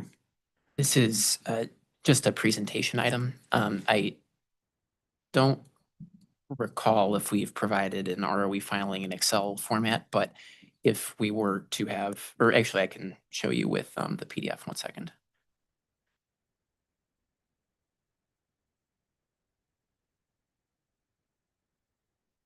I've pulled up OCC 69 UI attachment 1, just the report that this is providing further insight to, and I've specifically gone to page 370, which is one of the pages in this quarterly report. Specifically, it is exhibit 1D, and this is now one of the 2 exhibits where we actually calculate the ROE, we translate all of that financial information into the percentage that we've talked a lot about. And you can see on page 370 of OCC 69 UI attachment 1 that it begins with a line labeled total that only has values filled in the rate base and return sections.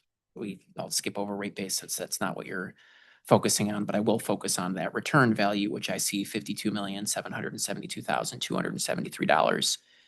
I'm going to scroll back up 3 pages or so to page 367 of this attachment, and just observe that kind of in the middle-ish of that page, there's a line labeled total utility operating income, which reports the same value of $52,772,273. In other words, it is operating income that is the basis for the ROE calculation. So the fact that there's $468,000 of other income and deductions still left in that CAM row has no effect on the ROE calculation. Could we have made an additional adjustment so that that particular row was 0 and then a corresponding adjustment to the row down below, other interest charges, such that like literally every single row below utility operating income has 0 for these other mechanisms? Maybe, but it wouldn't have changed the ROE. I understand that, but I'll ask,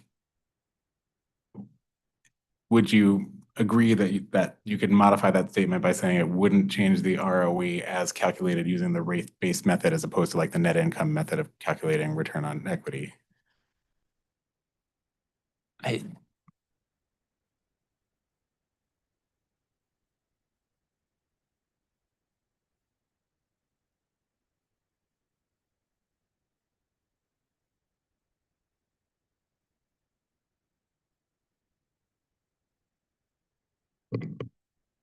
think that's a fair clarification. What I'll add is, and I think in that clarification, you're highlighting Exhibit 1E of the ROE reports, or for example, page 372 of OCC 69.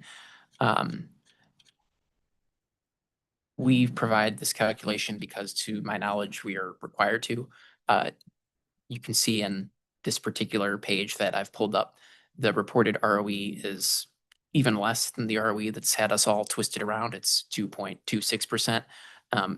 But while we have legitimate concerns about UI's financial health currently and the state of its earned ROE that have brought us to file this rate case, we have not fixated on the 2.26% or any of the other percentages reflected on Exhibit 1E because they're not the most conceptually valid. We filed them because it's part of the report that I understand we are required to file, but we're comparing distribution net income to UI total common stock equity. And there are many reasons why the results of that calculation may not be indicative of the financial health of UI's distribution operations.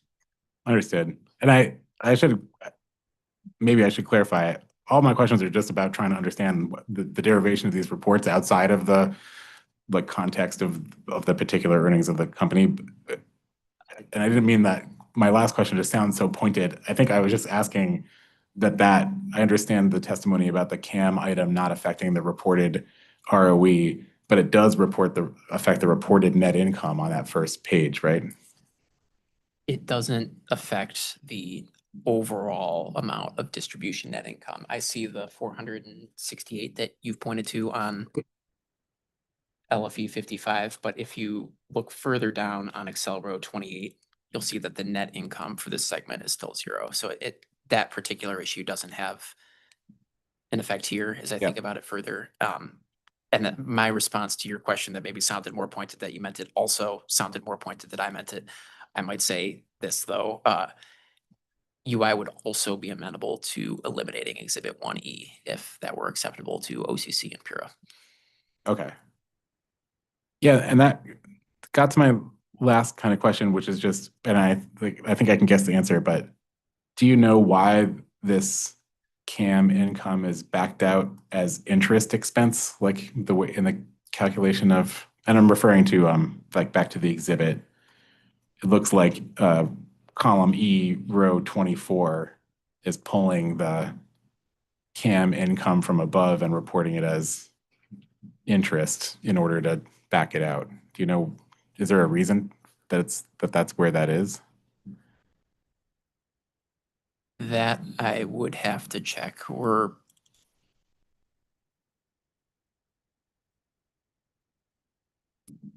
My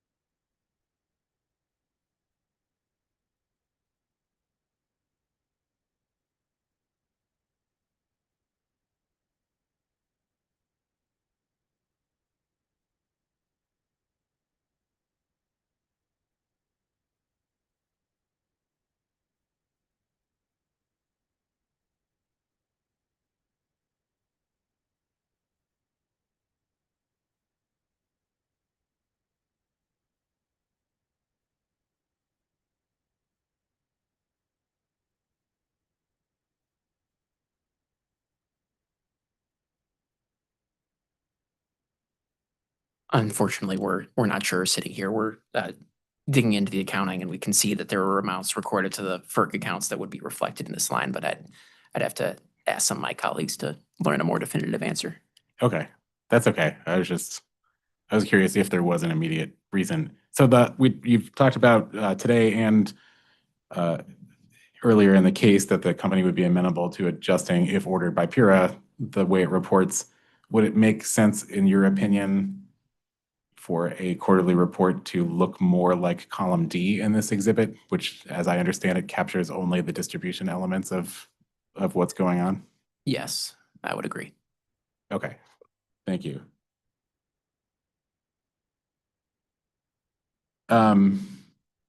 Moving on to LFE 56.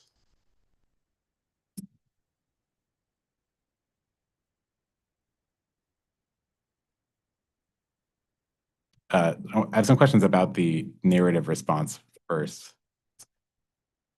We are there. Okay. On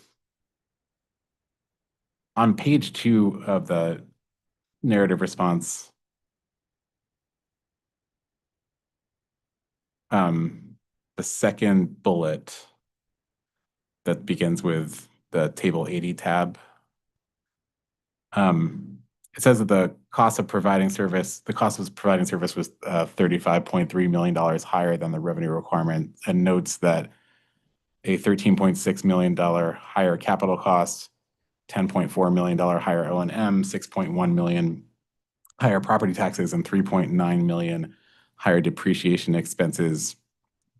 I guess the first question is, does this mean that from the company's perspective, those are the 4 drivers of that $35.3 million gap? I think those are the 4 primary drivers. LFE 56, attachment 1 provides the complete listing of those. Okay.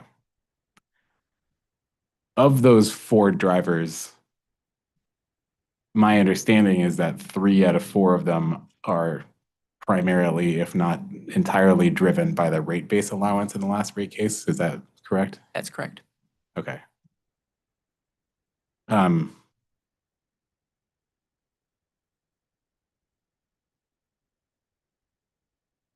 Moving on to page 7 of that same narrative response. I'm there. I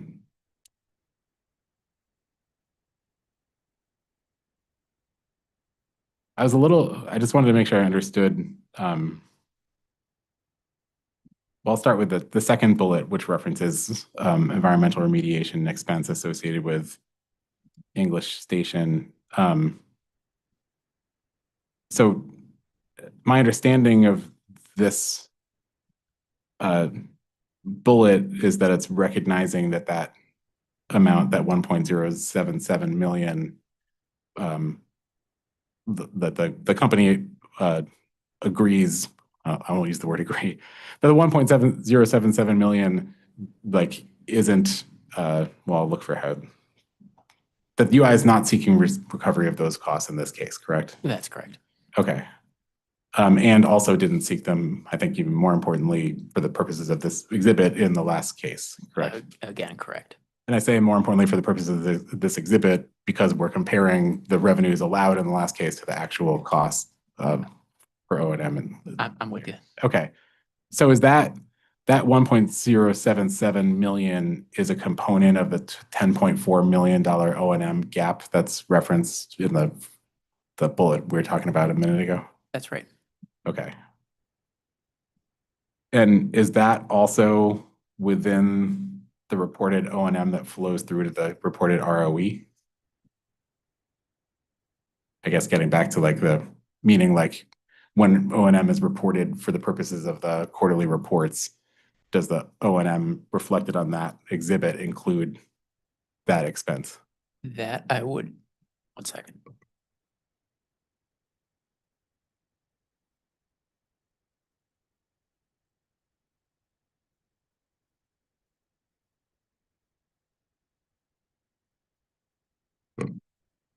That I'm not sure offhand. What I can offer, and this kind of gets back to our discussion at the hearings in this case, where I described how it would be difficult for us to itemize O&M in the way it's done in Schedule C 3.0. And the reason for that is that the ROE reports and including the summary we prepared for LFE 55 are based on FERC accounts. So in the line labeled electric operating revenues, that's revenues for FERC accounting purposes, subject to check. I think that's accounts 440 to 456. When we say O&M expenses, that's O&M expenses for FERC purposes.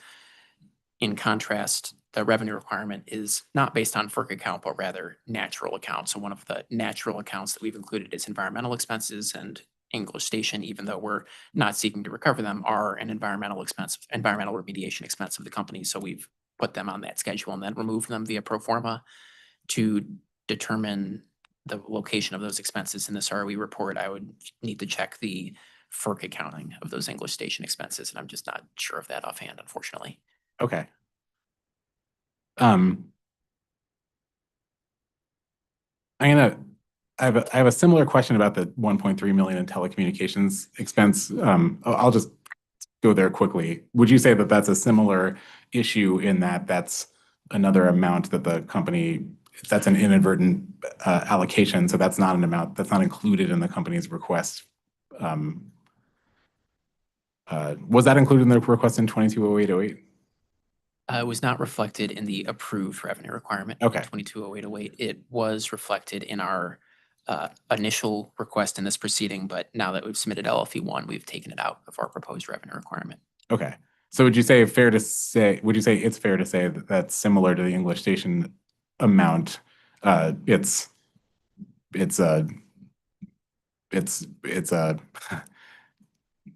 It's inaccurate to reflect that if the exercise we're trying to do is to reflect the difference between the authorized revenues and the authorized revenues for O&M and the actual O&M expenses, that ideally should be removed from the expense side in order to get an accurate picture of that comparison.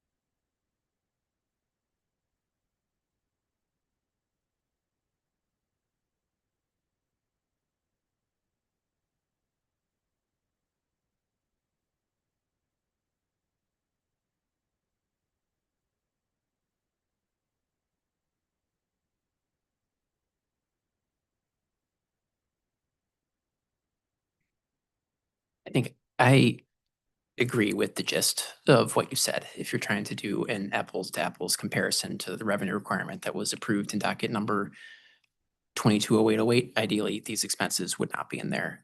What I will add is one of the best tools that we have to ensure that these ROE reports are accurate is it's just from the system.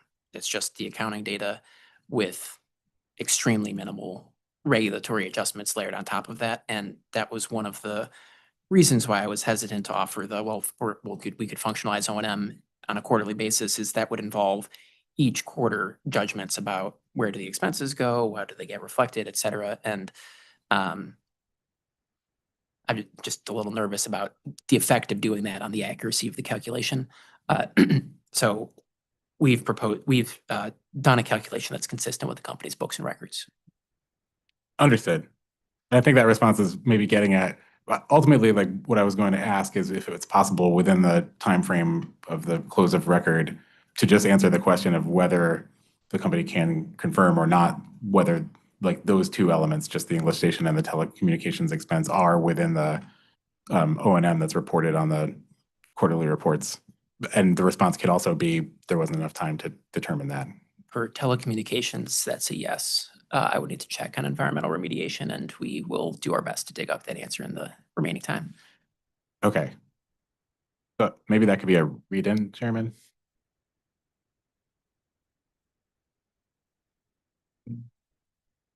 Yes. I'm not particularly marking them, but we will ask the company to respond to that read-in maybe tomorrow morning. Thank you. I do have a question about attachment 1 to this response, but I think after my question, I'm going to go back to some more questions about the narrative response. But the telecommunications expense. One moment, I apologize. Sure.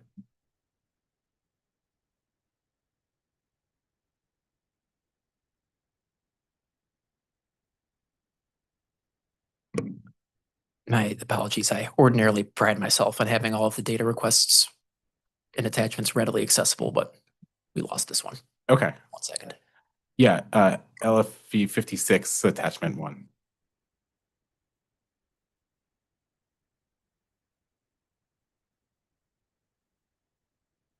We are there. Thank you.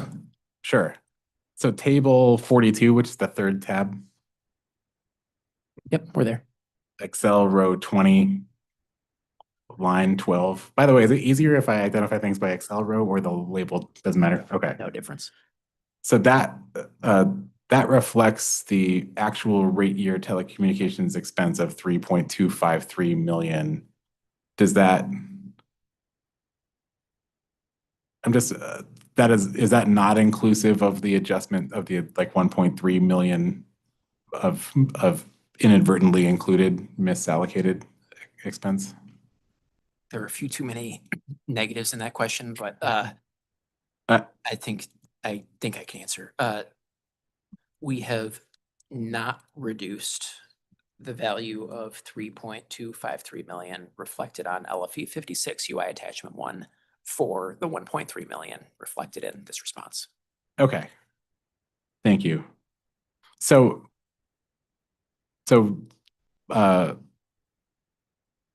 adding together the English station amount that we discussed before and the telecommunications amount, if I subtracted those from the $10.4 million O&M gap, would it be fair to say that like a more accurate gap, again, for the purposes of just comparing the allowed rate year O&M and the actual incurred O&M, would be $8.23 million? I think that's fair. Okay. And said another way, maybe would it also be fair to say that the total reflected on table 42 in row C it would be 158.206 million if you accounted for those adjustments? 1 second.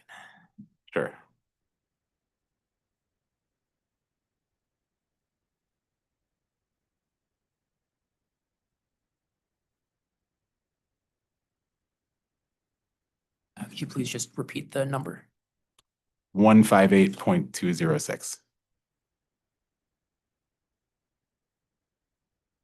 0.2, I found 158.859.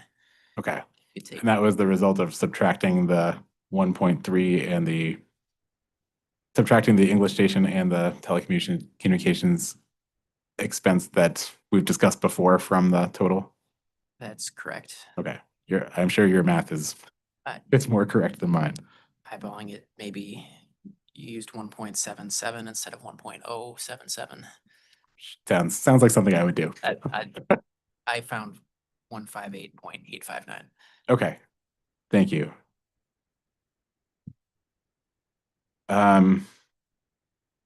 Just a couple other questions about this exhibit, the attachment. Overall, obviously, because there's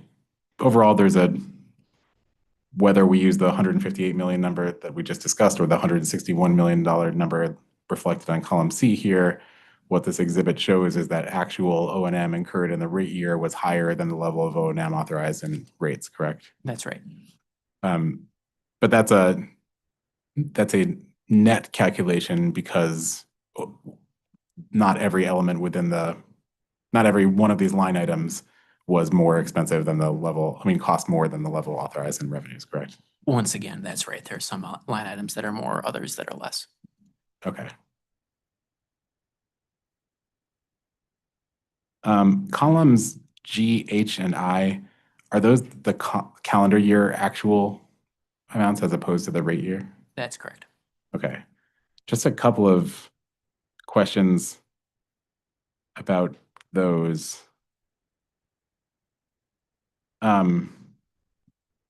Looking at computer expense, Excel row 17, I just noticed it's just an example of sort of an outlier. The more I look at it, the more interesting I find it because the actuals in all three of those columns are $1 million less or more.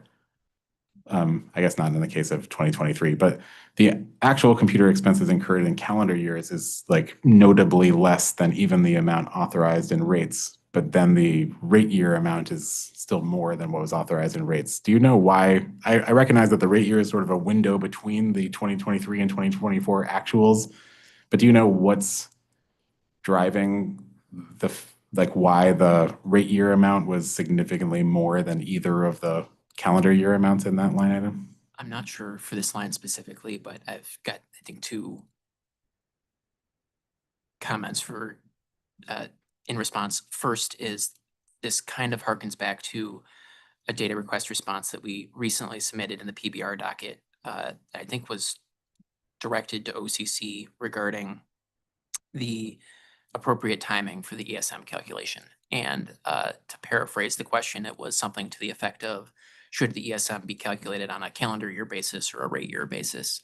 And we submitted a response encouraging PURA to leave the calculation on a calendar year basis because of accrual timing. And as we've discussed at various points in these hearings and in data request responses, we are an accrual company. I think FERC rules require us to record accruals as basically every utility of which I'm aware in the US uses accrual accounting.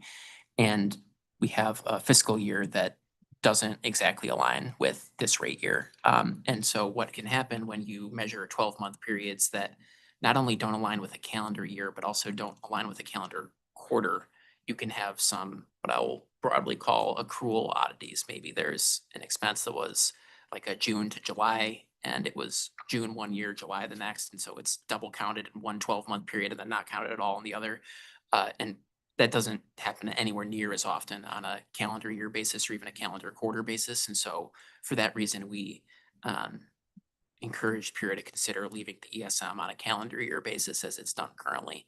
I'm not familiar with the specifics of this line, but my educated guess is it's something in that regard that is driving this variance.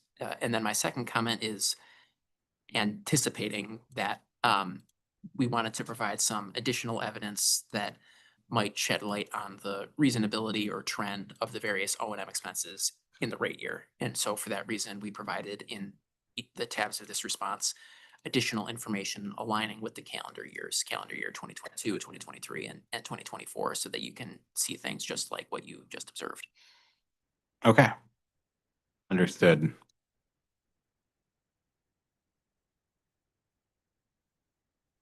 Matt, that's OCC's last question for this panel. Thank you. Thank you. Deep. Thank you. EOE. Thank you. The Attorney General. Thank you. Commissioner Karen. No questions.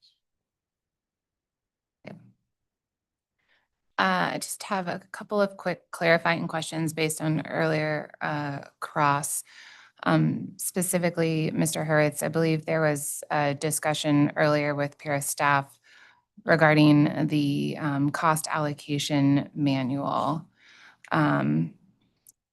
And the questions were around whether there's a operating company cost allocation manual. I just want to make sure I understood the testimony. Is it the case that UI is subject to more than one cost allocation manual?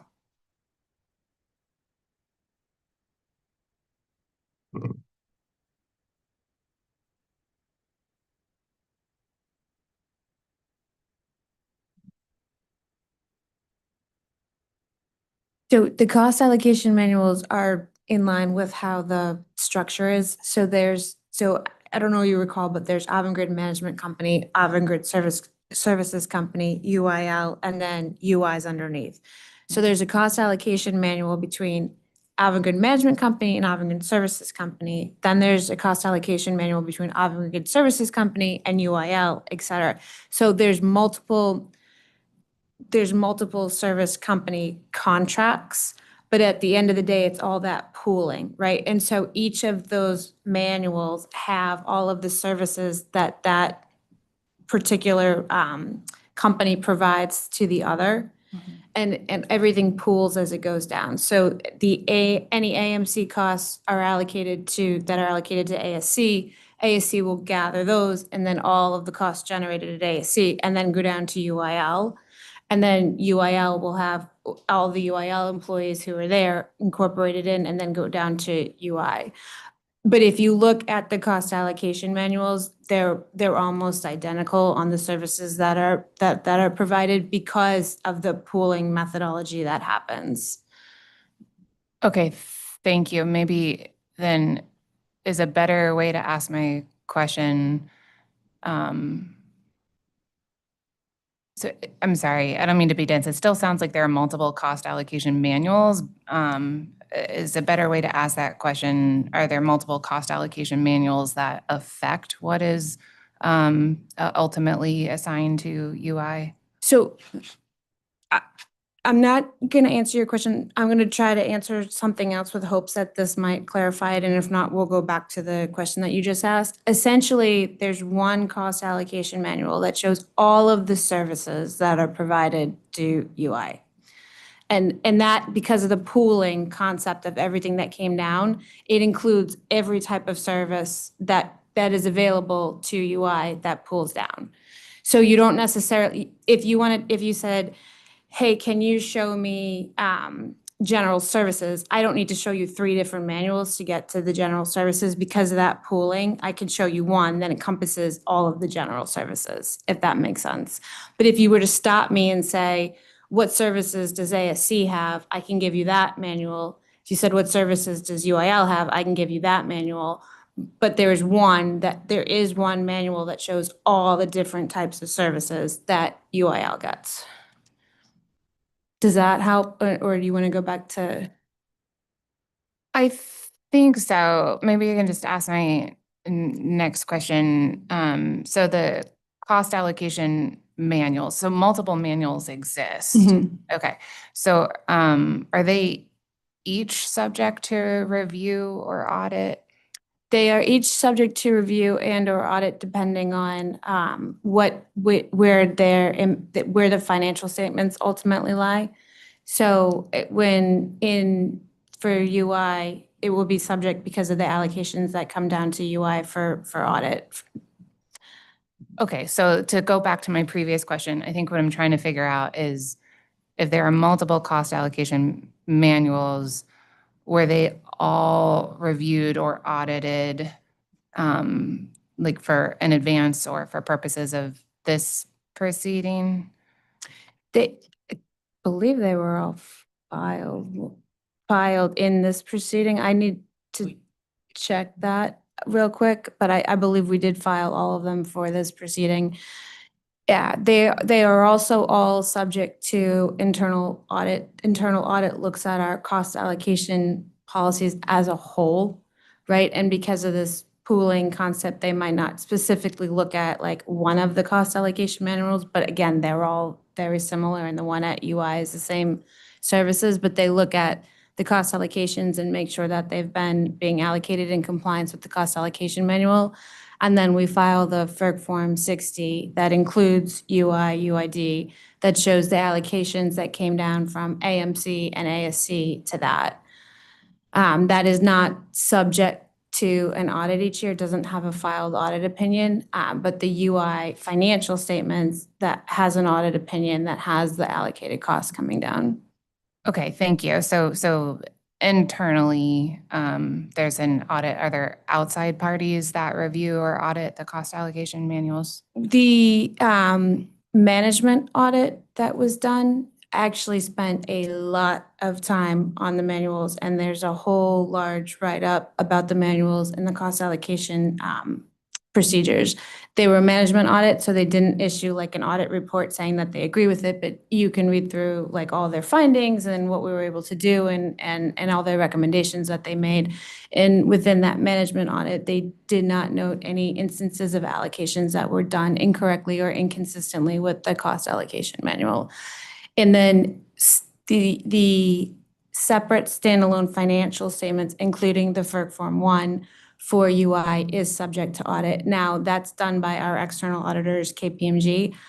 They make samples of different charges, and so they'll select 100 of these types of charges or 15 of these types of charges, and there could be in their sampling tool charges that are allocated. Because there are a lot of charges that are allocated, I would guess that they do sample quite a few that are allocated, but we don't actually get to see like their work papers and their work. But it is, in order for them to sign off on the financial statements, they have to review materially and check a series of different transactions in the system. They have to sign off in theory on the allocations that had happened. And we've had no findings from the audit that something was allocated incorrectly from KPMG. Thank you. That's helpful. So the management audit you're referring to, that was the Connecticut management audit. Okay. So are there findings related? I think I heard you answer no to this last question, but are there findings related to the company's cost allocation manuals that are open or need to be addressed?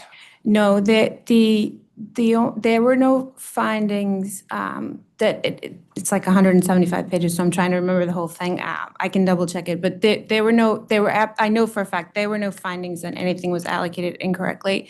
They made some recommendations on better clarity reporting to the presidents of the allocated costs. So each cost allocation manual is signed between Frank, the president of the company, and then the ASC or the AMC president, and they agree on what services are to be provided. So Frank could say, I don't want legal services from AMC or ASC, or he could elect out, I don't want communication services from ASC or AMC. And one of the recommendations that they had was after he signs the cost allocation manual, better visibility into what those charges are and better reporting to him. And we have done that. Okay, thank you. So I think the last question, I just want to make sure that I didn't unintentionally confuse it, the last question, because I wasn't intending to limit the question to, was it KPG? KPMG. KPMG. What I'm, just to re-ask my question, to summarize, it sounds like there are multiple cost allocation manuals that flow down. So my question is broadly, Are there any open matters or open findings related to the company's cost allocation manuals that are pending, open, need to be addressed? One moment.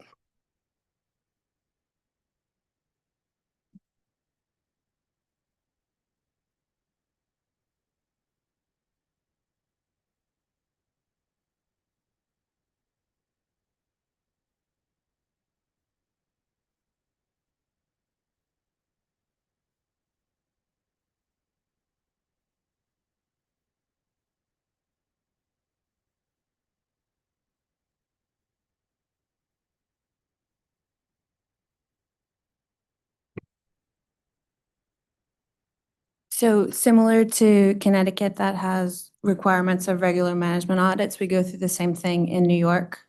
And so we recently underwent a New York management audit. And they did make recommendations very recently that we haven't had time to address, and we're still working with them on whether or not we agree with them. But they did make recommendations on cost allocations in the cost allocation manual. Again, they had no findings that anything was allocated incorrectly. But they raised some open items, more of like the reporting of it, the visibility of it, the clarity of some of the calculations. But those are technically open. And again, they didn't look at Connecticut, they looked at New York, and there was nothing that they identified that was wrong, but they had some process comments. I appreciate that. So the cost allocation manuals, I understand that they didn't look specific to Connecticut, but the cost allocation manuals that they did look at, did they include some of the AMC or ASC that a factor flow down to Connecticut? Yes, yes, they looked at the same agreements that we would have provided you in this case. And so in theory, some of their process comments more on like visibility of information and reporting of information would in theory apply to Connecticut if that was how it was adopted. Now, the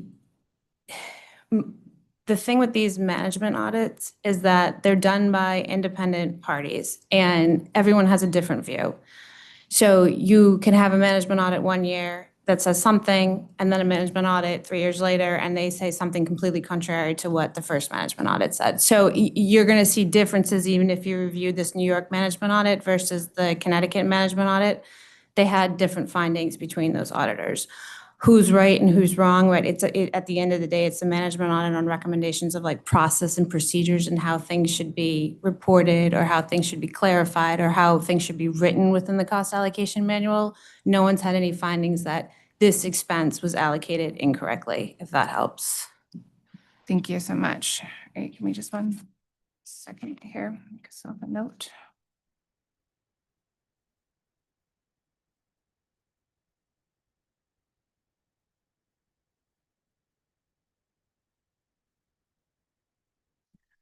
Okay, I believe that wraps up for me. Thank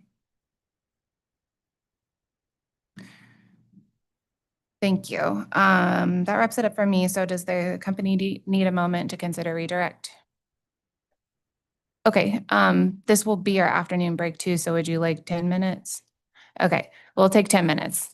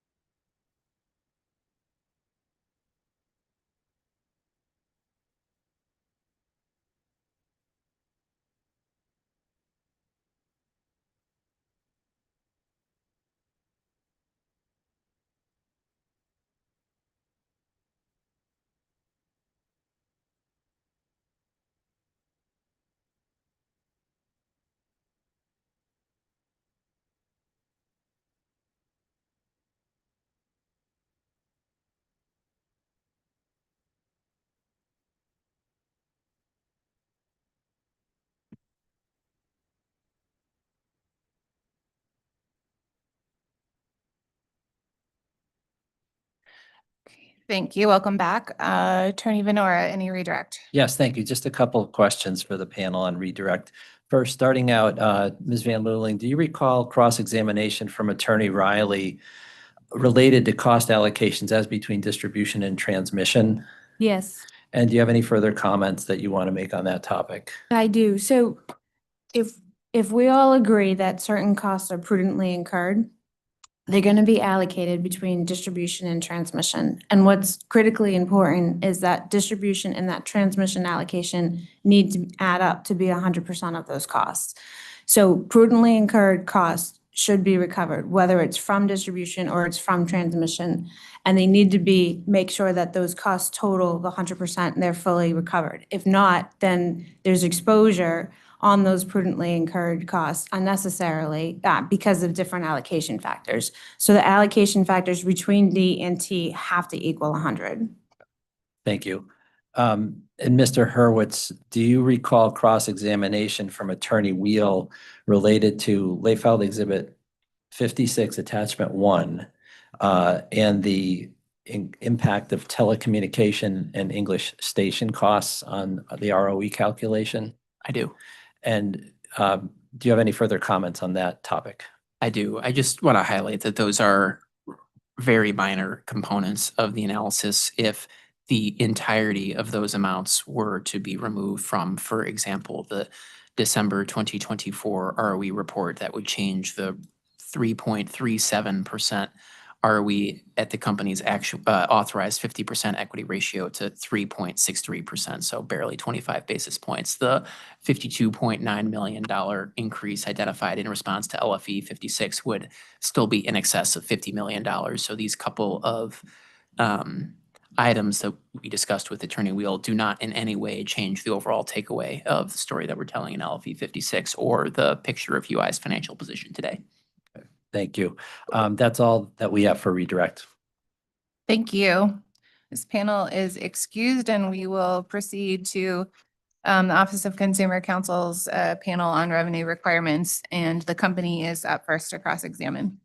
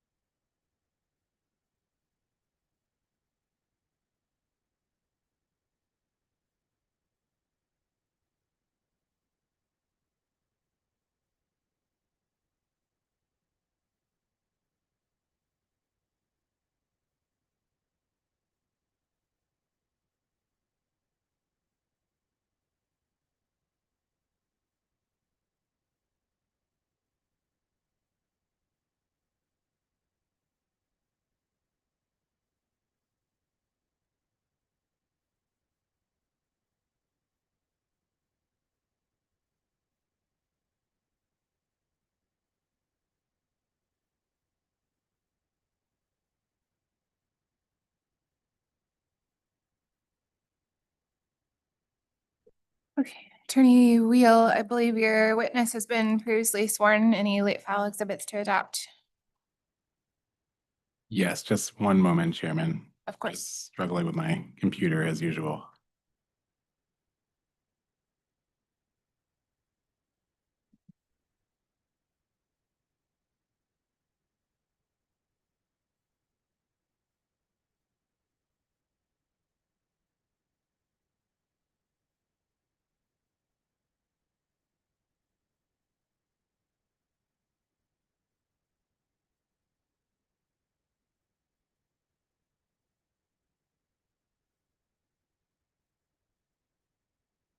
I'm ready, Chairman. Did you want me to just ask Mr. DeFever to adopt the exhibits? Please. Good afternoon, Mr. DeFever. Good afternoon. Did you sponsor late filed exhibit 57 and 58 in this proceeding? Yes, As well as, I think, 2 attachments to late file exhibit 57 correct, and an attachment to late file exhibit 58? correct. Do you have any changes or anything to add to either of those late file exhibits today? Do not. Do you adopt those exhibits as part of your sworn testimony in this proceeding? Yes. Thank you. With that, the witness is ready for cross. Thank you. Attorney Vaughn? Thank you. Good afternoon, Mr. DeFever. Please refer to LFE 57 Attachment 2. This provides a copy of the OCC's request for proposals to retain rate case consultants for that case. Is that correct?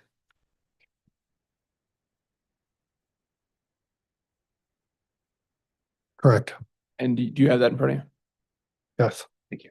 On page 4 of LFE 057 Attachment 2, it states that the consultant will provide the following services, including, quote, analysis of the company's filing, testimony, preparation of interrogatories, participation in audits, and on-site review of company records and IT systems as necessary, inspection of company local distribution system and plant additions as necessary, and participation in other discovery activities, close quote. Do you see that? I'm sorry, what page was that? 4. Okay. Okay, yes. And did you perform some or all of those services as outlined in LFE 057 Attachment 2? Yes. Okay, if you could please refer to LFE 057 Attachment 1. And this provides a copy of the consultant retention agreement between Larkin and Associates and the OCC, including a copy of the Larkin and Associates response to the RFP issued by the OCC in this case, correct? Correct. And on page 11 of LFE 057 Attachment 1, the document states that you, quote, shall perform the duties of this engagement in accordance with the consultant's approach, hourly rates, team proposed, and credentials to perform the assignment as contained in the consultant's proposal dated October 31st, 2024, close quote. Do you see that? Yes. And LFE 057 Attachment 1 at page 30, I believe we're into your RFP at that point, correct? Wait. Your RFP response, I should say. Okay. And what page was it? Attachment 1 at page 30. 30 of 44? Yes. Okay. Okay. It's that is a copy of your RFP response, correct? This is a copy of our original response. This wasn't the one that was adopted.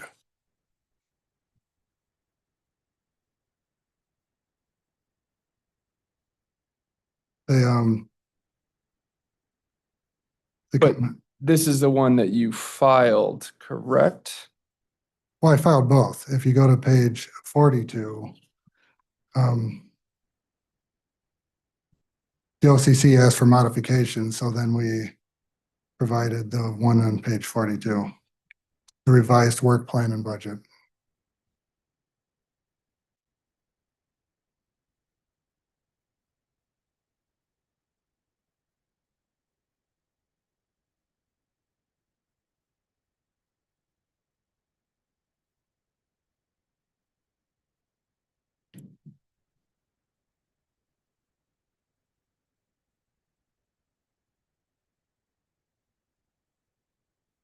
And that is referring to the revised work plan and budget dated November 25th, 2024, correct? Correct. Did the scope of work outlined in your October 31, 2024 RFP response continue to apply to the work you performed? It was modified.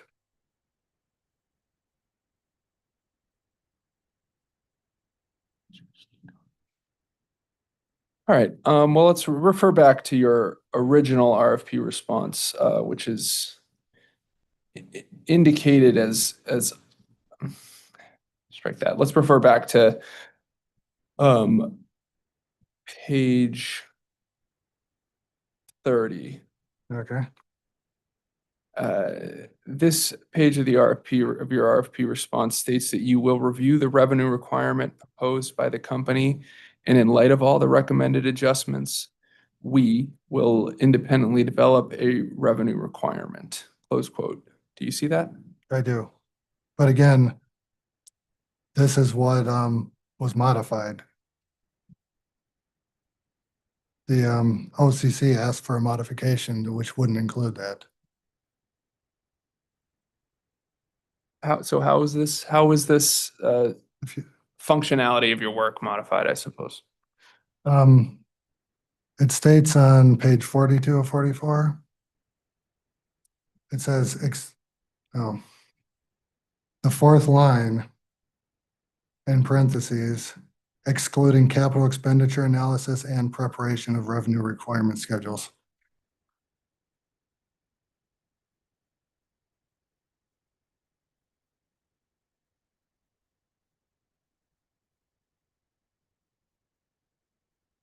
If it's helpful to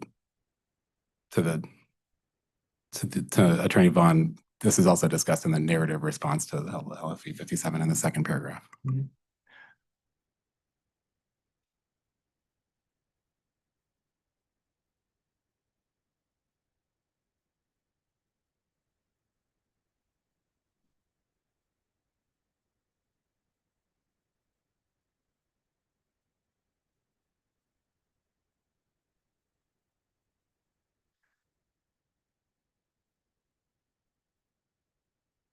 All right. One more question about that. In your original RFP response, it states, quote, "The revenue level should be sufficient to enable the utility to recover its prudently incurred costs found to be includable in the rate year, plus an adequate return on its capital invested and used in useful assets devoted to the provision of jurisdictional utility service. In other words, total allowed revenues should equal total operating expenses plus depreciation and an adequate return on investment.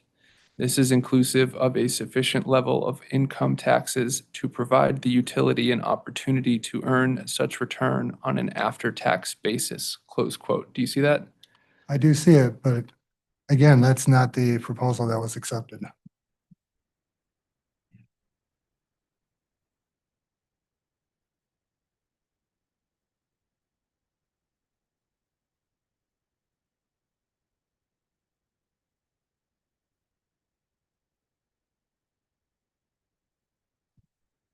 Okay.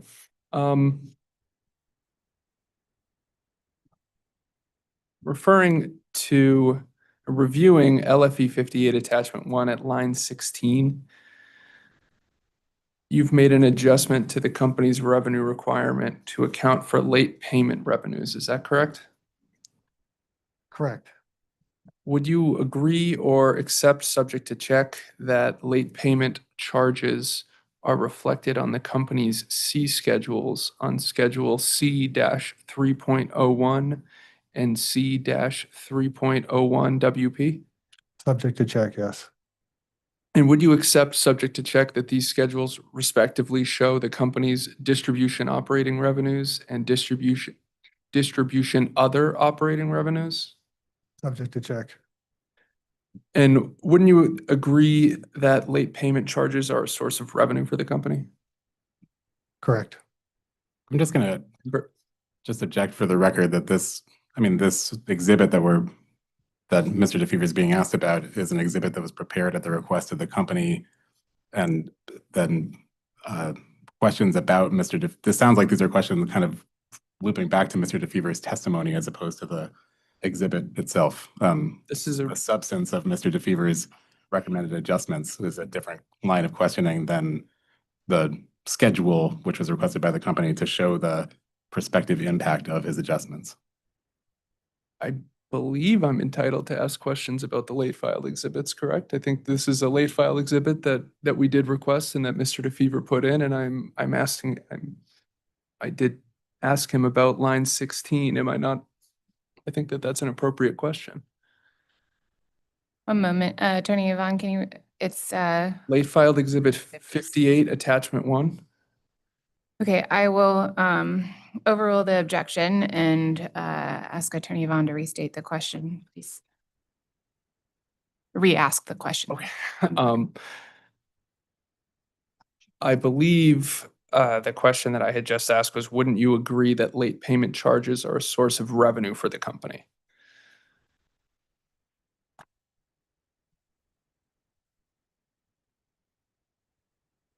Oh, yeah. The witness can answer, Oh. please. Yes, And conversely, wouldn't you agree that late payment charges are not a cost incurred by the company, correct?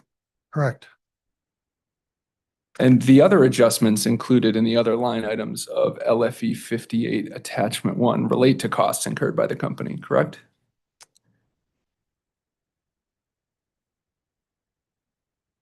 That's correct. And wouldn't you agree with the concept that whether the company charges late payment charges or not does not impact the other cost-based items included in LFE 58 attachment 1? Could you ask that again? Would you agree with the concept that whether the company charges late payment charges or not does not impact the other cost-based items included in LFE 58 attachment 1? Yes,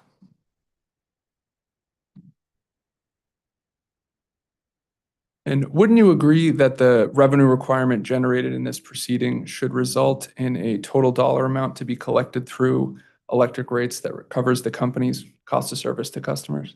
correct. And wouldn't you also agree that the company generates other revenues such as rent credits and pole attachment fees? Correct. And wouldn't you agree that the company's revenue decoupling mechanism is designed to ensure that the company collects the revenue requirement, no more, no less, than is established in this case? I'm not fully aware. I mean, Would you accept, subject to check, that that is the purpose of a revenue decoupling mechanism? yeah. In general, yes. And then wouldn't you agree that the total amount of the company's revenue requirement is reconciled through its revenue decoupling mechanism? I'll accept it. I'm not involved with that.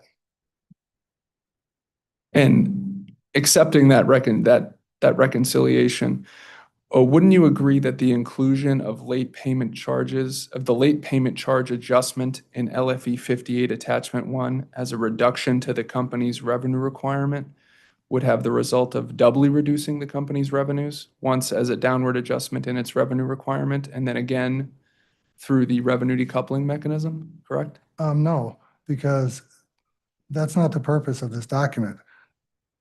So it would have no such effect because no one was intended to see it. This was for internal use only, just to give our client an estimate of what the impacts would be. This was not to be presented to anyone else other than the client.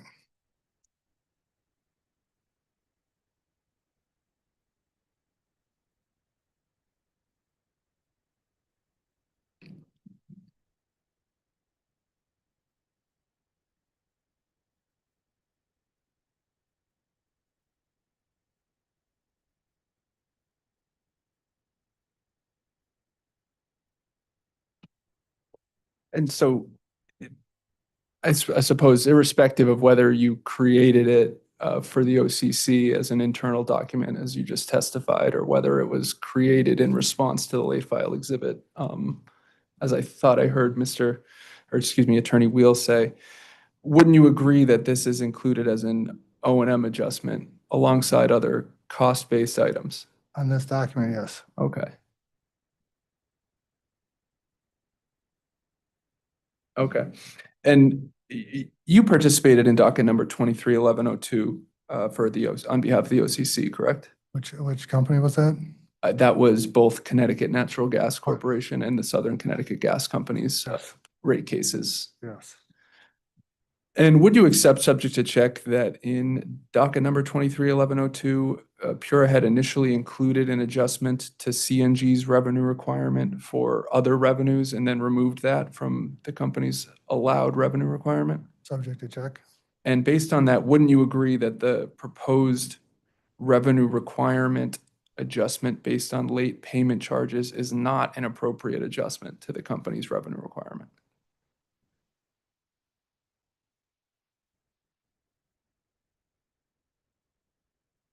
You're asking me if my adjustment to late payment revenues is inappropriate? I'm asking you based on Pura's recent removal of an adjustment for other revenues or an other revenues adjustment, as I explained to you in the CNG case on which you worked. Would you not agree that your proposed revenue requirement adjustment based on late payment charges is not an appropriate adjustment? I would not agree. I don't know enough about that, what you're discussing from that prior case. And I thought it was my understanding that the company had said they accepted this adjustment. In their rebuttal? That's all I have. Thanks.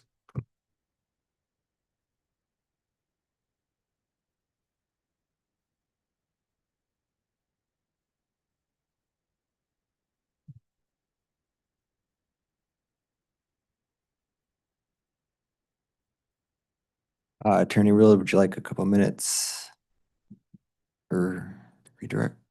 Sure, I can take 5 minutes. I'm not sure if any other party who reserved the right to cross. Oh yeah, let me check first. Sorry. OCC? Oh, forgive me, everybody. It's been a long day. Yoey. AG's office. Deep. Back to you, Attorney Wheel. Sure, if we could have 5 minutes, please. Questions? Unless, I should say, unless the commission, unless the bench has any questions. Thank you. We'll be back in 5 minutes.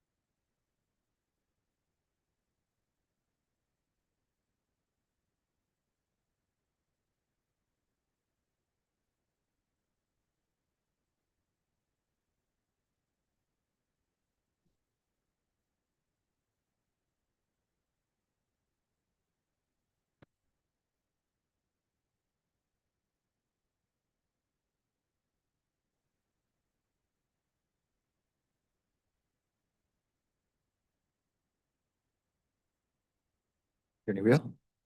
Thank you. Yep, just a couple of questions for redirect.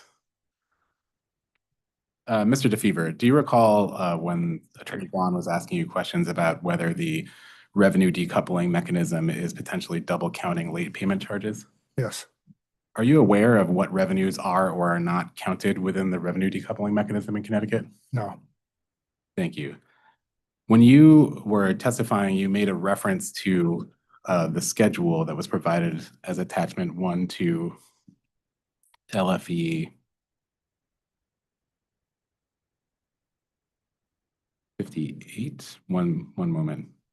The schedule provided as attachment 1 to LFE 58. You made a reference to the schedule being provided for internal use only. Do you have anything to clarify about that statement? Yeah, we originally created it for our client's use, but then I was asked to submit it for this late file hearing. Were you asked to submit the original schedule that was created for internal use, or were you asked to update the schedule based on your recommendations as of now? Right, I was asked to update the schedule. Okay. So the attachment to LFE 58 is that updated schedule as requested by the company as opposed to the copy that was provided to OCC? Correct. Thank you. Last question. You referenced during cross-examination from Attorney Vaughn that it was your understanding that the company accepted your late payment charge adjustment.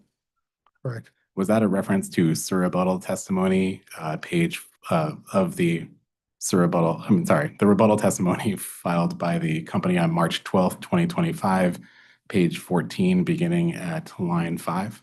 Correct. Thank you. That's our last question. Thank you, Attorney Wheel.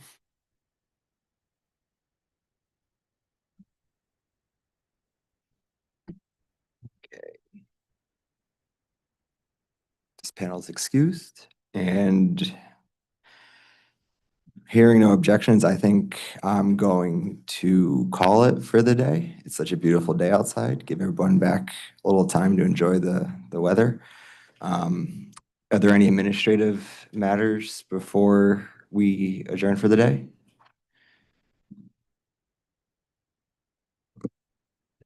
Thank you, Commissioner. Just to confirm, so we'll start tomorrow morning with the company's electric ops panel showing on page 9 of the agenda. Yes, 9 a.m. All right, thank you. Cool. Okay.